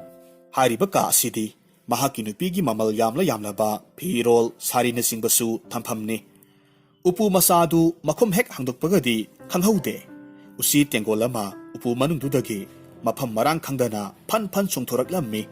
Usi na ka manungdu khong thangpham laite. Kodam Raju kok ngaurakhi. Mahakna thengnaba lairamba saitup amakhak pairaga usi hananaba aphing aphai oina pop kalli. Usi dadi panba ngamde. Laipakta panbadagi makut naraga toi. Masi mahak mathanta natte mahaki manaisu yauribani. Usi hananaba hotnavada asoba thabak ama oirammi. Pung taruki ngamjabi sarit sara orairaba matungda usin nasinna usi kharadi hatpa ngamhaure. Khara amana nanthokre. Masida mangja hauribadi kokthong amani. Mamal yamkhraba phajakraba leimaiduda phajanaba thariba galicha singdu usi hatpagi ikhengna pumtai tairaga ngangle. Madugisu mathakta gamlagi lei makhaisu pumtoi toire. Wabana nungsasor thabet holaga Kodam Rajuna masiki upu masasi kanana tharakpa oirigaba haiduna yenglammi. Hek yengbagadi thintadana urakhi. Upu masadugi manungda chejet amakhak taraga leiba urammi. Chejetu phaktoklaga yengba kandadi asomna tharamki. Adomna haibiki Haudong natrabasu ay usi phaba hai. Madu changyang tawge khanduna aina adomgi maphamda usi khara khudol tamjabani. Sanbiduna madugi angam ngamdagi mahaidu aingonda amuk yahonbirakani khanjaido. Adomgi Tenaliram. Kodam Raju asuki matik sauningki. Nongma Urisagi ningthau Pratap Rudragi darbardagi lairik yamna haiba aphawbami amakhak Bijoynagarda laklammi. Mafam aduda leiriba Pandit Singhi mafamda mahakka loinana Shastragi oiba nungi seliba iselda yumpham oiraga marai yanasi haiduna singnarammi. Wafamsi Bijoynagargi darbargi damaktadi izat haibaduki wafam lomda lai. Masigumbagi wafamsi khalaga lakliba asauba singnariba lairik haiba aphawbani pasi maya kuman ba haibasi yamna mag tangai phadaba thabak ama oirakli. ꯇꯁꯦꯡꯅꯃꯛꯀꯤꯗꯤ ꯍꯥꯏꯔꯤꯕ ꯅꯨꯄꯥꯁꯤ ꯃꯐꯝ ꯈꯨꯗꯤꯡꯃꯛ ꯀꯣꯏꯅ ꯆꯠꯂꯒ ꯁꯥꯁꯇ꯭ꯔꯒꯤ ꯃꯔꯝꯗ ꯃꯔꯩ ꯇꯧꯅꯔꯛꯄ ꯃꯇꯝꯗ ꯀꯅꯥꯒꯨꯝꯕ ꯃꯤ ꯑꯃꯁꯨꯡ ꯄꯟꯗꯤꯠ ꯑꯃꯠꯇꯅ ꯃꯍꯥꯛꯄꯨ ꯃꯥꯏꯊꯤꯕ ꯄꯤꯕ ꯉꯝꯗꯕ ꯂꯩꯍꯧꯕ ꯉꯥꯛꯇꯅꯤ ꯑꯃꯁꯨꯡ ꯃꯍꯥꯛꯅ ꯃꯥꯏ ꯄꯥꯛꯇꯨꯅꯇ ꯂꯥꯛꯂꯤꯕꯅꯤ ꯃꯔꯝ ꯑꯁꯤꯅ ꯕꯤꯖꯣꯏꯅꯒꯔꯒꯤ ꯄꯟꯗꯤꯠꯁꯤꯡꯅ ꯅꯤꯄꯥ ꯑꯁꯤꯕꯨ ꯀꯤꯖꯔꯝꯃꯤ ꯀ꯭ꯔꯤꯁꯅꯗꯦꯕꯔꯥꯏꯅ ꯂꯥꯛꯂꯤꯕ ꯅꯨꯄꯥ ꯑꯁꯤ ꯁꯤꯡꯅꯗꯨꯅ ꯂꯝꯕꯥ ꯇꯧꯔꯒ ꯁꯥꯁꯇ꯭ꯔꯒꯤ ꯅꯨꯡꯒꯤ ꯏꯆꯦꯜꯗ ꯃꯔꯩ ꯇꯧꯅꯕ ꯉꯝꯕ ꯄꯟꯗꯤꯠꯁꯤꯡ ꯆꯣꯡꯊꯣꯔꯛꯅꯕ ꯀꯌꯥꯔꯛ ꯍꯟꯅ ꯂꯥꯎꯔꯝꯃꯤ ꯑꯗꯨꯅꯗꯤ ꯑꯣꯏꯔꯒ ꯀꯅꯥꯒꯨꯝꯕ ꯑꯃꯠꯇꯅ ꯑꯩ ꯃꯍꯥꯛꯄꯨ ꯂꯝꯕꯥ ꯇꯧꯕ ꯉꯝꯒꯅꯤ ꯆꯣꯡꯊꯣꯔꯛꯄ ꯂꯩꯇꯦ ꯀ꯭ꯔꯤꯁꯅꯗꯦꯕꯔꯥꯏꯅ ꯂꯥꯎꯕꯒꯤ ꯀꯥꯟꯅꯕ ꯐꯪꯂꯝꯗꯦ ꯗꯔꯕꯥꯔꯁꯤꯗ ꯐꯝꯂꯤꯕ ꯄꯟꯗꯤꯠ ꯑꯁꯇꯗꯤꯒꯁꯇꯒꯤ ꯍꯧꯅ ꯃꯃꯤꯡ ꯂꯩꯔꯕ ꯃꯍꯥꯛꯀꯤ ꯄꯟꯗꯤꯠ ꯅꯤꯄꯥꯜꯒꯤ ꯃꯐꯝꯗꯁꯨ ꯃꯍꯥꯛꯅ ꯌꯥꯝꯅ ꯍꯪꯉꯤ ꯐꯅ ꯍꯪꯂꯕꯗꯁꯨ ꯀꯅꯥꯒꯨꯝꯕ ꯄꯟꯗꯤꯠ ꯑꯃꯠꯇꯅꯁꯨ ꯂꯥꯛꯂꯤꯕ ꯅꯨꯄꯥ ꯑꯁꯤꯒ ꯁꯥꯁꯇ꯭ꯔ ꯅꯩꯅꯅꯤꯡꯕ ꯄꯣꯛꯇꯦ ꯅꯤꯡꯊꯧ ꯀ꯭ꯔꯤꯁꯅꯗꯦꯕꯔꯥꯏ ꯍꯥꯏꯅꯤꯡꯉꯥꯏ ꯂꯩꯇꯅ ꯅꯤꯡꯕ ꯀꯥꯏꯅ ꯍꯥꯏꯔꯛꯈꯤ ꯍꯧꯖꯤꯛꯇꯤ ꯑꯩꯈꯣꯏ ꯃꯥꯏꯊꯤꯔꯦ ꯍꯥꯏꯗꯅ ꯂꯧꯕ ꯇꯥꯕꯅꯤ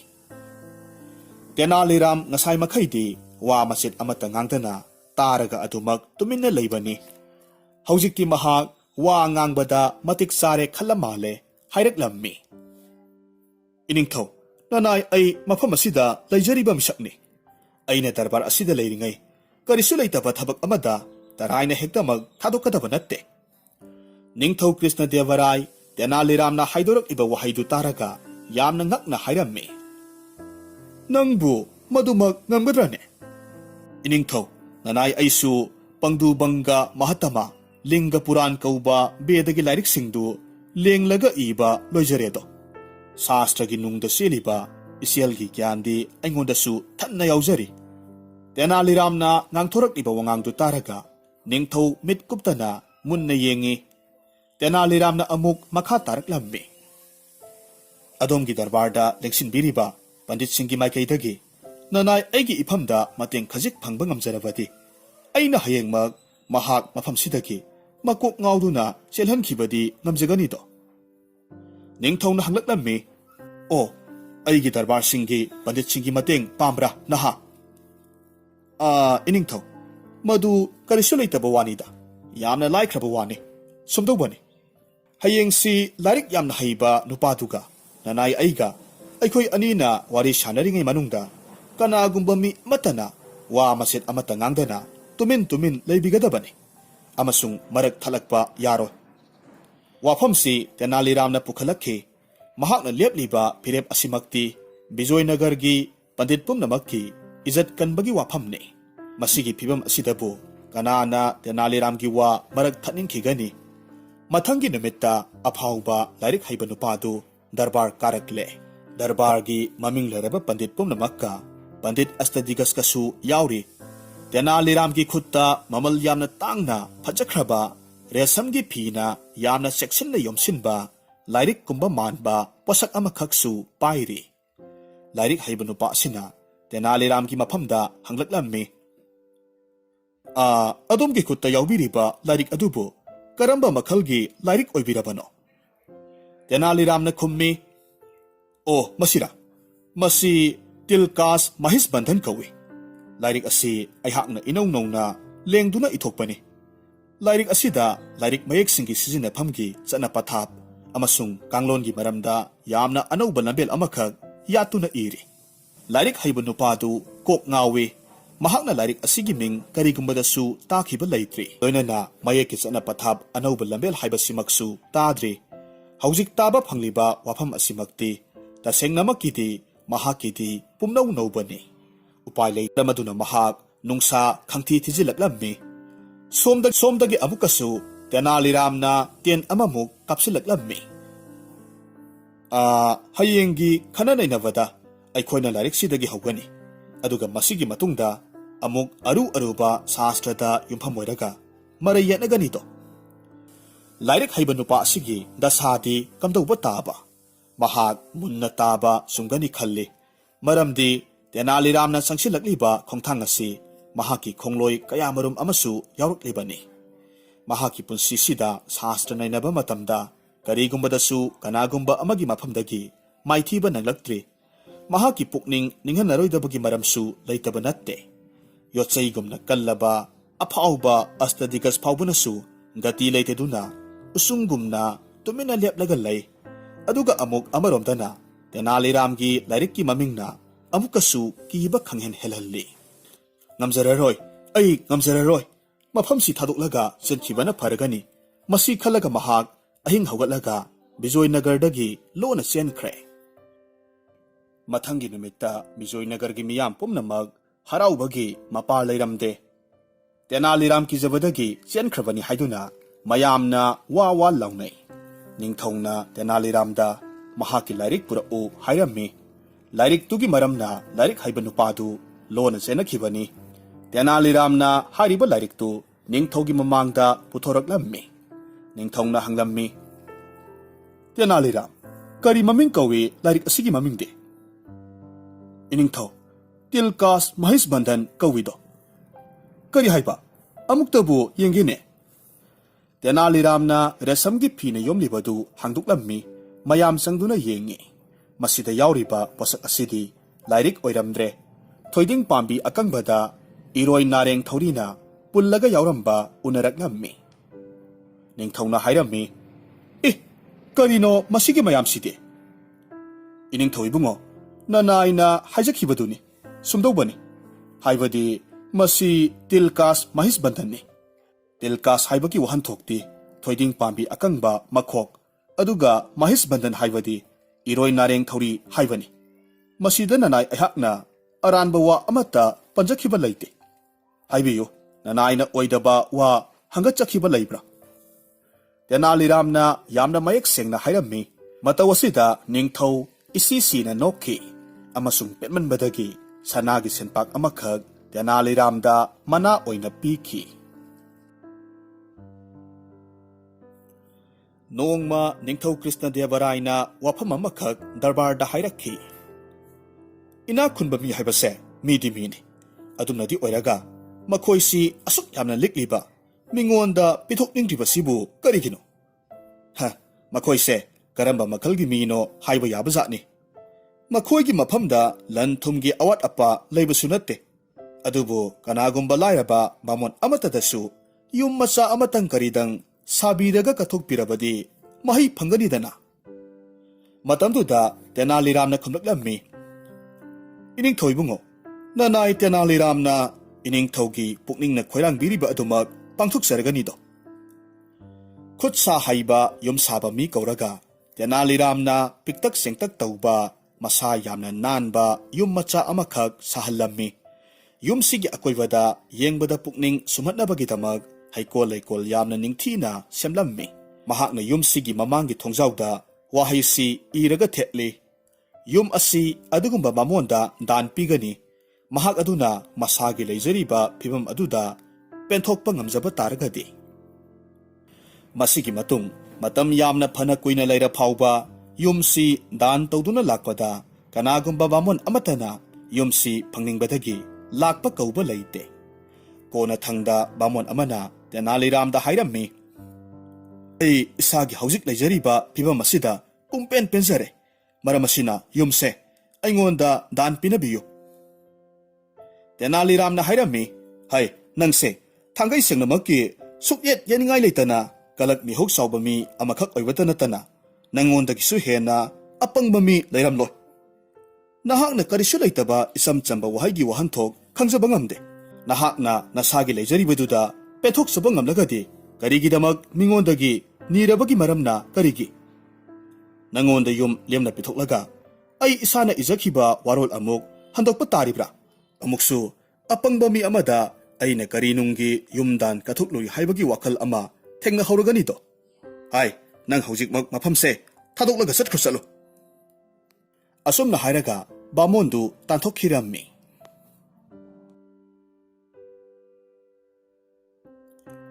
ꯅꯤꯡꯊꯧ ꯀ꯭ꯔꯤꯁꯅꯗꯦꯕꯔꯥꯏꯅ ꯔꯥꯖꯒꯨꯔꯨꯕꯨ ꯌꯥꯝꯅ ꯏꯀꯥꯏ ꯈꯨꯝꯅꯕ ꯎꯠꯇꯨꯅ ꯂꯣꯏꯅꯃꯤꯟꯅꯩ꯫ ꯃꯍꯥꯛꯅ ꯌꯥꯝꯅ ꯇꯣꯏꯅ ꯑꯈꯟꯅꯕ ꯆꯥꯛꯂꯦꯟ ꯁꯤꯜ लांꯗꯨꯅ ꯁꯅꯥ ꯁꯪꯒꯥꯏꯗ ꯆꯥꯛ ꯀꯧꯏ꯫ ꯆꯥꯛ ꯇꯣꯛꯂꯕ ꯃꯇꯨꯡ ꯁꯅꯥꯒꯤ ꯁꯦꯜꯌꯦꯛꯀꯤ ꯃꯊꯛꯇ ꯃꯃꯜ ꯌꯥꯝꯂꯕ ꯐꯤꯔꯣꯜꯅꯆꯤꯡꯕ ꯀꯠꯂꯒ ꯀꯥꯏꯅꯩ꯫ ꯅꯣꯡꯃ ꯅꯤꯡꯊꯧꯅ ꯇꯦꯅꯥꯂꯤꯔꯥꯝꯗ ꯍꯪꯉꯤ, ꯇꯦꯅꯥꯂꯤ, ꯅꯍꯥꯛꯀꯤꯁꯨ ꯒꯨꯔꯨꯒ ꯂꯩꯖꯂꯛꯆꯕ꯭ꯔꯣ? Tenaliramna khummi, Ahoy, iningthaw. Nanay aihaki Gurudeva konungsigi mapanda khangpoksang ama khalaga lai ninglaga lay. Aigi Gurudevadi lanthum amasung mingsatki thoidokpa mihouba laite. Masina maram oiraga mahakti konung manungda khak changakte. Madugi mahutta mahakti tuminna phamlaga mit ushilaga lai ninglaga lay. Tenaliramgi wa taraba matungda Ningthau Krishna Devarai mahaki wakhalda Hariba adugumba athoiba nupadu soidanamakki khurumge ninglammi. Ningthauna Tenaliramda mahaki Gurudevagi maramda wari wakhong tanarammi. Tenaliramna hairammi. Iningthau, nanay aina aigi Gurudevagi manakta soidanamak pujage. Masigi numit asida Tenaliram darbardagi halakpa matamda tan chanana mi amaga kok hek thengnei. Mahakna thengnariba misi hingnabagi lanphamda hingnanaba thabak thiduna koichat chatpa mini. Mahak thabak amata phangamde. Hariba misaksi Tenaliramna magi manakta kokshilli amasung sanagi selyek anikak piraga hairammi. Yengo nang uredana. Aina haiba induna karigumba thabak amakak tauba ngamlabadi. Aina haujik piriba masigi mathakta. Aina nangonda sanagi selyek kun pigadawribani. Nupadu sanagi selyek kun haibaduda khangprek khangi mamit khanglaw launa pangthoe mamit kopte aduk yaba sel phangbagi wadi thambu thamkisi mahaki punsida hariba selpham sidi amuktasu mitmakna uba phangdribani nupa asina haraungna singnaba leitana hai adomna takpirakpa thabak ama hekta ai pangthokpa ngamnaba honajage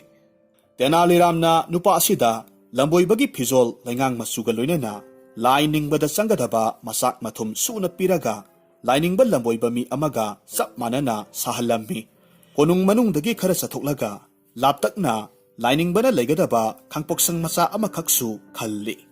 amasung maduda lining ba lamboiba saraga irena phamhalli Tenaliramna nupa asida yamnamak maru oiba amasung tangai fadana tawdaba yadraba adugi sumathakta karigumba soiduna kauthokpa yadraba sintha khara Seksinna taklammi. Sese, nahakna tawgadaba nathawse, karisunate. Yamnasu laiba, yamnasu lubani. Se, muna tawko ay nahariba se.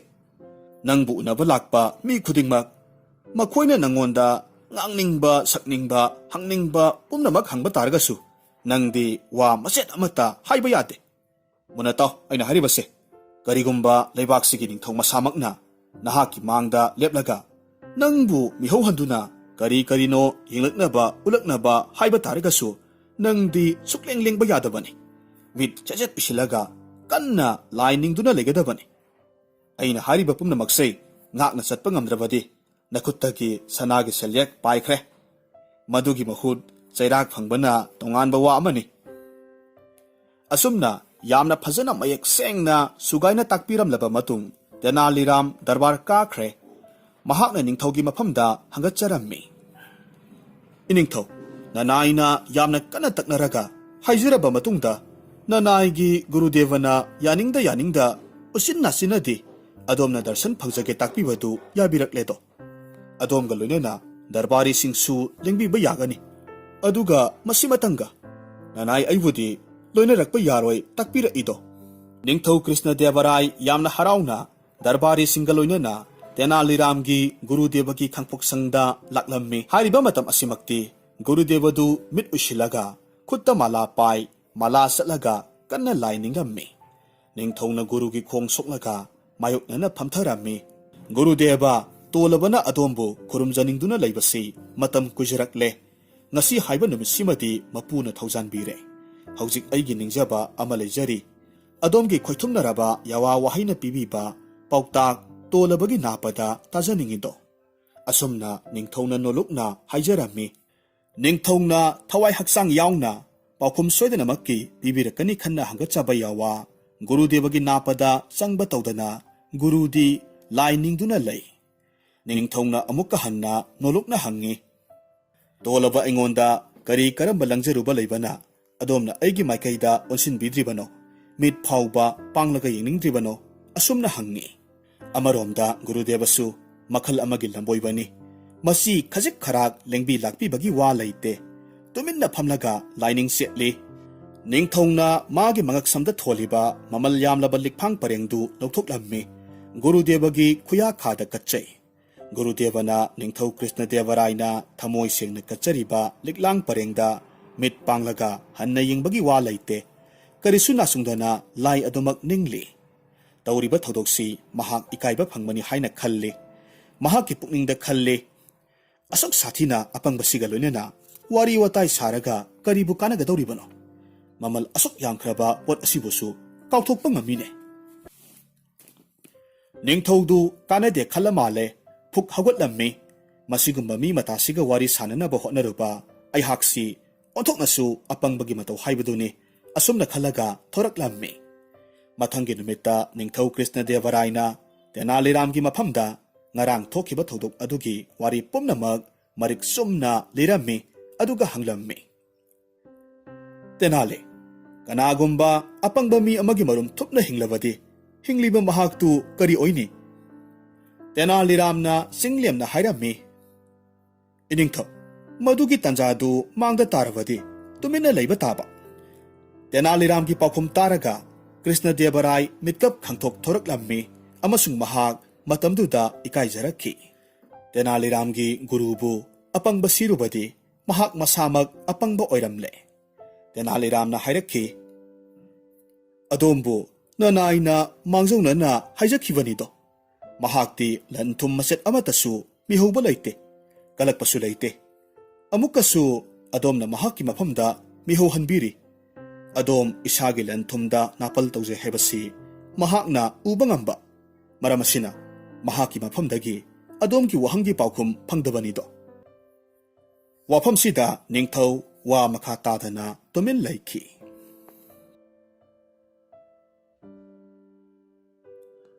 Ningthaurel Krishna Devarai mahaki darbari mayamga punna mifam amakak phamlammi khananainaba marakta ikhang khanghodana khang haiba haisingba amasung loksing leibagi maramda marai puthoraktuna maduda kanna marai taunarakhi masigi khudong saba tanja lauraga mantrina wafam amakak Ningthaurelgi mangda thangalaklammi iningthaugi darbar asida khang haiba haisingba amasung loksing leiba mi karisu awatpa leitabara khanjaido karigumbada makhoi khudingmakta tongan ba tanja phanganbiba taragadi aina iningthaugi mafamda hangachariba wafamsi summi lali haibadu mayek sengna khangbiganido Senapati nasu mantrigi wafamdu sawatlaga haire asumbamakni iningthau Tenaliramgi mamangda kanagumba amatana mahak masagi khangba haiba loksing pumnamak uthok sanabagi tanjadu thangai singnamakki phangba ngamde matam leiba khibikta mahakna marakta sap hekta leple Ningthaurel Krishna Devaraina thangalaklibu wakat pumnamak pukning sangna singliamna tarammi mahakna karino khara khallaba matung mayamda hairakhi phare ngasidi mayam pumnamakna isa isagi haisingba loksing mayam mamangda uthuk chanabagi tanja phanganbidi haiduna ningdol pumnaribadu koknabagi damak ai madugi tanjado soidanamak phanghallagedo aina Tenalirambu marakta amuk songthok hallaro masidagidi Ningthau Krishna Devaraina darbargi kasin amada thariba dhup aduda khudonbi thillaga hairei tu mayam ubiredana dhup asidagi karakliba maikhuse ubiredana masigi maikhusi aingonda khudup ani sangna pibiyo madu piba ngamlabadi aina mahak adubu Tenaliramdagisu hena loksing leiba misak amani haiduna lawgadawribani Ningthaurelna darbarda thamlakliba wafam aduda mayam pumnamak ngaknadaba yawkhide phare maikhubu matau karamna nap olaga lengdana thamba ngamni kanamatana nap onba ngamnade masida kanagumba darbari kharanadi sangsilaktuna angau aphaigi mataugum maikhu phananaba kanna hotnarammi karibu kanakabano maikhubu khutna paiba yaba potla lengdana leiba posak amasu natte ngaihak uru leiduna pairamlaba matung nungsitta tinjakhiba potni adum oinamak hotnabadi leplamde mamai thangda mamsilakle kanagumba mi amatanasu maikhu phaba ngamdre masi pumnamak yenglaba matung ꯅꯤꯡꯊꯧꯔꯦꯜ ꯅꯣꯛꯂꯝꯃꯤ ꯗꯔꯕꯥꯔꯤ ꯄꯨꯝꯅꯃꯛꯅ ꯍꯥꯏꯖꯔꯛꯈꯤ ꯏꯅꯤꯡꯊꯧ ꯃꯁꯤꯒꯤ ꯊꯕꯛꯁꯤ ꯇꯦꯅꯥꯂꯤꯔꯥꯝꯅ ꯉꯝꯕ ꯇꯥꯔꯒꯗꯤ ꯑꯩꯈꯣꯏ ꯄꯨꯝꯅꯃꯛꯅ ꯑꯃꯠꯇ ꯑꯣꯏꯅ ꯆꯞ ꯃꯥꯟꯅꯅ ꯑꯩꯈꯣꯏꯗꯒꯤ ꯍꯦꯟꯅ ꯃꯍꯥꯛꯅ ꯁꯤꯡꯕ ꯍꯦꯜꯂꯤ ꯂꯧꯒꯗꯧꯔꯤꯕꯅꯤ ꯀꯔꯤꯒꯨꯝꯕ ꯃꯍꯥꯛꯅ ꯃꯗꯨ ꯉꯝꯗꯕ ꯊꯣꯛꯂꯕꯗꯤ ꯃꯍꯥꯛꯁꯨ ꯑꯩꯈꯣꯏꯒ ꯆꯞ ꯃꯥꯟꯅꯩ ꯂꯧꯔꯒꯅꯤꯗꯣ ꯅꯤꯡꯊꯧ ꯀ꯭ꯔꯤꯁꯅꯗꯦꯕꯔꯥꯏ ꯇꯦꯅꯥꯂꯤꯗ ꯌꯦꯡꯂꯒ ꯍꯥꯏꯔꯛꯏ ꯇꯦꯅꯥꯂꯤꯔꯥꯝ ꯀꯝꯗꯧꯔꯤ ꯅꯪꯉꯣꯟꯗ ꯁꯤꯟꯅꯔꯛꯂꯤꯕ ꯃꯌꯥꯝꯁꯤ ꯅꯪ ꯌꯥꯕ꯭ꯔꯥ ꯇꯦꯅꯥꯂꯤꯔꯥꯝ ꯍꯧꯒꯠꯂꯒ ꯈꯨꯝꯃꯤ ꯏꯅꯤꯡꯊꯧ ꯍꯣꯠꯅꯔꯒ ꯌꯦꯡꯖꯒꯦ ꯃꯇꯝ ꯂꯩꯕ ꯈꯤꯕꯤꯛꯇ ꯏꯅꯤꯡꯊꯧꯒꯤ ꯌꯥꯊꯪꯇꯕꯨ ꯏꯀꯣꯛꯇ ꯊꯣꯡꯖꯔꯛꯄꯅꯤ ꯃꯗꯨ ꯉꯁꯤꯁꯨ ꯍꯥꯟꯅꯒꯤꯗꯨ ꯃꯉꯥꯏ ꯇꯦꯅꯥꯂꯤꯔꯥꯝꯅ ꯃꯅꯥꯏ ꯑꯃꯈꯛ ꯀꯧꯔꯒ ꯅꯥꯀꯣꯡꯗ ꯀꯔꯤꯅꯣ ꯈꯔ ꯃꯨꯔꯨꯝ ꯁꯣꯟꯈꯤ ꯇꯟꯅ ꯃꯅꯥꯏꯅ ꯈꯨꯗꯨꯞ ꯑꯅꯤ ꯁꯥꯡꯕ ꯂꯤꯛꯂꯤꯒꯤ ꯎꯇꯣꯡ ꯑꯃꯈꯛ ꯄꯨꯔꯒ ꯂꯥꯛꯏ ꯇꯦꯅꯥꯂꯤꯔꯥꯝꯅ ꯃꯅꯥꯏꯗꯒꯤ ꯂꯤꯛꯂꯤꯒꯤ ꯎꯇꯣꯡꯗꯨ ꯂꯧꯔꯝꯃꯤ ꯙꯨꯞꯀꯤ ꯃꯊꯛꯇ ꯀꯥꯔꯛꯂꯤꯕ ꯃꯩꯈꯨꯗꯨ ꯂꯤꯛꯂꯤꯒꯤ ꯎꯇꯣꯡ ꯃꯅꯨꯡꯗ ꯆꯪꯍꯜꯂꯝꯃꯤ ꯑꯁꯨꯝꯅ ꯉꯥꯏꯍꯥꯛꯀꯤ ꯃꯅꯨꯡꯗ ꯃꯩꯈꯨꯅ ꯎꯇꯣꯡ ꯃꯅꯨꯡꯗꯨ ꯄꯤꯛ ꯊꯟꯈ꯭ꯔꯦ ꯃꯩꯈꯨ ꯑꯁꯥꯡꯕ ꯃꯥꯅ ꯎꯔꯦ ꯃꯁꯤꯒꯤ ꯃꯇꯨꯡꯗ ꯇꯦꯅꯥꯂꯤꯔꯥꯝꯅ ꯎꯇꯣꯡꯒꯤ ꯃꯆꯤꯟ ꯆꯦꯠꯅ ꯃꯦꯟꯁꯤꯜꯂꯤ ꯅꯤꯡꯊꯧꯔꯦꯜꯒꯤ ꯈꯨꯠꯇ ꯄꯤꯔꯒ ꯍꯥꯏꯔꯝꯃꯤ ꯏꯅꯤꯡꯊꯧ ꯂꯩꯖꯔꯦ ꯅꯅꯥꯏꯅ ꯃꯩꯈꯨ ꯈꯨꯗꯨꯞ ꯑꯅꯤ ꯆꯞ ꯆꯥꯅ ꯁꯥꯡꯕ ꯁꯅꯥ ꯈꯨꯌꯥꯈꯥꯗ ꯀꯠꯆꯔꯤ ꯅꯤꯡꯊꯧ ꯀ꯭ꯔꯤꯁꯅꯗꯦꯕꯔꯥꯏ ꯅꯣꯛꯊꯣꯔꯛꯈꯤ ꯂꯣꯏꯅꯅ ꯃꯉꯛꯁꯝꯗ ꯁꯤꯔꯤꯕ ꯃꯅꯤꯒꯤ ꯂꯤꯛꯂꯥꯡ ꯄꯔꯦꯡꯗꯨ ꯂꯧꯊꯣꯛꯂꯝꯃꯤ ꯇꯦꯅꯥꯂꯤꯔꯥꯝꯒꯤ ꯉꯛꯁꯝꯗ ꯍꯨꯛꯂꯒ ꯍꯥꯏꯔꯛꯈꯤ ꯅꯍꯥꯛꯇꯤ ꯇꯁꯦꯡꯅꯃꯛ ꯈ꯭ꯋꯥꯏ ꯄꯨꯝꯅꯃꯛꯇꯒꯤ ꯄꯨꯡꯍꯦꯟ ꯍꯦꯟꯕ ꯂꯧꯁꯤꯡ ꯂꯩꯕ ꯃꯤꯅꯤ ꯊꯣꯛꯂꯤꯕ ꯊꯧꯗꯣꯛ ꯑꯁꯤꯅ ꯗꯔꯕꯥꯔꯤ ꯄꯨꯝꯅꯃꯛ ꯏꯀꯥꯏꯕꯅ ꯃꯃꯥꯏ ꯄꯨꯕ ꯉꯝꯅꯈꯤꯗꯦ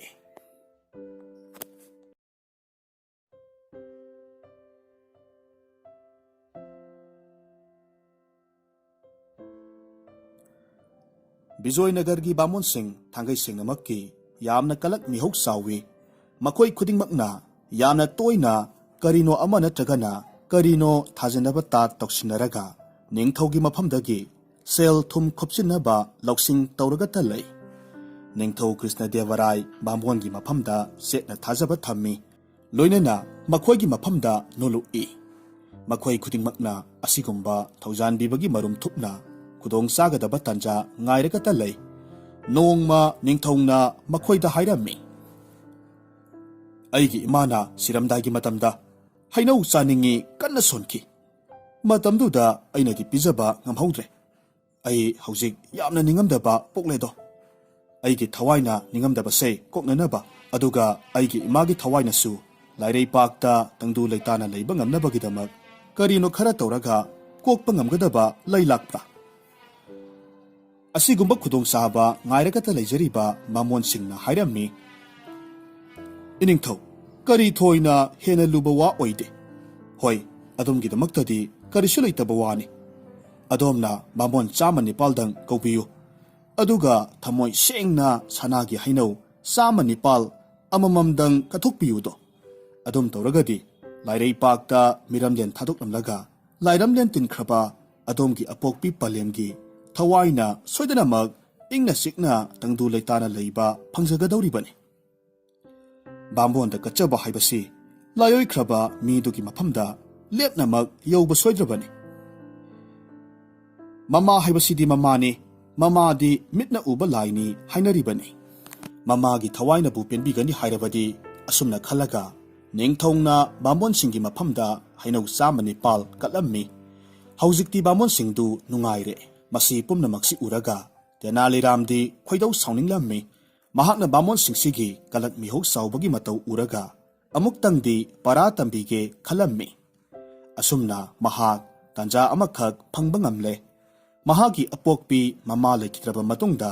ꯃꯍꯥꯛꯅ ꯕꯥꯃꯣꯟꯁꯤꯡꯕꯨ ꯃꯍꯥꯛꯀꯤ ꯃꯌꯨꯝꯗ ꯂꯦꯡꯕꯤꯔꯛꯅꯅꯕ ꯍꯥꯏꯖꯔꯝꯃꯤ ꯃꯔꯝꯅ ꯃꯍꯥꯛꯀꯤ ꯑꯄꯣꯛꯄꯤꯒꯤ ꯊꯋꯥꯏꯅ ꯇꯪꯗꯨ ꯂꯩꯇꯥꯅ ꯂꯩꯖꯕ ꯐꯪꯅꯕꯒꯤꯗꯃꯛ ꯀꯔꯤꯅꯣ ꯈꯔ ꯀꯠꯆꯅꯤꯡꯕꯗꯒꯤꯅꯤ ꯍꯥꯏꯔꯝꯃꯤ ꯑꯊꯨꯝ ꯑꯍꯥꯎ ꯃꯔꯥꯡ ꯀꯥꯏꯅ ꯆꯥꯕ ꯐꯪꯂꯅꯤ ꯂꯣꯏꯅꯅ ꯑꯇꯥꯡꯕ ꯄꯣꯠ ꯆꯩ ꯐꯪꯂꯒꯅꯤ ꯍꯥꯏꯕꯒꯤ ꯋꯥꯈꯜꯗ ꯃꯤꯍꯧ ꯆꯥꯎꯕ ꯕꯥꯃꯣꯟ 109ꯗꯨ ꯄꯨꯂꯞ ꯇꯦꯅꯥꯂꯤꯔꯥꯝꯒꯤ ꯌꯨꯝꯗ ꯊꯨꯡꯂꯔꯝꯃꯤ ꯂꯣꯏꯅꯅ ꯃꯥꯒꯤ ꯐꯝꯐꯝꯗ ꯂꯦꯡꯁꯤꯟꯗꯨꯅ ꯐꯝꯂꯔꯦ ꯈꯨꯗꯛꯇ ꯇꯦꯅꯥꯂꯤꯔꯥꯝꯅ ꯊꯣꯡꯖꯥꯎ ꯆꯦꯠ ꯄꯧꯔꯣꯟ ꯊꯥꯖꯤꯜꯂꯝꯃꯤ ꯃꯅꯥꯏ ꯃꯁꯜ ꯀꯧꯔꯒ ꯍꯥꯏꯔꯝꯃꯤ ꯍꯥꯏ ꯀꯔꯤ ꯇꯧꯔꯤ ꯆꯠꯂꯨ ꯃꯩ ꯏꯛꯄ ꯌꯣꯠꯆꯩꯁꯤꯡꯗꯨ ꯄꯨꯊꯣꯔꯛꯎ ꯕꯥꯃꯣꯟꯁꯤꯡꯒꯤ ꯃꯁꯥꯗ ꯆꯩꯐꯝ ꯊꯝꯃꯨ ꯕꯥꯃꯣꯟꯁꯤꯡ ꯀꯣꯛꯆꯥꯎꯕꯤ ꯐꯨꯡ ꯀꯥꯈꯤ ꯂꯋꯥꯏꯒꯤ ꯁꯝ ꯆꯞ ꯆꯞ ꯌꯨꯡꯉꯤ ꯀꯞꯄꯒ ꯂꯥꯎꯕꯒ ꯈꯣꯡꯕꯒ ꯄꯨꯝꯅꯤꯟ ꯅꯤꯜꯂꯤ ꯄꯨꯝꯅꯃꯛꯅ ꯀꯤꯖꯕꯗꯒꯤ ꯐꯨꯛ ꯐꯨꯛ ꯍꯧꯒꯠꯅꯗꯨꯅ ꯊꯣꯡꯖꯥꯎ ꯌꯦꯡꯂꯒ ꯍꯧ ꯊꯥꯗꯨꯅ ꯍꯣꯠꯇꯣꯛꯅꯔꯝꯃꯤ ꯁꯣꯝꯗꯅ ꯃꯅꯥꯏꯁꯤꯡꯅ ꯐꯥꯔꯒ ꯃꯩ ꯏꯛꯄ ꯌꯣꯠꯆꯩꯅ ꯑꯃꯃꯝꯇꯪ ꯑꯣꯏꯅ ꯀꯤꯠ ꯀꯤꯠ ꯅꯝꯂꯝꯃꯤ ꯗꯥꯛꯐꯝ ꯑꯃꯃꯝ ꯊꯝꯂꯝꯃꯤ ꯃꯁꯤꯒꯤ ꯊꯧꯗꯣꯛꯁꯤ ꯅꯤꯡꯊꯧꯒꯤ ꯅꯥꯀꯣꯡ ꯌꯧꯈꯤ ꯅꯤꯡꯊꯧ ꯃꯁꯥꯃꯛ ꯂꯥꯛꯂꯝꯃꯤ ꯑꯗꯨꯒ ꯕꯥꯃꯣꯟꯁꯤꯡꯕꯨ ꯀꯟꯕꯤꯔꯝꯃꯤ ꯃꯇꯥꯡꯁꯤꯗ ꯅꯤꯡꯊꯧꯅ ꯌꯥꯝꯅ ꯁꯥꯎꯅꯤꯡꯅ ꯍꯥꯏꯔꯝꯃꯤ ꯇꯦꯅꯥꯂꯤꯔꯥꯝ ꯀꯔꯤꯅꯣ ꯅꯍꯥꯛꯅ ꯇꯧꯔꯤꯕꯁꯦ ꯇꯦꯅꯥꯂꯤꯔꯥꯝꯅ ꯅꯣꯂꯨꯛꯅ ꯈꯨꯝꯃꯤ ꯏꯅꯤꯡꯊꯧ ꯏꯕꯨꯡꯉꯣ ꯅꯅꯥꯏꯒꯤ ꯄꯂꯦꯝꯗꯨ ꯃꯁꯥ ꯄꯨꯝꯕꯒꯤ ꯇꯥꯡ ꯇꯥꯡ ꯆꯤꯛꯄꯒꯤ ꯂꯩꯅꯥꯅ ꯅꯥꯈꯤꯕꯅꯤ ꯑꯩꯒꯤ ꯄꯂꯦꯝꯗꯨ ꯇꯥꯏꯕꯪ ꯊꯥꯗꯣꯛꯂꯝꯗꯥꯏ ꯃꯇꯝ ꯌꯧꯔꯛꯂ ꯐꯥꯎꯕꯗ ꯈꯥꯡꯕ ꯉꯝꯗꯅ ꯀꯟꯅ ꯆꯤꯛꯈꯤ ꯍꯥꯏ ꯆꯤꯛꯄ ꯈꯥꯡꯕ ꯋꯥꯃꯟꯕꯗꯒꯤ ꯃꯍꯥꯛꯅ ꯑꯁꯨꯝꯅ ꯅꯅꯥꯏ ꯑꯩꯕꯨ ꯆꯤꯡꯅ ꯌꯦꯡꯂꯒ ꯍꯥꯏꯕꯤꯗꯣ ꯑꯩꯒꯤ ꯑꯆꯤꯛꯄ ꯃꯐꯝꯁꯤꯡꯁꯤ ꯌꯦꯡꯂꯒ ꯌꯣꯠꯆꯩ ꯑꯃ ꯃꯩ ꯏꯛꯂꯒ ꯀꯤꯠ ꯀꯤꯠ ꯅꯝꯃꯨ ꯍꯥꯏꯔꯝꯃꯤ ꯑꯗꯨꯝꯅ ꯇꯧꯔꯕꯗꯤ ꯑꯆꯤꯛꯄꯁꯤꯡꯁꯤ ꯀꯣꯛꯈ꯭ꯔꯒꯅꯤ ꯋꯥꯗꯅ ꯅꯨꯡꯉꯥꯏꯅ ꯇꯥꯏꯕꯪꯄꯥꯟ ꯊꯥꯗꯣꯛꯈꯤꯒꯦ ꯍꯥꯏꯔꯝꯃꯤ ꯑꯩꯅ ꯃꯇꯝꯗꯨꯗ ꯁꯣꯜꯂꯕꯤ ꯏꯃꯥꯗꯨꯕꯨ ꯃꯇꯧ ꯀꯔꯝꯅ ꯅꯥꯏ ꯍꯥꯏꯗꯅ ꯃꯗꯨꯃꯛꯇꯤ ꯀꯔꯝꯅ ꯇꯧꯔꯨꯅꯤ ꯑꯗꯨꯝ ꯑꯣꯏꯅꯃꯛ ꯑꯩꯒꯤ ꯄꯂꯦꯝꯗ ꯍꯤꯡꯂꯤꯉꯩ ꯃꯇꯝꯗ ꯅꯤꯡꯖꯈꯤꯕ ꯑꯗꯨꯃꯛꯇꯤ ꯊꯨꯡꯍꯟꯖꯅꯤꯡꯕꯗꯒꯤ ꯅꯅꯥꯏꯅ ꯕꯥꯃꯣꯟꯁꯤꯡ ꯀꯧꯔꯒ ꯃꯩ ꯏꯛꯄ ꯌꯣꯠꯆꯩꯅ ꯊꯧꯒꯜ ꯇꯧꯖꯕꯅꯤ ꯀꯟꯅ ꯁꯥꯎꯔꯝꯕ ꯅꯤꯡꯊꯧ ꯈꯥꯡꯕ ꯉꯝꯗ꯭ꯔ ꯃꯥꯜꯂꯦ ꯅꯣꯛꯊꯣꯔꯛꯂꯝꯃꯤ ꯕꯥꯃꯣꯟꯁꯤꯡꯁꯨ ꯏꯀꯥꯏꯕꯅ ꯃꯔꯨ ꯂꯨꯛꯊꯈꯤ ꯑꯁꯨꯝꯅ ꯅꯨꯃꯤꯠꯇꯨꯃ ꯍꯧꯈ꯭ꯔꯦ ꯑꯔꯦꯝꯕ ꯐꯪꯅꯤꯡꯂꯨꯕꯒꯤ ꯃꯍꯩ ꯄꯨꯟꯁꯤ ꯆꯨꯞꯄ ꯅꯤꯡꯁꯤꯡꯗꯨꯅꯇ ꯂꯩꯔꯒꯗꯕ ꯃꯩ ꯏꯛꯄ ꯌꯣꯠꯆꯩꯅ ꯃꯁꯥꯗ ꯗꯥꯛꯐꯝ ꯐꯪꯂꯕ ꯕꯥꯃꯣꯟ ꯃꯌꯥꯝꯅ ꯇꯦꯅꯥꯂꯤꯔꯥꯝꯒꯤ ꯊꯛꯁꯤ ꯈꯥꯁꯤ ꯅꯥꯏꯗꯕ ꯊꯧꯒꯜꯂꯣꯟ ꯈꯪꯗꯕꯒꯤ ꯊꯧꯗꯣꯛꯇꯨꯗ ꯄꯦꯟꯗꯕꯒꯤ ꯋꯥꯀꯠ ꯄꯨꯔꯒ ꯔꯥꯖꯒꯨꯔꯨꯒꯤ ꯃꯅꯥꯛꯇ ꯆꯤꯔꯣꯜ ꯇꯧꯕ ꯂꯥꯛꯏ ꯔꯥꯖꯒꯨꯔꯨꯗꯤ ꯀꯨꯏꯔꯕꯅꯤ ꯇꯦꯅꯥꯂꯤꯔꯥꯝꯗ ꯂꯃꯟ ꯈꯨꯝꯅꯤꯡꯕꯗꯒꯤ ꯑꯁꯦꯡꯕ ꯇꯟꯖꯥ ꯌꯦꯡꯂꯒ ꯉꯥꯏꯔꯛꯄꯁꯤ ꯅꯨꯡꯉꯥꯏꯔꯦ ꯄꯦꯜꯂꯦ ꯍꯧꯖꯤꯛꯇꯤ ꯃꯗꯨꯒꯤ ꯇꯥꯟꯐꯝꯗꯨ ꯐꯪꯂꯕꯅꯤꯅ ꯔꯥꯖꯒꯨꯔꯨ ꯑꯃꯁꯨꯡ ꯕꯥꯃꯣꯟ ꯃꯌꯥꯝ ꯀꯣꯛ ꯆꯨꯡꯁꯤꯟꯅꯔꯝꯃꯤ ꯇꯦꯅꯥꯂꯤꯔꯥꯝꯕꯨ ꯄꯔꯥ ꯑꯃ ꯇꯝꯕꯤꯅꯕꯒꯤꯗꯃꯛ ꯄꯥꯝꯕꯩ ꯑꯃꯈꯛ ꯊꯤꯔꯝꯃꯤ ꯀꯥꯏꯅꯊꯪꯗ ꯄꯥꯝꯕꯩ ꯑꯃꯈꯛ ꯐꯪꯂꯦ ꯃꯗꯨꯗꯤ ꯔꯥꯖꯒꯨꯔꯨꯅ ꯇꯦꯅꯥꯂꯤꯔꯥꯝꯕꯨ ꯃꯍꯥꯛ ꯃꯁꯥꯒꯤ ꯁꯦꯕꯛ ꯑꯃ ꯑꯣꯏꯅ ꯂꯧꯁꯤꯟꯅꯅꯕ ꯇꯥꯠ ꯇꯧꯁꯤꯟꯅꯕ ꯃꯁꯤꯒꯤ ꯃꯊꯪꯗ ꯆꯠꯅ ꯄꯊꯥꯞꯀꯤ ꯃꯇꯨꯡ ꯏꯟꯅ ꯃꯍꯥꯛꯀꯤ ꯃꯁꯥꯗ ꯗꯥꯛ ꯇꯥꯍꯟꯕ ꯗꯥꯛꯐꯝꯁꯤ ꯇꯥꯍꯟꯅꯕꯒꯤꯗꯃꯛ ꯇꯤꯡꯈꯠꯇꯅ ꯅꯝꯕ ꯃꯇꯝ ꯑꯗꯨꯗ ꯅꯋꯥ ꯑꯉꯥꯡꯅ ꯑꯃꯥꯡꯕ ꯕ꯭ꯔꯤ ꯕ꯭ꯔꯤ ꯆꯤꯠꯄꯒꯨꯝ ꯆꯤꯠꯍꯟꯕ ꯃꯁꯤ ꯂꯣꯏꯔꯕ ꯃꯇꯨꯡꯗ ꯔꯥꯖꯒꯨꯔꯨꯅ ꯑꯃꯨꯛ ꯅꯍꯥꯛꯇꯤ ꯑꯇꯣꯟꯕ ꯁꯥꯒꯩꯒꯤ ꯕꯥꯃꯣꯟꯅꯤ ꯅꯍꯥꯛ ꯑꯩꯒꯤ ꯁꯦꯕꯛ ꯑꯣꯏꯕ ꯌꯥꯔꯣꯏ ꯍꯥꯏꯗꯨꯅ ꯏꯟꯊꯣꯛꯄ ꯑꯁꯨꯝ ꯍꯥꯏꯅ ꯇꯦꯅꯥꯂꯤꯔꯥꯝꯗ ꯂꯃꯟ ꯈꯨꯝꯒꯗꯕꯅꯤ ꯈꯟꯅꯔꯝꯃꯤ ꯃꯁꯤꯒꯤ ꯊꯧꯔꯥꯡꯁꯤ ꯃꯈꯣꯏ 109 ꯈꯛ ꯅꯠꯇꯅ ꯑꯇꯣꯞꯄ ꯀꯅꯥꯃꯠꯇ ꯇꯥꯍꯜꯂꯝꯗꯦ ꯃꯈꯣꯏ ꯄꯨꯝꯅꯃꯛꯅ ꯇꯦꯅꯥꯂꯤꯔꯥꯝꯗ ꯂꯃꯟ ꯈꯨꯝꯅꯤꯡꯕꯒꯤ ꯃꯌꯥꯏꯅ ꯉꯥꯏꯉꯝꯗꯅ ꯉꯥꯏꯔꯝꯃꯤ ꯊꯧꯔꯥꯡꯒꯤ ꯃꯇꯨꯡ ꯏꯟꯅ ꯔꯥꯖꯒꯨꯔꯨꯅ ꯅꯣꯡꯃ ꯇꯦꯅꯥꯂꯤꯔꯥꯝꯕꯨ ꯃꯍꯥꯛꯀꯤ ꯃꯅꯥꯛꯇ ꯀꯧꯔꯝꯃꯤ ꯑꯗꯨꯒ ꯍꯥꯏꯔꯝꯃꯤ ꯔꯥꯝꯂꯤꯡꯒ ꯅꯍꯥꯛꯀꯤ ꯚꯛꯇꯤ ꯑꯃꯁꯨꯡ ꯒ꯭ꯌꯥꯟ ꯎꯔꯒ ꯅꯪꯕꯨ ꯁꯦꯕꯛ ꯑꯃ ꯑꯣꯏꯅ ꯂꯧꯁꯤꯟꯕ ꯄꯥꯝꯃꯤꯗꯣ ꯔꯥꯖꯒꯨꯔꯨꯅ ꯍꯥꯏꯔꯛꯂꯤꯕ ꯋꯥꯐꯝꯁꯤꯗ ꯆꯤꯡꯅꯕ ꯑꯃꯗꯤ ꯐꯥꯎꯗꯕ ꯅꯠꯇꯦ ꯃꯅꯨꯡꯗ ꯀꯔꯤꯅꯣ ꯑꯃꯗꯤ ꯂꯣꯠꯂꯤ ꯍꯥꯏꯕꯁꯤ ꯈꯪꯕ ꯉꯝꯃꯤ ꯑꯗꯨꯅꯗꯤ ꯑꯣꯏꯔꯒ ꯌꯥꯅꯤꯡꯕ ꯃꯥꯟꯅꯅꯕ ꯁꯥꯁꯤꯟꯅꯔꯒ ꯒꯨꯔꯨꯒꯤ ꯋꯥꯐꯝꯗ ꯍꯔꯥꯎꯕ ꯎꯠꯂꯤ ꯃꯍꯥꯛꯅ ꯀꯟꯅ ꯄꯥꯝꯁꯤꯟꯅꯕ ꯁꯥꯔꯒ ꯍꯥꯏꯔꯝꯃꯤ ꯔꯥꯖꯒꯨꯔꯨ ꯅꯨꯡꯉꯥꯏꯖꯔꯦ ꯑꯗꯣꯝꯅ ꯑꯩꯕꯨ ꯀꯩꯗꯧꯉꯩ ꯁꯦꯕꯛ ꯑꯣꯏꯅ ꯂꯧꯁꯤꯟꯕꯤꯒꯗꯧꯔꯤꯕꯅꯣ ꯃꯊꯪꯒꯤ ꯏꯔꯥꯏ ꯅꯨꯃꯤꯠꯁꯦ ꯌꯥꯝꯅ ꯐꯕ ꯅꯨꯃꯤꯠꯅꯤ ꯅꯨꯃꯤꯠ ꯑꯁꯤꯗ ꯌꯥꯝꯅ ꯁꯦꯡꯅ ꯏꯔꯨ ꯃꯥꯏꯊꯖꯔꯕ ꯃꯇꯨꯡꯗ ꯅꯉꯣꯟꯗ ꯃꯃꯜ ꯌꯥꯝꯂꯕ ꯕꯅꯕꯥꯁꯤꯒꯤ ꯔꯦꯁꯝꯒꯤ ꯐꯤꯖꯣꯜ ꯁꯦꯠ ꯆꯥꯍꯟꯒꯗꯧꯔꯤꯕꯅꯤ ꯃꯗꯨ ꯑꯩꯒꯤ ꯃꯥꯏꯀꯩꯗꯒꯤ ꯈꯨꯗꯣꯜꯅꯤ ꯃꯁꯤꯒꯤꯁꯨ ꯃꯊꯛꯇ ꯈꯨꯗꯣꯜ ꯄꯣꯠ ꯑꯣꯏꯅ ꯑꯩꯅ ꯅꯉꯣꯟꯗ ꯁꯅꯥꯒꯤ ꯁꯦꯜꯌꯦꯛ 100ꯁꯨ ꯄꯤꯒꯅꯤ ꯃꯁꯤꯒꯤ ꯃꯇꯨꯡꯗ ꯅꯪ ꯑꯩꯒꯤ ꯁꯦꯕꯛ ꯑꯣꯏꯕ ꯑꯗꯨꯃꯛ ꯌꯥꯔꯦ ꯇꯦꯅꯥꯂꯤꯔꯥꯝꯅ ꯌꯥꯝꯅ ꯅꯨꯡꯉꯥꯏꯖꯩ ꯍꯥꯏꯔꯝꯂꯒ ꯆꯠꯈꯤ ꯃꯍꯥꯛꯀꯤ ꯋꯥꯔꯤ ꯄꯨꯝꯅꯃꯛ ꯅꯨꯄꯤꯗ ꯇꯝꯂꯝꯃꯤ ꯑꯗꯨꯒ ꯍꯥꯏꯔꯝꯃꯤ ꯁꯨꯛꯁꯣꯏ ꯁꯣꯏꯗꯅꯃꯛꯀꯤ ꯃꯁꯤꯒꯤ ꯃꯤꯐꯠ ꯑꯁꯤꯒꯤ ꯄꯨꯛꯅꯤꯡꯗ ꯀꯔꯤꯒꯨꯝꯕ ꯑꯃꯣꯠꯄ ꯈꯔꯗꯤ ꯂꯩꯔꯦ ꯅꯨꯄꯤꯅ ꯍꯥꯏꯔꯝꯃꯤ ꯀꯔꯤꯒꯤꯅꯣ ꯅꯪꯅ ꯃꯉꯣꯟꯗ ꯃꯍꯥꯛꯀꯤ ꯁꯦꯕꯣꯛ ꯑꯣꯏꯒꯦ ꯍꯥꯏꯅ ꯌꯥꯔꯨꯔꯤꯕꯣ ꯍꯦꯔꯥ ꯀꯔꯤꯁꯨ ꯊꯣꯏꯅ ꯅꯨꯡꯉꯥꯡꯅꯤꯡꯉꯥꯏꯗꯤ ꯂꯩꯇꯦꯗ ꯔꯥꯖꯒꯨꯔꯨꯅ ꯔꯥꯖꯒꯨꯔꯨꯅꯤ ꯑꯩꯅ ꯑꯩꯅꯤꯗꯅ ꯑꯗꯨꯝ ꯈꯪꯒꯗꯕ ꯂꯩꯔꯦ ꯑꯗꯨꯗꯤ ꯅꯪꯗꯤ ꯀꯔꯤ ꯇꯧꯒꯦ ꯈꯟꯕꯤꯔꯤꯕ ꯍꯣ ꯃꯈꯣꯏ 114 ꯑꯩꯅ ꯌꯨꯝꯗ ꯕꯥꯔꯇꯣꯟ ꯇꯧꯔꯒ ꯀꯧꯈꯤꯕꯗꯣ ꯃꯈꯣꯏꯁꯤꯡꯗꯨꯒ ꯂꯣꯏꯅꯅ ꯄꯨꯟꯅ ꯌꯥꯝꯅ ꯂꯣꯟꯅ ꯔꯥꯖꯒꯨꯔꯨꯒꯤ ꯌꯨꯝꯗ ꯋꯥ ꯑꯃꯈꯛ ꯈꯟꯅꯈꯤꯌꯦ ꯃꯈꯣꯏꯅ ꯂꯣꯟꯅ ꯈꯟꯅꯈꯤꯕꯗꯨꯒꯤ ꯑꯀꯨꯞꯄ ꯃꯔꯣꯜꯗꯣ ꯈꯪꯕ ꯉꯝꯅꯕꯒꯤ ꯄꯥꯝꯕꯩꯗꯣ ꯑꯩꯒꯤ ꯅꯥꯛꯇ ꯂꯩ ꯃꯈꯣꯏ ꯕꯥꯃꯣꯟꯁꯤꯡꯗꯨꯒꯤ ꯃꯔꯛꯇ ꯁꯣꯝꯌꯥꯖꯨꯂꯨ ꯀꯧꯕ ꯑꯃꯈꯛ ꯌꯥꯎꯔꯤꯌꯦ ꯍꯧꯖꯤꯛꯃꯛ ꯃꯥꯒꯤ ꯅꯨꯄꯤꯗꯣ ꯀꯨꯝꯊꯥ ꯁꯨꯔꯦ ꯑꯉꯥꯡ ꯎꯅꯒꯗꯕꯒꯤ ꯃꯇꯝ ꯉꯥꯏꯔꯤꯕꯅꯤ ꯃꯍꯥꯛꯀꯤꯗꯤ ꯁꯦꯜ ꯄꯥꯏ ꯅꯥꯇꯠꯄꯤ ꯑꯃꯠꯇ ꯐꯥꯎꯕꯁꯨ ꯂꯩꯇꯕꯅꯤ ꯑꯩꯅ ꯃꯉꯣꯟꯗ ꯁꯅꯥꯒꯤ ꯁꯦꯜꯌꯦꯛ 10 ꯄꯤꯔꯒ ꯃꯉꯣꯟꯗ ꯋꯥ ꯄꯨꯝꯅꯃꯛ ꯍꯪꯕ ꯇꯥꯔꯒꯗꯤ ꯃꯊꯟꯇ ꯑꯣꯔꯣ ꯍꯩꯗꯣꯛꯆꯔꯛꯂꯒꯗꯕꯅꯤ ꯑꯗꯨꯒ ꯌꯦꯡꯉꯨ ꯃꯁꯤꯒꯤ ꯔꯥꯖꯒꯨꯔꯨ ꯃꯆꯥꯁꯦ ꯑꯩꯅ ꯁꯦꯝꯗꯣꯛꯀꯦ ꯇꯦꯅꯥꯂꯤꯔꯥꯝ ꯁꯣꯝꯌꯥꯖꯨꯂꯨꯒꯤ ꯃꯅꯥꯛꯇ ꯆꯠꯈ꯭ꯔꯦ ꯀꯅꯥꯒꯤ ꯃꯇꯦꯡ ꯐꯪꯖꯗ꯭ꯔꯕ ꯃꯔꯥꯏꯕꯛ ꯊꯤꯔꯕꯗꯨꯒꯤ ꯃꯊꯛꯇ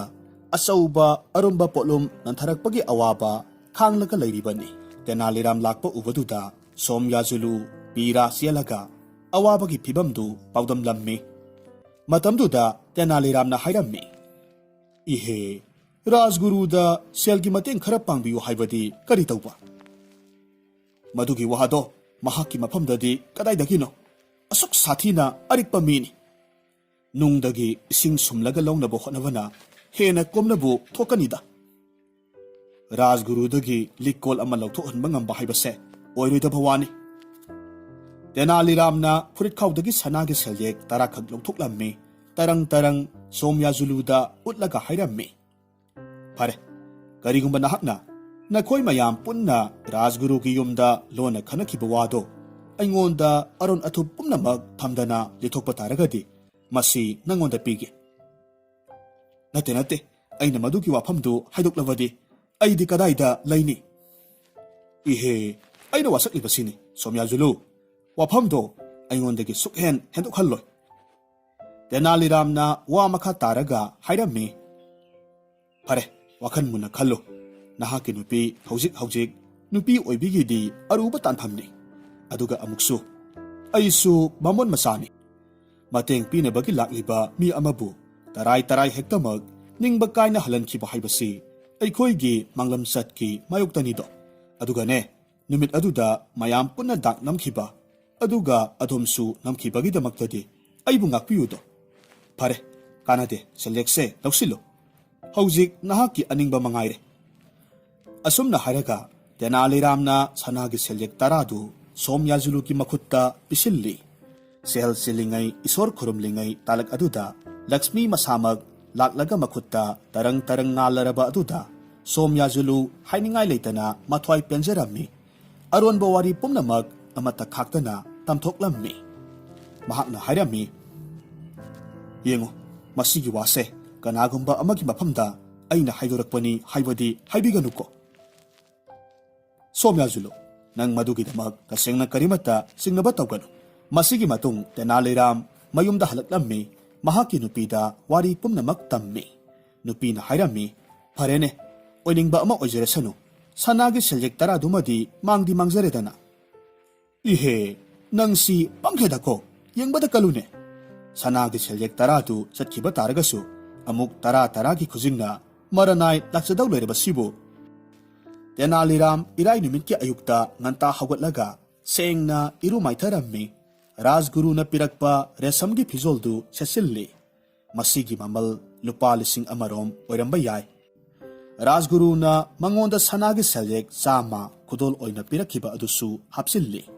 ꯍꯧꯖꯤꯛ ꯃꯁꯥꯗ ꯗꯥꯛ ꯅꯝꯕꯒꯤ ꯆꯠꯅ ꯄꯊꯥꯞ ꯃꯄꯨꯡ ꯐꯥꯅ ꯄꯥꯡꯊꯣꯛꯅꯕꯒꯤꯗꯃꯛ ꯄꯥꯂꯤ ꯂꯥꯛꯂꯦ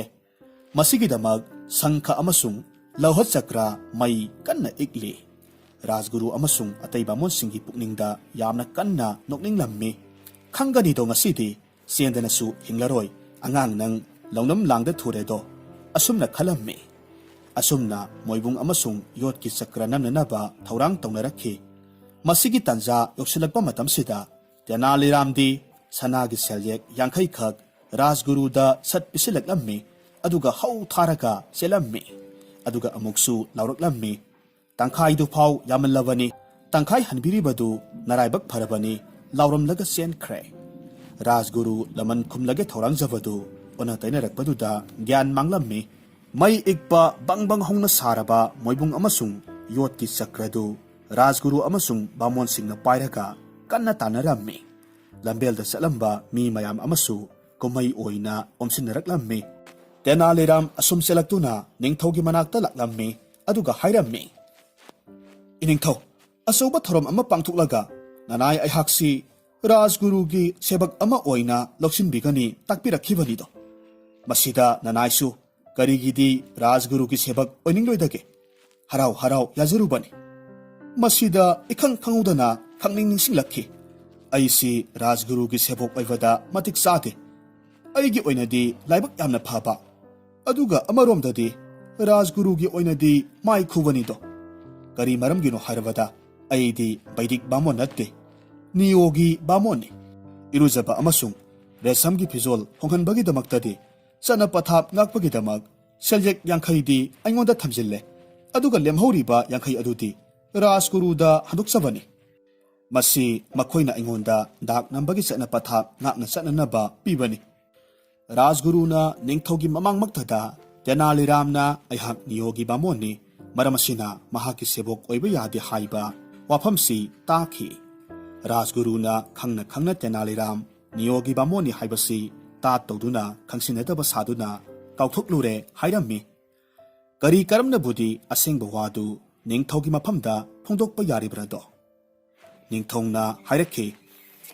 Tenaliram hairiba nupase puksiel yamna sauba loinana puksiel su yamna sengba misakni. Mahaksi thagatpada matik sai hai. Mangonda lanaba leitana mana pigadabani. Mataw asumna hairiba numisimasu Tenaliramna ngamki.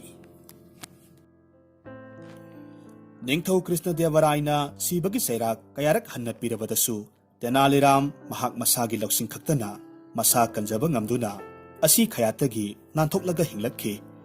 Masigumba akibagi thawdok kayamarumsi toina thengnamanbadagi karigumba kanda masa matomta kijaba phaurakhi. Karigumba handak mukka laibak thidana sibagi sairak pirakpa thoklabadi nantoktuna hingba ngambagi thajaba mangsilaklammi. Masigumba akiba sairak sidagi matam laiba kibiki oina kokpa phangnabagidamak pambai kanna thirammi. Kona thangda mahakna Ningthaw Krishnadevarai khaktanatana Rajguru busu yaungna makhoi ani wasak hananabagi pambai amakhak phangle. Mabuk ningdamadu pangthuklage khalammi. Ningthaw Krishnadevarai masagi sahi matang yengmak yengdana tan sadana masak matau yamna phajabi tagat mathot karaklibi laisabi masa kanna luhongningbagi apamba lairi haibasi Tenaliramna hotrong hona uba ngammi. Masigi wakhalsi Rajgurusu adumangai. Makhoi ani tinabada lamba sanai amanasu hende amanasu tade. Masi pumnamak ningthina khanglaba Tenaliramna khudong saba launabagidamag ahanba maktada mahakna Rajgurugi yumda khoi chopa laklammi. Mahakna yamna tuminna hairammi.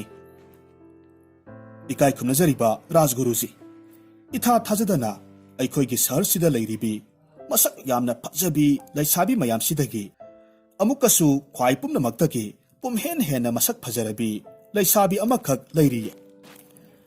Asumna hairaga Rajgurugi pukning mathum marang hawhalle. Rajguruna ngaingamdana khumlaklammi. Ha, kadai wade lehuri? Rajguru, kadai da sunatte, yamna lapa natteda. Aigi yumda lehuribani. Adom gumba matik mayai senba masak mataw phajaba mi urabadi mahak soidanamakki luhongsi haiba yarakanido. Adumnadi oiraga masigi laisabise ika yamna thigalli. Kanagumba masak masa khangdaba migi mamangda kadi mamitnaka hangatna pangja laksaba ngamba pot natte. Hoi tawabudi makhoi nupi masel adum marai minaba madugi wafam dumadi tongale. Mahaka unaba yanabagi pambaise. Aina sum khanjabada adom nupi gi phizol setlaga nupi sabiraga lengbirakpa taragadi yagadogba male. Wahisi hairaga Tenaliram mathanta yamna kanna nokninglammi. Rajguruna amuk hairaklammi. Madudi yamna phaba wanina karisu kaide. Natte nangna hairibu wasibu karamba matamda la'u hairibano. Rajguruji ngasigi numidangi pung tara taba matamda lengbirakadabani. Aduga wa amana masigi wase ꯅꯥꯀꯣꯡ ꯑꯅꯤ ꯁꯨꯍꯟꯕꯤꯕ ꯀꯥꯗꯤ ꯌꯥꯗꯦꯀꯣ ꯀꯅꯥꯃꯠꯇꯗ ꯍꯥꯏꯗꯣꯛꯄꯤꯒꯅꯨ ꯇꯦꯅꯥꯂꯤꯔꯥꯝꯅ ꯋꯥꯍꯩꯁꯤ ꯍꯥꯏꯔꯝꯂꯒ ꯆꯠꯈꯤ ꯃꯁꯤꯒꯤ ꯃꯇꯨꯡꯗ ꯇꯦꯅꯥꯂꯤꯔꯥꯝ ꯅꯤꯡꯊꯧ ꯀ꯭ꯔꯤꯁꯅꯗꯦꯕꯔꯥꯏꯒꯤ ꯃꯅꯥꯛꯇ ꯂꯥꯛꯂꯝꯃꯤ ꯃꯍꯥꯛꯅ ꯅꯤꯡꯊꯧꯒꯤ ꯃꯐꯝꯗꯁꯨ ꯃꯁꯛ ꯃꯇꯧ ꯐꯖꯕꯤ ꯂꯩꯁꯥꯕꯤꯒꯤ ꯋꯥꯔꯤ ꯊꯥꯒꯠꯄ ꯌꯥꯕ ꯊꯥꯒꯠꯂꯒ ꯂꯤꯁꯤꯜꯂꯝꯃꯤ ꯑꯗꯨꯒ ꯀꯂꯛꯍꯜꯂꯒ ꯋꯥ ꯇꯨꯞꯊꯣꯛꯂꯝꯃꯤ ꯍꯣꯔꯦꯟ ꯅꯨꯃꯤꯗꯥꯡꯒꯤ ꯄꯨꯡ 10 ꯇꯥꯕ ꯃꯇꯝꯗ ꯅꯨꯄꯤ ꯁꯥꯔꯒ ꯃꯍꯥꯛꯀꯤ ꯌꯨꯝꯗ ꯁꯨꯛꯁꯣꯏ ꯁꯣꯏꯗꯅꯃꯛꯀꯤ ꯂꯥꯛꯅꯕ ꯍꯥꯏꯔꯝꯃꯤ ꯃꯁꯤꯒꯤ ꯃꯇꯨꯡꯗ ꯇꯦꯅꯥꯂꯤꯔꯥꯝ ꯃꯌꯨꯝꯗ ꯍꯜꯂꯛꯂꯝꯃꯤ ꯅꯨꯃꯤꯗꯥꯡꯒꯤ ꯄꯨꯡ 10 ꯇꯥꯕ ꯃꯇꯝꯗꯗꯤ ꯔꯥꯖꯒꯨꯔꯨ ꯅꯨꯄꯤꯒꯤ ꯐꯤꯖꯣꯜ ꯁꯦꯠꯂꯒ ꯅꯨꯄꯤ ꯃꯥꯅ ꯁꯥꯔꯒ ꯇꯦꯅꯥꯂꯤꯔꯥꯝꯒꯤ ꯌꯨꯝ ꯌꯧꯁꯤꯜꯂꯛꯂꯝꯃꯤ ꯇꯦꯅꯥꯂꯤꯔꯥꯝꯅ ꯔꯥꯖꯒꯨꯔꯨꯕꯨ ꯇꯣꯉꯥꯟꯕ ꯀꯥ ꯑꯃꯒꯤ ꯃꯅꯨꯡꯗ ꯄꯨꯁꯤꯜꯂꯒ ꯐꯝꯍꯜꯂꯤ ꯑꯩ ꯍꯧꯖꯤꯛ ꯂꯩꯁꯥꯕꯤꯗꯨ ꯃꯅꯨꯡꯗ ꯊꯥꯖꯤꯜꯂꯛꯂꯒꯦ ꯍꯥꯏꯔꯝꯂꯒ ꯃꯄꯥꯟ ꯊꯣꯛꯈꯤ ꯉꯥꯏꯍꯥꯛꯀꯤ ꯃꯇꯨꯡꯗ ꯅꯤꯡꯊꯧꯗꯨꯁꯨ ꯅꯨꯄꯤ ꯁꯥꯔꯒ ꯌꯧꯁꯤꯜꯂꯛꯈꯤ ꯇꯦꯅꯥꯂꯤꯔꯥꯝꯅ ꯅꯣꯂꯨꯛꯅ ꯍꯥꯏꯔꯝꯃꯤ ꯏꯅꯤꯡꯊꯧ ꯍꯧꯖꯤꯛ ꯑꯗꯣꯝ ꯌꯧꯕꯤꯔꯛꯂꯦꯗꯅ ꯅꯅꯥꯏ ꯏꯀꯥꯏꯊꯤꯕꯤꯅꯨꯖꯥ ꯃꯍꯥꯛ ꯑꯗꯨꯗꯤ ꯀꯥ ꯃꯅꯨꯡꯗ ꯏꯅꯤꯡꯊꯧꯇꯕꯨ ꯌꯥꯝꯅ ꯋꯥꯅ ꯈꯧꯔꯥꯡꯅ ꯉꯥꯏꯖꯍꯧꯔꯤꯕꯅꯤ ꯂꯦꯡꯁꯤꯟꯕꯤꯒꯅꯤꯗꯣ ꯑꯁꯨꯝꯅ ꯍꯥꯏꯔꯒ ꯇꯦꯅꯥꯂꯤꯔꯥꯝꯅ ꯊꯣꯡ ꯍꯥꯡꯗꯣꯛꯂꯝꯃꯤ ꯑꯃꯁꯨꯡ ꯅꯤꯡꯊꯧꯗꯨ ꯀꯥ ꯃꯅꯨꯡꯗ ꯊꯥꯖꯤꯜꯂꯝꯃꯤ ꯑꯗꯨꯒ ꯊꯣꯡꯗꯨ ꯃꯄꯥꯟꯗ ꯊꯤꯡꯖꯤꯜꯂꯝꯃꯤ ꯅꯤꯡꯊꯧ ꯀ꯭ꯔꯤꯁꯅꯗꯦꯕꯔꯥꯏꯅ ꯃꯍꯥꯛꯄꯨ ꯈꯧꯔꯥꯡꯅ ꯌꯥꯝꯅ ꯋꯥꯅ ꯉꯥꯏꯖꯍꯧꯔꯤ ꯍꯥꯏꯔꯤꯕꯤ ꯂꯩꯁꯥꯕꯤꯗꯨ ꯌꯦꯡꯅꯤꯡꯕꯒꯤ ꯃꯌꯥꯏꯅ ꯄ꯭ꯔꯞ ꯄ꯭ꯔꯞ ꯈꯣꯡ ꯊꯥꯡꯖꯤꯜꯂꯛꯂꯝꯃꯤ ꯑꯁꯣꯝꯗꯁꯨ ꯇꯦꯅꯥꯂꯤꯔꯥꯝꯅ ꯂꯩꯁꯥꯕꯤꯗꯨ ꯍꯧꯖꯤꯛꯃꯛ ꯊꯥꯖꯤꯜꯂꯛꯂꯒꯦ ꯍꯥꯏꯔꯝꯕꯗꯨꯗ ꯆꯪꯗꯕꯣꯏ ꯅꯤꯡꯗꯨꯅ ꯐꯝꯂꯝꯕꯗꯒꯤ ꯐꯨꯛ ꯍꯧꯒꯠꯂꯛꯇꯨꯅ ꯅꯨꯄꯤ ꯁꯥꯕꯤ ꯅꯤꯡꯊꯧ ꯀ꯭ꯔꯤꯁꯅꯗꯦꯕꯔꯥꯏꯒꯤ ꯃꯅꯥꯛ ꯇꯝꯅ ꯔꯥꯖꯒꯨꯔꯨꯗꯨ ꯆꯪꯁꯤꯜꯂꯛꯂꯝꯃꯤ ꯃꯥꯏꯒ ꯅꯛꯁꯤꯟꯅꯕꯗ ꯑꯣꯟꯁꯤꯟꯅꯕꯒ ꯃꯤꯠ ꯆꯥꯅꯩ ꯁꯛꯀ ꯈꯪꯅꯕꯗ ꯊꯣꯏꯅ ꯍꯦꯟꯅ ꯑꯋꯥꯕ ꯑꯃꯗꯤ ꯑꯣꯏꯗꯦ ꯈꯜꯂꯨꯕꯒ ꯃꯈꯣꯏ ꯑꯅꯤ ꯑꯃꯨꯛ ꯍꯟꯅ ꯌꯦꯡꯕꯗ ꯏꯀꯥꯏꯅꯩ ꯃꯁꯤ ꯑꯃꯔꯣꯝꯗ ꯌꯦꯡꯂꯒꯗꯤ ꯃꯈꯣꯏ ꯑꯅꯤ ꯇꯦꯅꯥꯂꯤꯔꯥꯝꯒꯤ ꯃꯐꯝꯗ ꯏꯀꯥꯏꯕ ꯆꯣꯞꯄ ꯅꯪꯖꯕꯇꯅꯤ ꯍꯧꯖꯤꯛꯅ ꯌꯥꯝꯅ ꯀꯟꯅ ꯅꯨꯡꯁꯥ ꯊꯤꯒꯠꯂꯛꯂꯤꯕ ꯋꯥꯐꯝ ꯑꯃꯅ ꯀꯅꯥꯒꯨꯝꯕ ꯑꯇꯣꯞꯄ ꯃꯤ ꯑꯃꯅ ꯐꯤꯚꯝ ꯃꯇꯥꯁꯤ ꯎꯈꯤꯕ ꯇꯥꯈꯤꯕ ꯊꯣꯛꯂꯕꯗꯤ ꯁꯤꯈꯤꯕꯅ ꯍꯦꯟꯅ ꯐꯩ ꯈꯜꯂꯛꯂꯝꯃꯤ ꯃꯁꯤ ꯍꯦꯛ ꯈꯜꯂꯨꯕꯒꯗꯤ ꯅꯨꯡꯁꯥ ꯀꯟꯅ ꯊꯤꯒꯠꯂꯛꯄꯗꯒꯤ ꯃꯈꯣꯏ ꯑꯅꯤ ꯆꯪꯗꯨꯅ ꯄꯨꯟꯅ ꯑꯃꯠꯇ ꯑꯣꯏꯅ ꯇꯦꯅꯥꯂꯤꯔꯥꯝ ꯀꯧꯔꯛꯂꯝꯃꯤ ꯊꯣꯡ ꯍꯥꯡꯗꯣꯛꯄꯤꯅꯕ ꯍꯥꯏꯖꯔꯛꯈꯤ ꯇꯦꯅꯥꯂꯤꯔꯥꯝꯅ ꯃꯄꯥꯟꯗꯒꯤ ꯍꯥꯏꯔꯛꯈꯤ ꯑꯩ ꯇꯁꯦꯡꯅꯃꯛꯀꯤ ꯌꯥꯅꯕ ꯑꯃꯒꯤ ꯃꯈꯥ ꯄꯣꯟꯅ ꯑꯗꯣꯝ ꯑꯅꯤꯕꯨ ꯃꯄꯥꯟꯗ ꯊꯣꯛꯍꯟꯖꯒꯦ ꯏꯅꯤꯡꯊꯧ ꯋꯥꯁꯛꯄꯤꯌꯨ ꯃꯇꯨꯡꯗ ꯑꯩꯉꯣꯟꯗ ꯃꯔꯥꯜ ꯑꯃꯒꯤꯗꯃꯛ ꯁꯤꯕꯕꯨ ꯁꯥꯟꯅꯕꯒꯨꯝꯅ ꯆꯩꯔꯥꯛ ꯍꯦꯛꯇꯃꯛ ꯄꯤꯕꯒꯤ ꯊꯕꯛꯇꯨ ꯊꯥꯗꯣꯛꯂꯒꯦ ꯍꯥꯏꯕꯤꯌꯨ ꯃꯗꯨꯒꯤ ꯃꯍꯨꯠꯇ ꯑꯗꯣꯝꯒꯤ ꯂꯟ ꯊꯨꯝꯒ ꯀꯣꯟꯅꯅ ꯗꯔꯕꯥꯔꯗꯒꯤ ꯏꯟꯊꯣꯛꯄꯤꯕ ꯍꯥꯏꯕꯤꯌꯨ ꯑꯗꯨꯒ ꯔꯥꯖꯒꯨꯔꯨꯁꯨ ꯋꯥꯁꯛꯄ ꯇꯥꯏ ꯏꯅꯤꯡꯊꯧꯅ ꯁꯛꯀꯗꯧꯔꯤꯕ ꯋꯥꯁꯛ ꯉꯥꯛꯅ ꯆꯠꯍꯟꯒꯅꯤ ꯀꯔꯤꯒꯨꯝꯕ ꯉꯥꯛꯇ꯭ꯔꯕꯗꯤ ꯆꯔꯥ ꯍꯦꯟꯗꯨꯅ ꯁꯤꯖꯒꯅꯤ ꯍꯥꯏꯕꯤꯌꯨ ꯑꯁꯨꯝꯅ ꯍꯥꯏꯔꯝꯃꯤ ꯃꯁꯤꯒꯤ ꯃꯇꯥꯡꯁꯤ ꯑꯣꯏꯔꯛꯂꯕꯗ ꯑꯇꯣꯞꯄ ꯂꯝꯕꯦꯜ ꯐꯪꯂꯛꯇ꯭ꯔꯕꯗ ꯅꯤꯡꯊꯧ ꯇꯉꯥꯏ ꯐꯗꯅ ꯇꯦꯅꯥꯂꯤꯔꯥꯝ ꯃꯇꯨꯡꯗ ꯁꯤꯕꯒꯤ ꯆꯩꯔꯥꯛ ꯄꯤꯔꯔꯣꯏ ꯋꯥꯁꯛꯄ ꯇꯥꯈꯤ ꯑꯃꯁꯨꯡ ꯔꯥꯖꯒꯨꯔꯨꯁꯨ ꯄꯨꯟꯅ ꯋꯥꯁꯛꯃꯤꯟꯅꯩ ꯇꯦꯅꯥꯂꯤꯔꯥꯝ ꯊꯣꯡ ꯍꯥꯡꯗꯣꯛꯂꯝꯃꯤ ꯑꯃꯁꯨꯡ ꯅꯤꯡꯊꯧꯒꯤ ꯈꯣꯡ ꯀꯣꯜꯂꯒ ꯃꯍꯥꯛꯀꯤ ꯃꯔꯥꯜ ꯉꯥꯛꯄꯤꯌꯨ ꯍꯥꯏꯖꯔꯝꯃꯤ ꯏꯅꯤꯡꯊꯧ ꯅꯅꯥꯏꯕꯨ ꯉꯥꯛꯄꯤꯌꯨ ꯅꯅꯥꯏꯅ ꯃꯁꯤ ꯅꯠꯇꯅ ꯑꯇꯣꯞꯄ ꯂꯝꯕꯦꯜ ꯎꯕ ꯐꯪꯖꯗꯕꯗꯒꯤ ꯅꯝꯊꯥꯛꯁꯤ ꯇꯧꯖꯈꯤꯕꯅꯤ ꯍꯥꯏꯔꯝꯃꯤ ꯅꯤꯡꯊꯧ ꯅꯣꯛꯄ ꯅꯠꯇꯅ ꯀꯔꯤ ꯎꯄꯥꯏ ꯂꯩ ꯅꯣꯛꯂꯒ ꯍꯥꯏꯔꯝꯃꯤ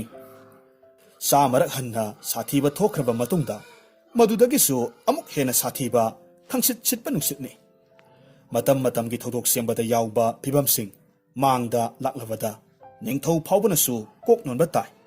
ꯅꯤꯡꯊꯧꯅꯤ ꯑꯩ ꯍꯥꯏꯗꯅ ꯀꯔꯤ ꯇꯧꯕ ꯉꯝꯅꯤ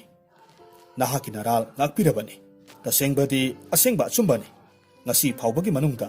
ꯅꯍꯥꯛꯀꯤ ꯊꯣꯏꯗꯣꯛꯄ ꯑꯆꯧꯕ ꯁꯤꯕꯒꯤ ꯆꯩꯔꯥꯛ ꯄꯤꯕ ꯌꯥꯕ ꯅꯔꯥꯜ ꯂꯩꯈꯤꯗꯦ ꯃꯁꯤꯗꯤ ꯑꯩꯒꯤ ꯃꯐꯝ ꯃꯔꯥꯡ ꯈꯪꯗꯕ ꯁꯥꯎꯒꯟꯕꯒꯤ ꯆꯤꯟꯗ ꯍꯦꯛꯇꯃꯛ ꯍꯥꯏꯗꯣꯛꯈꯤꯕꯅꯤ ꯑꯗꯨꯕꯨꯅꯦ ꯑꯩ ꯔꯥꯖꯒꯨꯔꯨꯒꯤꯗꯃꯛꯇꯗꯤ ꯅꯨꯡꯉꯥꯏꯇꯦ ꯃꯔꯤ ꯂꯩꯅꯗꯕ ꯋꯥꯐꯝ ꯑꯃꯗ ꯆꯦꯟꯅꯕꯤꯗꯨꯅ ꯆꯔꯥ ꯍꯦꯟꯕꯒꯤ ꯐꯤꯚꯝ ꯑꯃꯈꯛ ꯊꯥꯡꯖꯤꯜꯂꯛꯄꯁꯤꯗ ꯑꯩ ꯃꯁꯤꯃꯗꯤ ꯅꯨꯡꯉꯥꯏꯇꯦ ꯏꯅꯤꯡꯊꯧ ꯃꯗꯨꯒꯤ ꯅꯨꯡꯉꯥꯏꯇꯕꯗꯨ ꯇꯧꯕꯤꯔꯒꯅꯨ ꯑꯗꯣꯝꯅ ꯃꯍꯥꯛꯄꯨ ꯆꯔꯥ ꯍꯦꯟꯕꯒꯤ ꯐꯤꯚꯝ ꯂꯥꯛꯇꯅꯕꯒꯤꯗꯃꯛ ꯁꯤꯟꯕꯤꯕ ꯇꯥꯔꯦ ꯑꯃꯔꯣꯝꯗꯗꯤ ꯈꯔ ꯌꯥꯝꯅ ꯕ꯭ꯔꯠꯇ ꯇꯧꯔꯕꯗꯤ ꯃꯉꯣꯟꯗꯗꯤ ꯀꯥꯟꯅꯕꯕꯨ ꯍꯦꯟꯅ ꯐꯪꯒꯗꯧꯔꯤꯕꯅꯤ ꯃꯇꯝ ꯑꯗꯨꯗ ꯒꯨꯔꯨꯗꯦꯕ ꯕꯥꯔꯇꯟ ꯃꯌꯥꯝ ꯑꯃꯈꯛ ꯐꯪꯗꯨꯅ ꯅꯨꯡꯉꯥꯏꯕꯒꯤ ꯃꯊꯦꯜ ꯐꯪꯂꯒꯅꯤꯗꯣ ꯑꯁꯨꯝꯅ ꯅꯨꯃꯤꯠꯇꯨꯃ ꯍꯧꯈꯤ ꯕꯤꯖꯣꯏꯅꯒꯔꯒꯤ ꯅꯤꯡꯊꯧꯔꯦꯜ ꯀ꯭ꯔꯤꯁꯅꯗꯦꯕꯔꯥꯏꯅ ꯏꯔꯥꯟ ꯑꯃꯁꯨꯡ ꯑꯇꯩ ꯑꯇꯣꯞꯄ ꯂꯩꯕꯥꯛ ꯀꯌꯥꯃꯔꯨꯝꯒ ꯃꯈꯜ ꯃꯈꯥ ꯀꯌꯥꯃꯔꯨꯝꯗ ꯂꯂꯣꯟ ꯏꯇꯤꯛꯀꯤ ꯊꯕꯛ ꯇꯧꯅꯔꯝꯃꯤ꯫ ꯑꯃꯨꯛꯈꯛ ꯏꯔꯥꯟꯒꯤ ꯂꯂꯣꯟ ꯏꯇꯤꯛꯀꯤ ꯊꯕꯛ ꯇꯧꯕ ꯂꯩꯕꯥꯛ ꯀꯌꯥꯅ ꯁꯛꯈꯪꯂꯕ ꯃꯃꯤꯡ ꯂꯩꯔꯕ ꯐꯤꯔꯗꯣꯁ ꯀꯧꯕ ꯃꯤꯁꯛ ꯑꯃꯈꯛ ꯕꯤꯖꯣꯏꯅꯒꯔꯗ ꯑꯈꯟꯅꯕ ꯈꯣꯡꯆꯠ ꯑꯃꯒꯤꯗꯃꯛ ꯊꯨꯡꯂꯔꯝꯃꯤ꯫ ꯃꯍꯥꯛꯄꯨ ꯅꯤꯡꯊꯧꯔꯦꯜ ꯀ꯭ꯔꯤꯁꯅꯗꯦꯕꯔꯥꯏꯅ ꯊꯣꯏꯗꯣꯛꯄ ꯏꯀꯥꯏ ꯈꯨꯝꯅꯕ ꯎꯠꯂꯒ ꯇꯔꯥꯝꯒ ꯂꯣꯏꯅꯅ ꯀꯣꯅꯨꯡꯗ ꯂꯩꯍꯜꯂꯝꯃꯤ꯫ ꯅꯤꯡꯊꯧꯒꯤ ꯃꯅꯥꯏ ꯃꯁꯜ ꯀꯌꯥ ꯃꯔꯨꯝꯅ ꯃꯍꯥꯛꯀꯤ ꯁꯦꯕꯥ ꯁꯦꯕꯤ ꯄꯨꯛꯆꯦꯜ ꯁꯦꯡꯅ ꯇꯧꯏ꯫ ꯅꯨꯃꯤꯗꯥꯡꯒꯤ ꯆꯥꯛꯂꯦꯟ ꯆꯥꯕ ꯇꯣꯛꯂꯕ ꯃꯇꯨꯡꯗ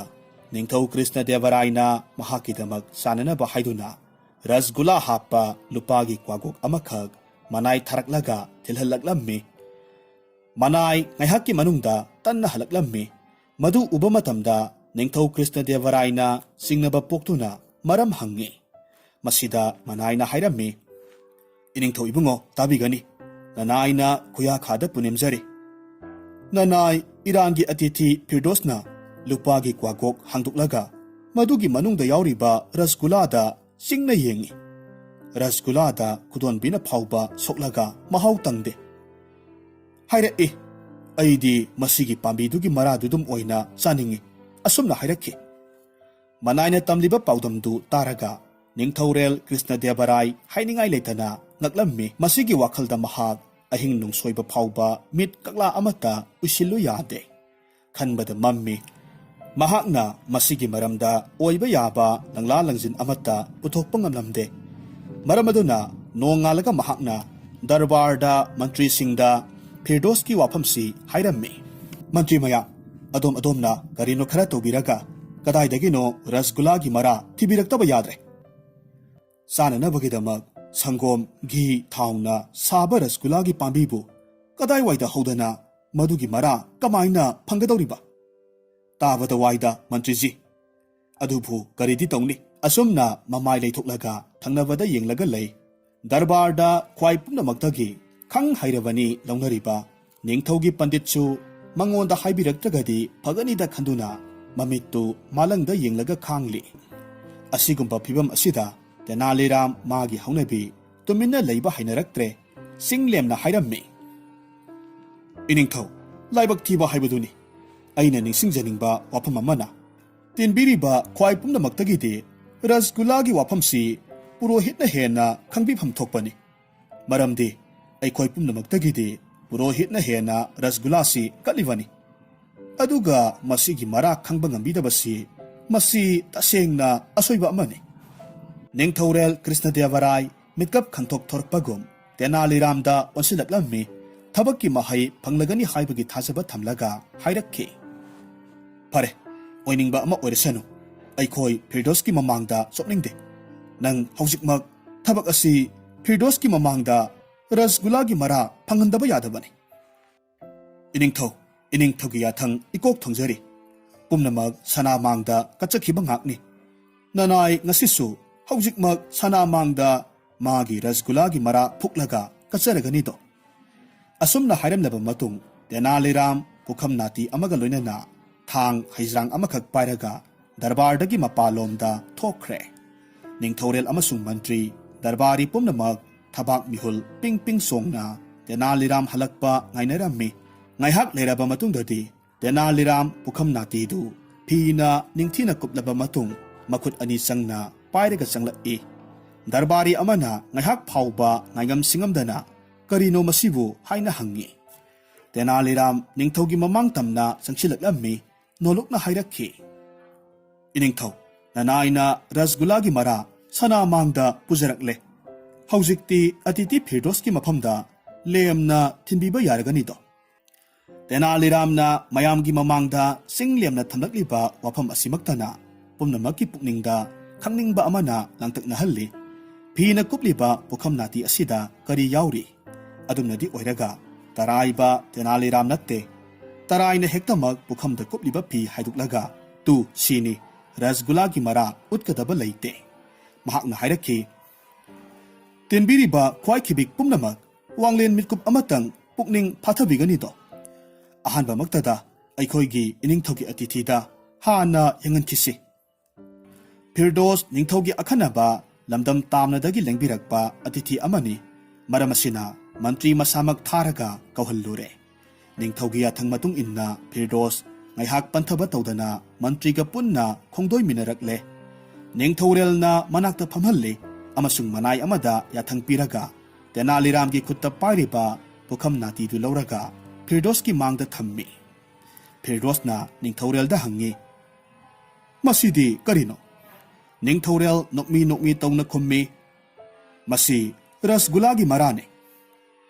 Firdos pukham nati da kupliba phidu sat lauthoi khubi amasung khudon bina rasgula mara amani lauraga mahaw tangi amuksu masin chuplaga hairami Hindustanda phangliba asigumba potsidi aikhoigi Iranda phangde Darbari sing mit tathak yengnei makhoina pukhamda maku sit nana khoklaba su singkup sana pikna itlaba urakhi masigi matungda ningthaurelna penman khibadagi Tenaliramda mana sauna pikhi Firdos na su mahaki maikeidagi atangba Irangi kalicha amakhak khudol tammi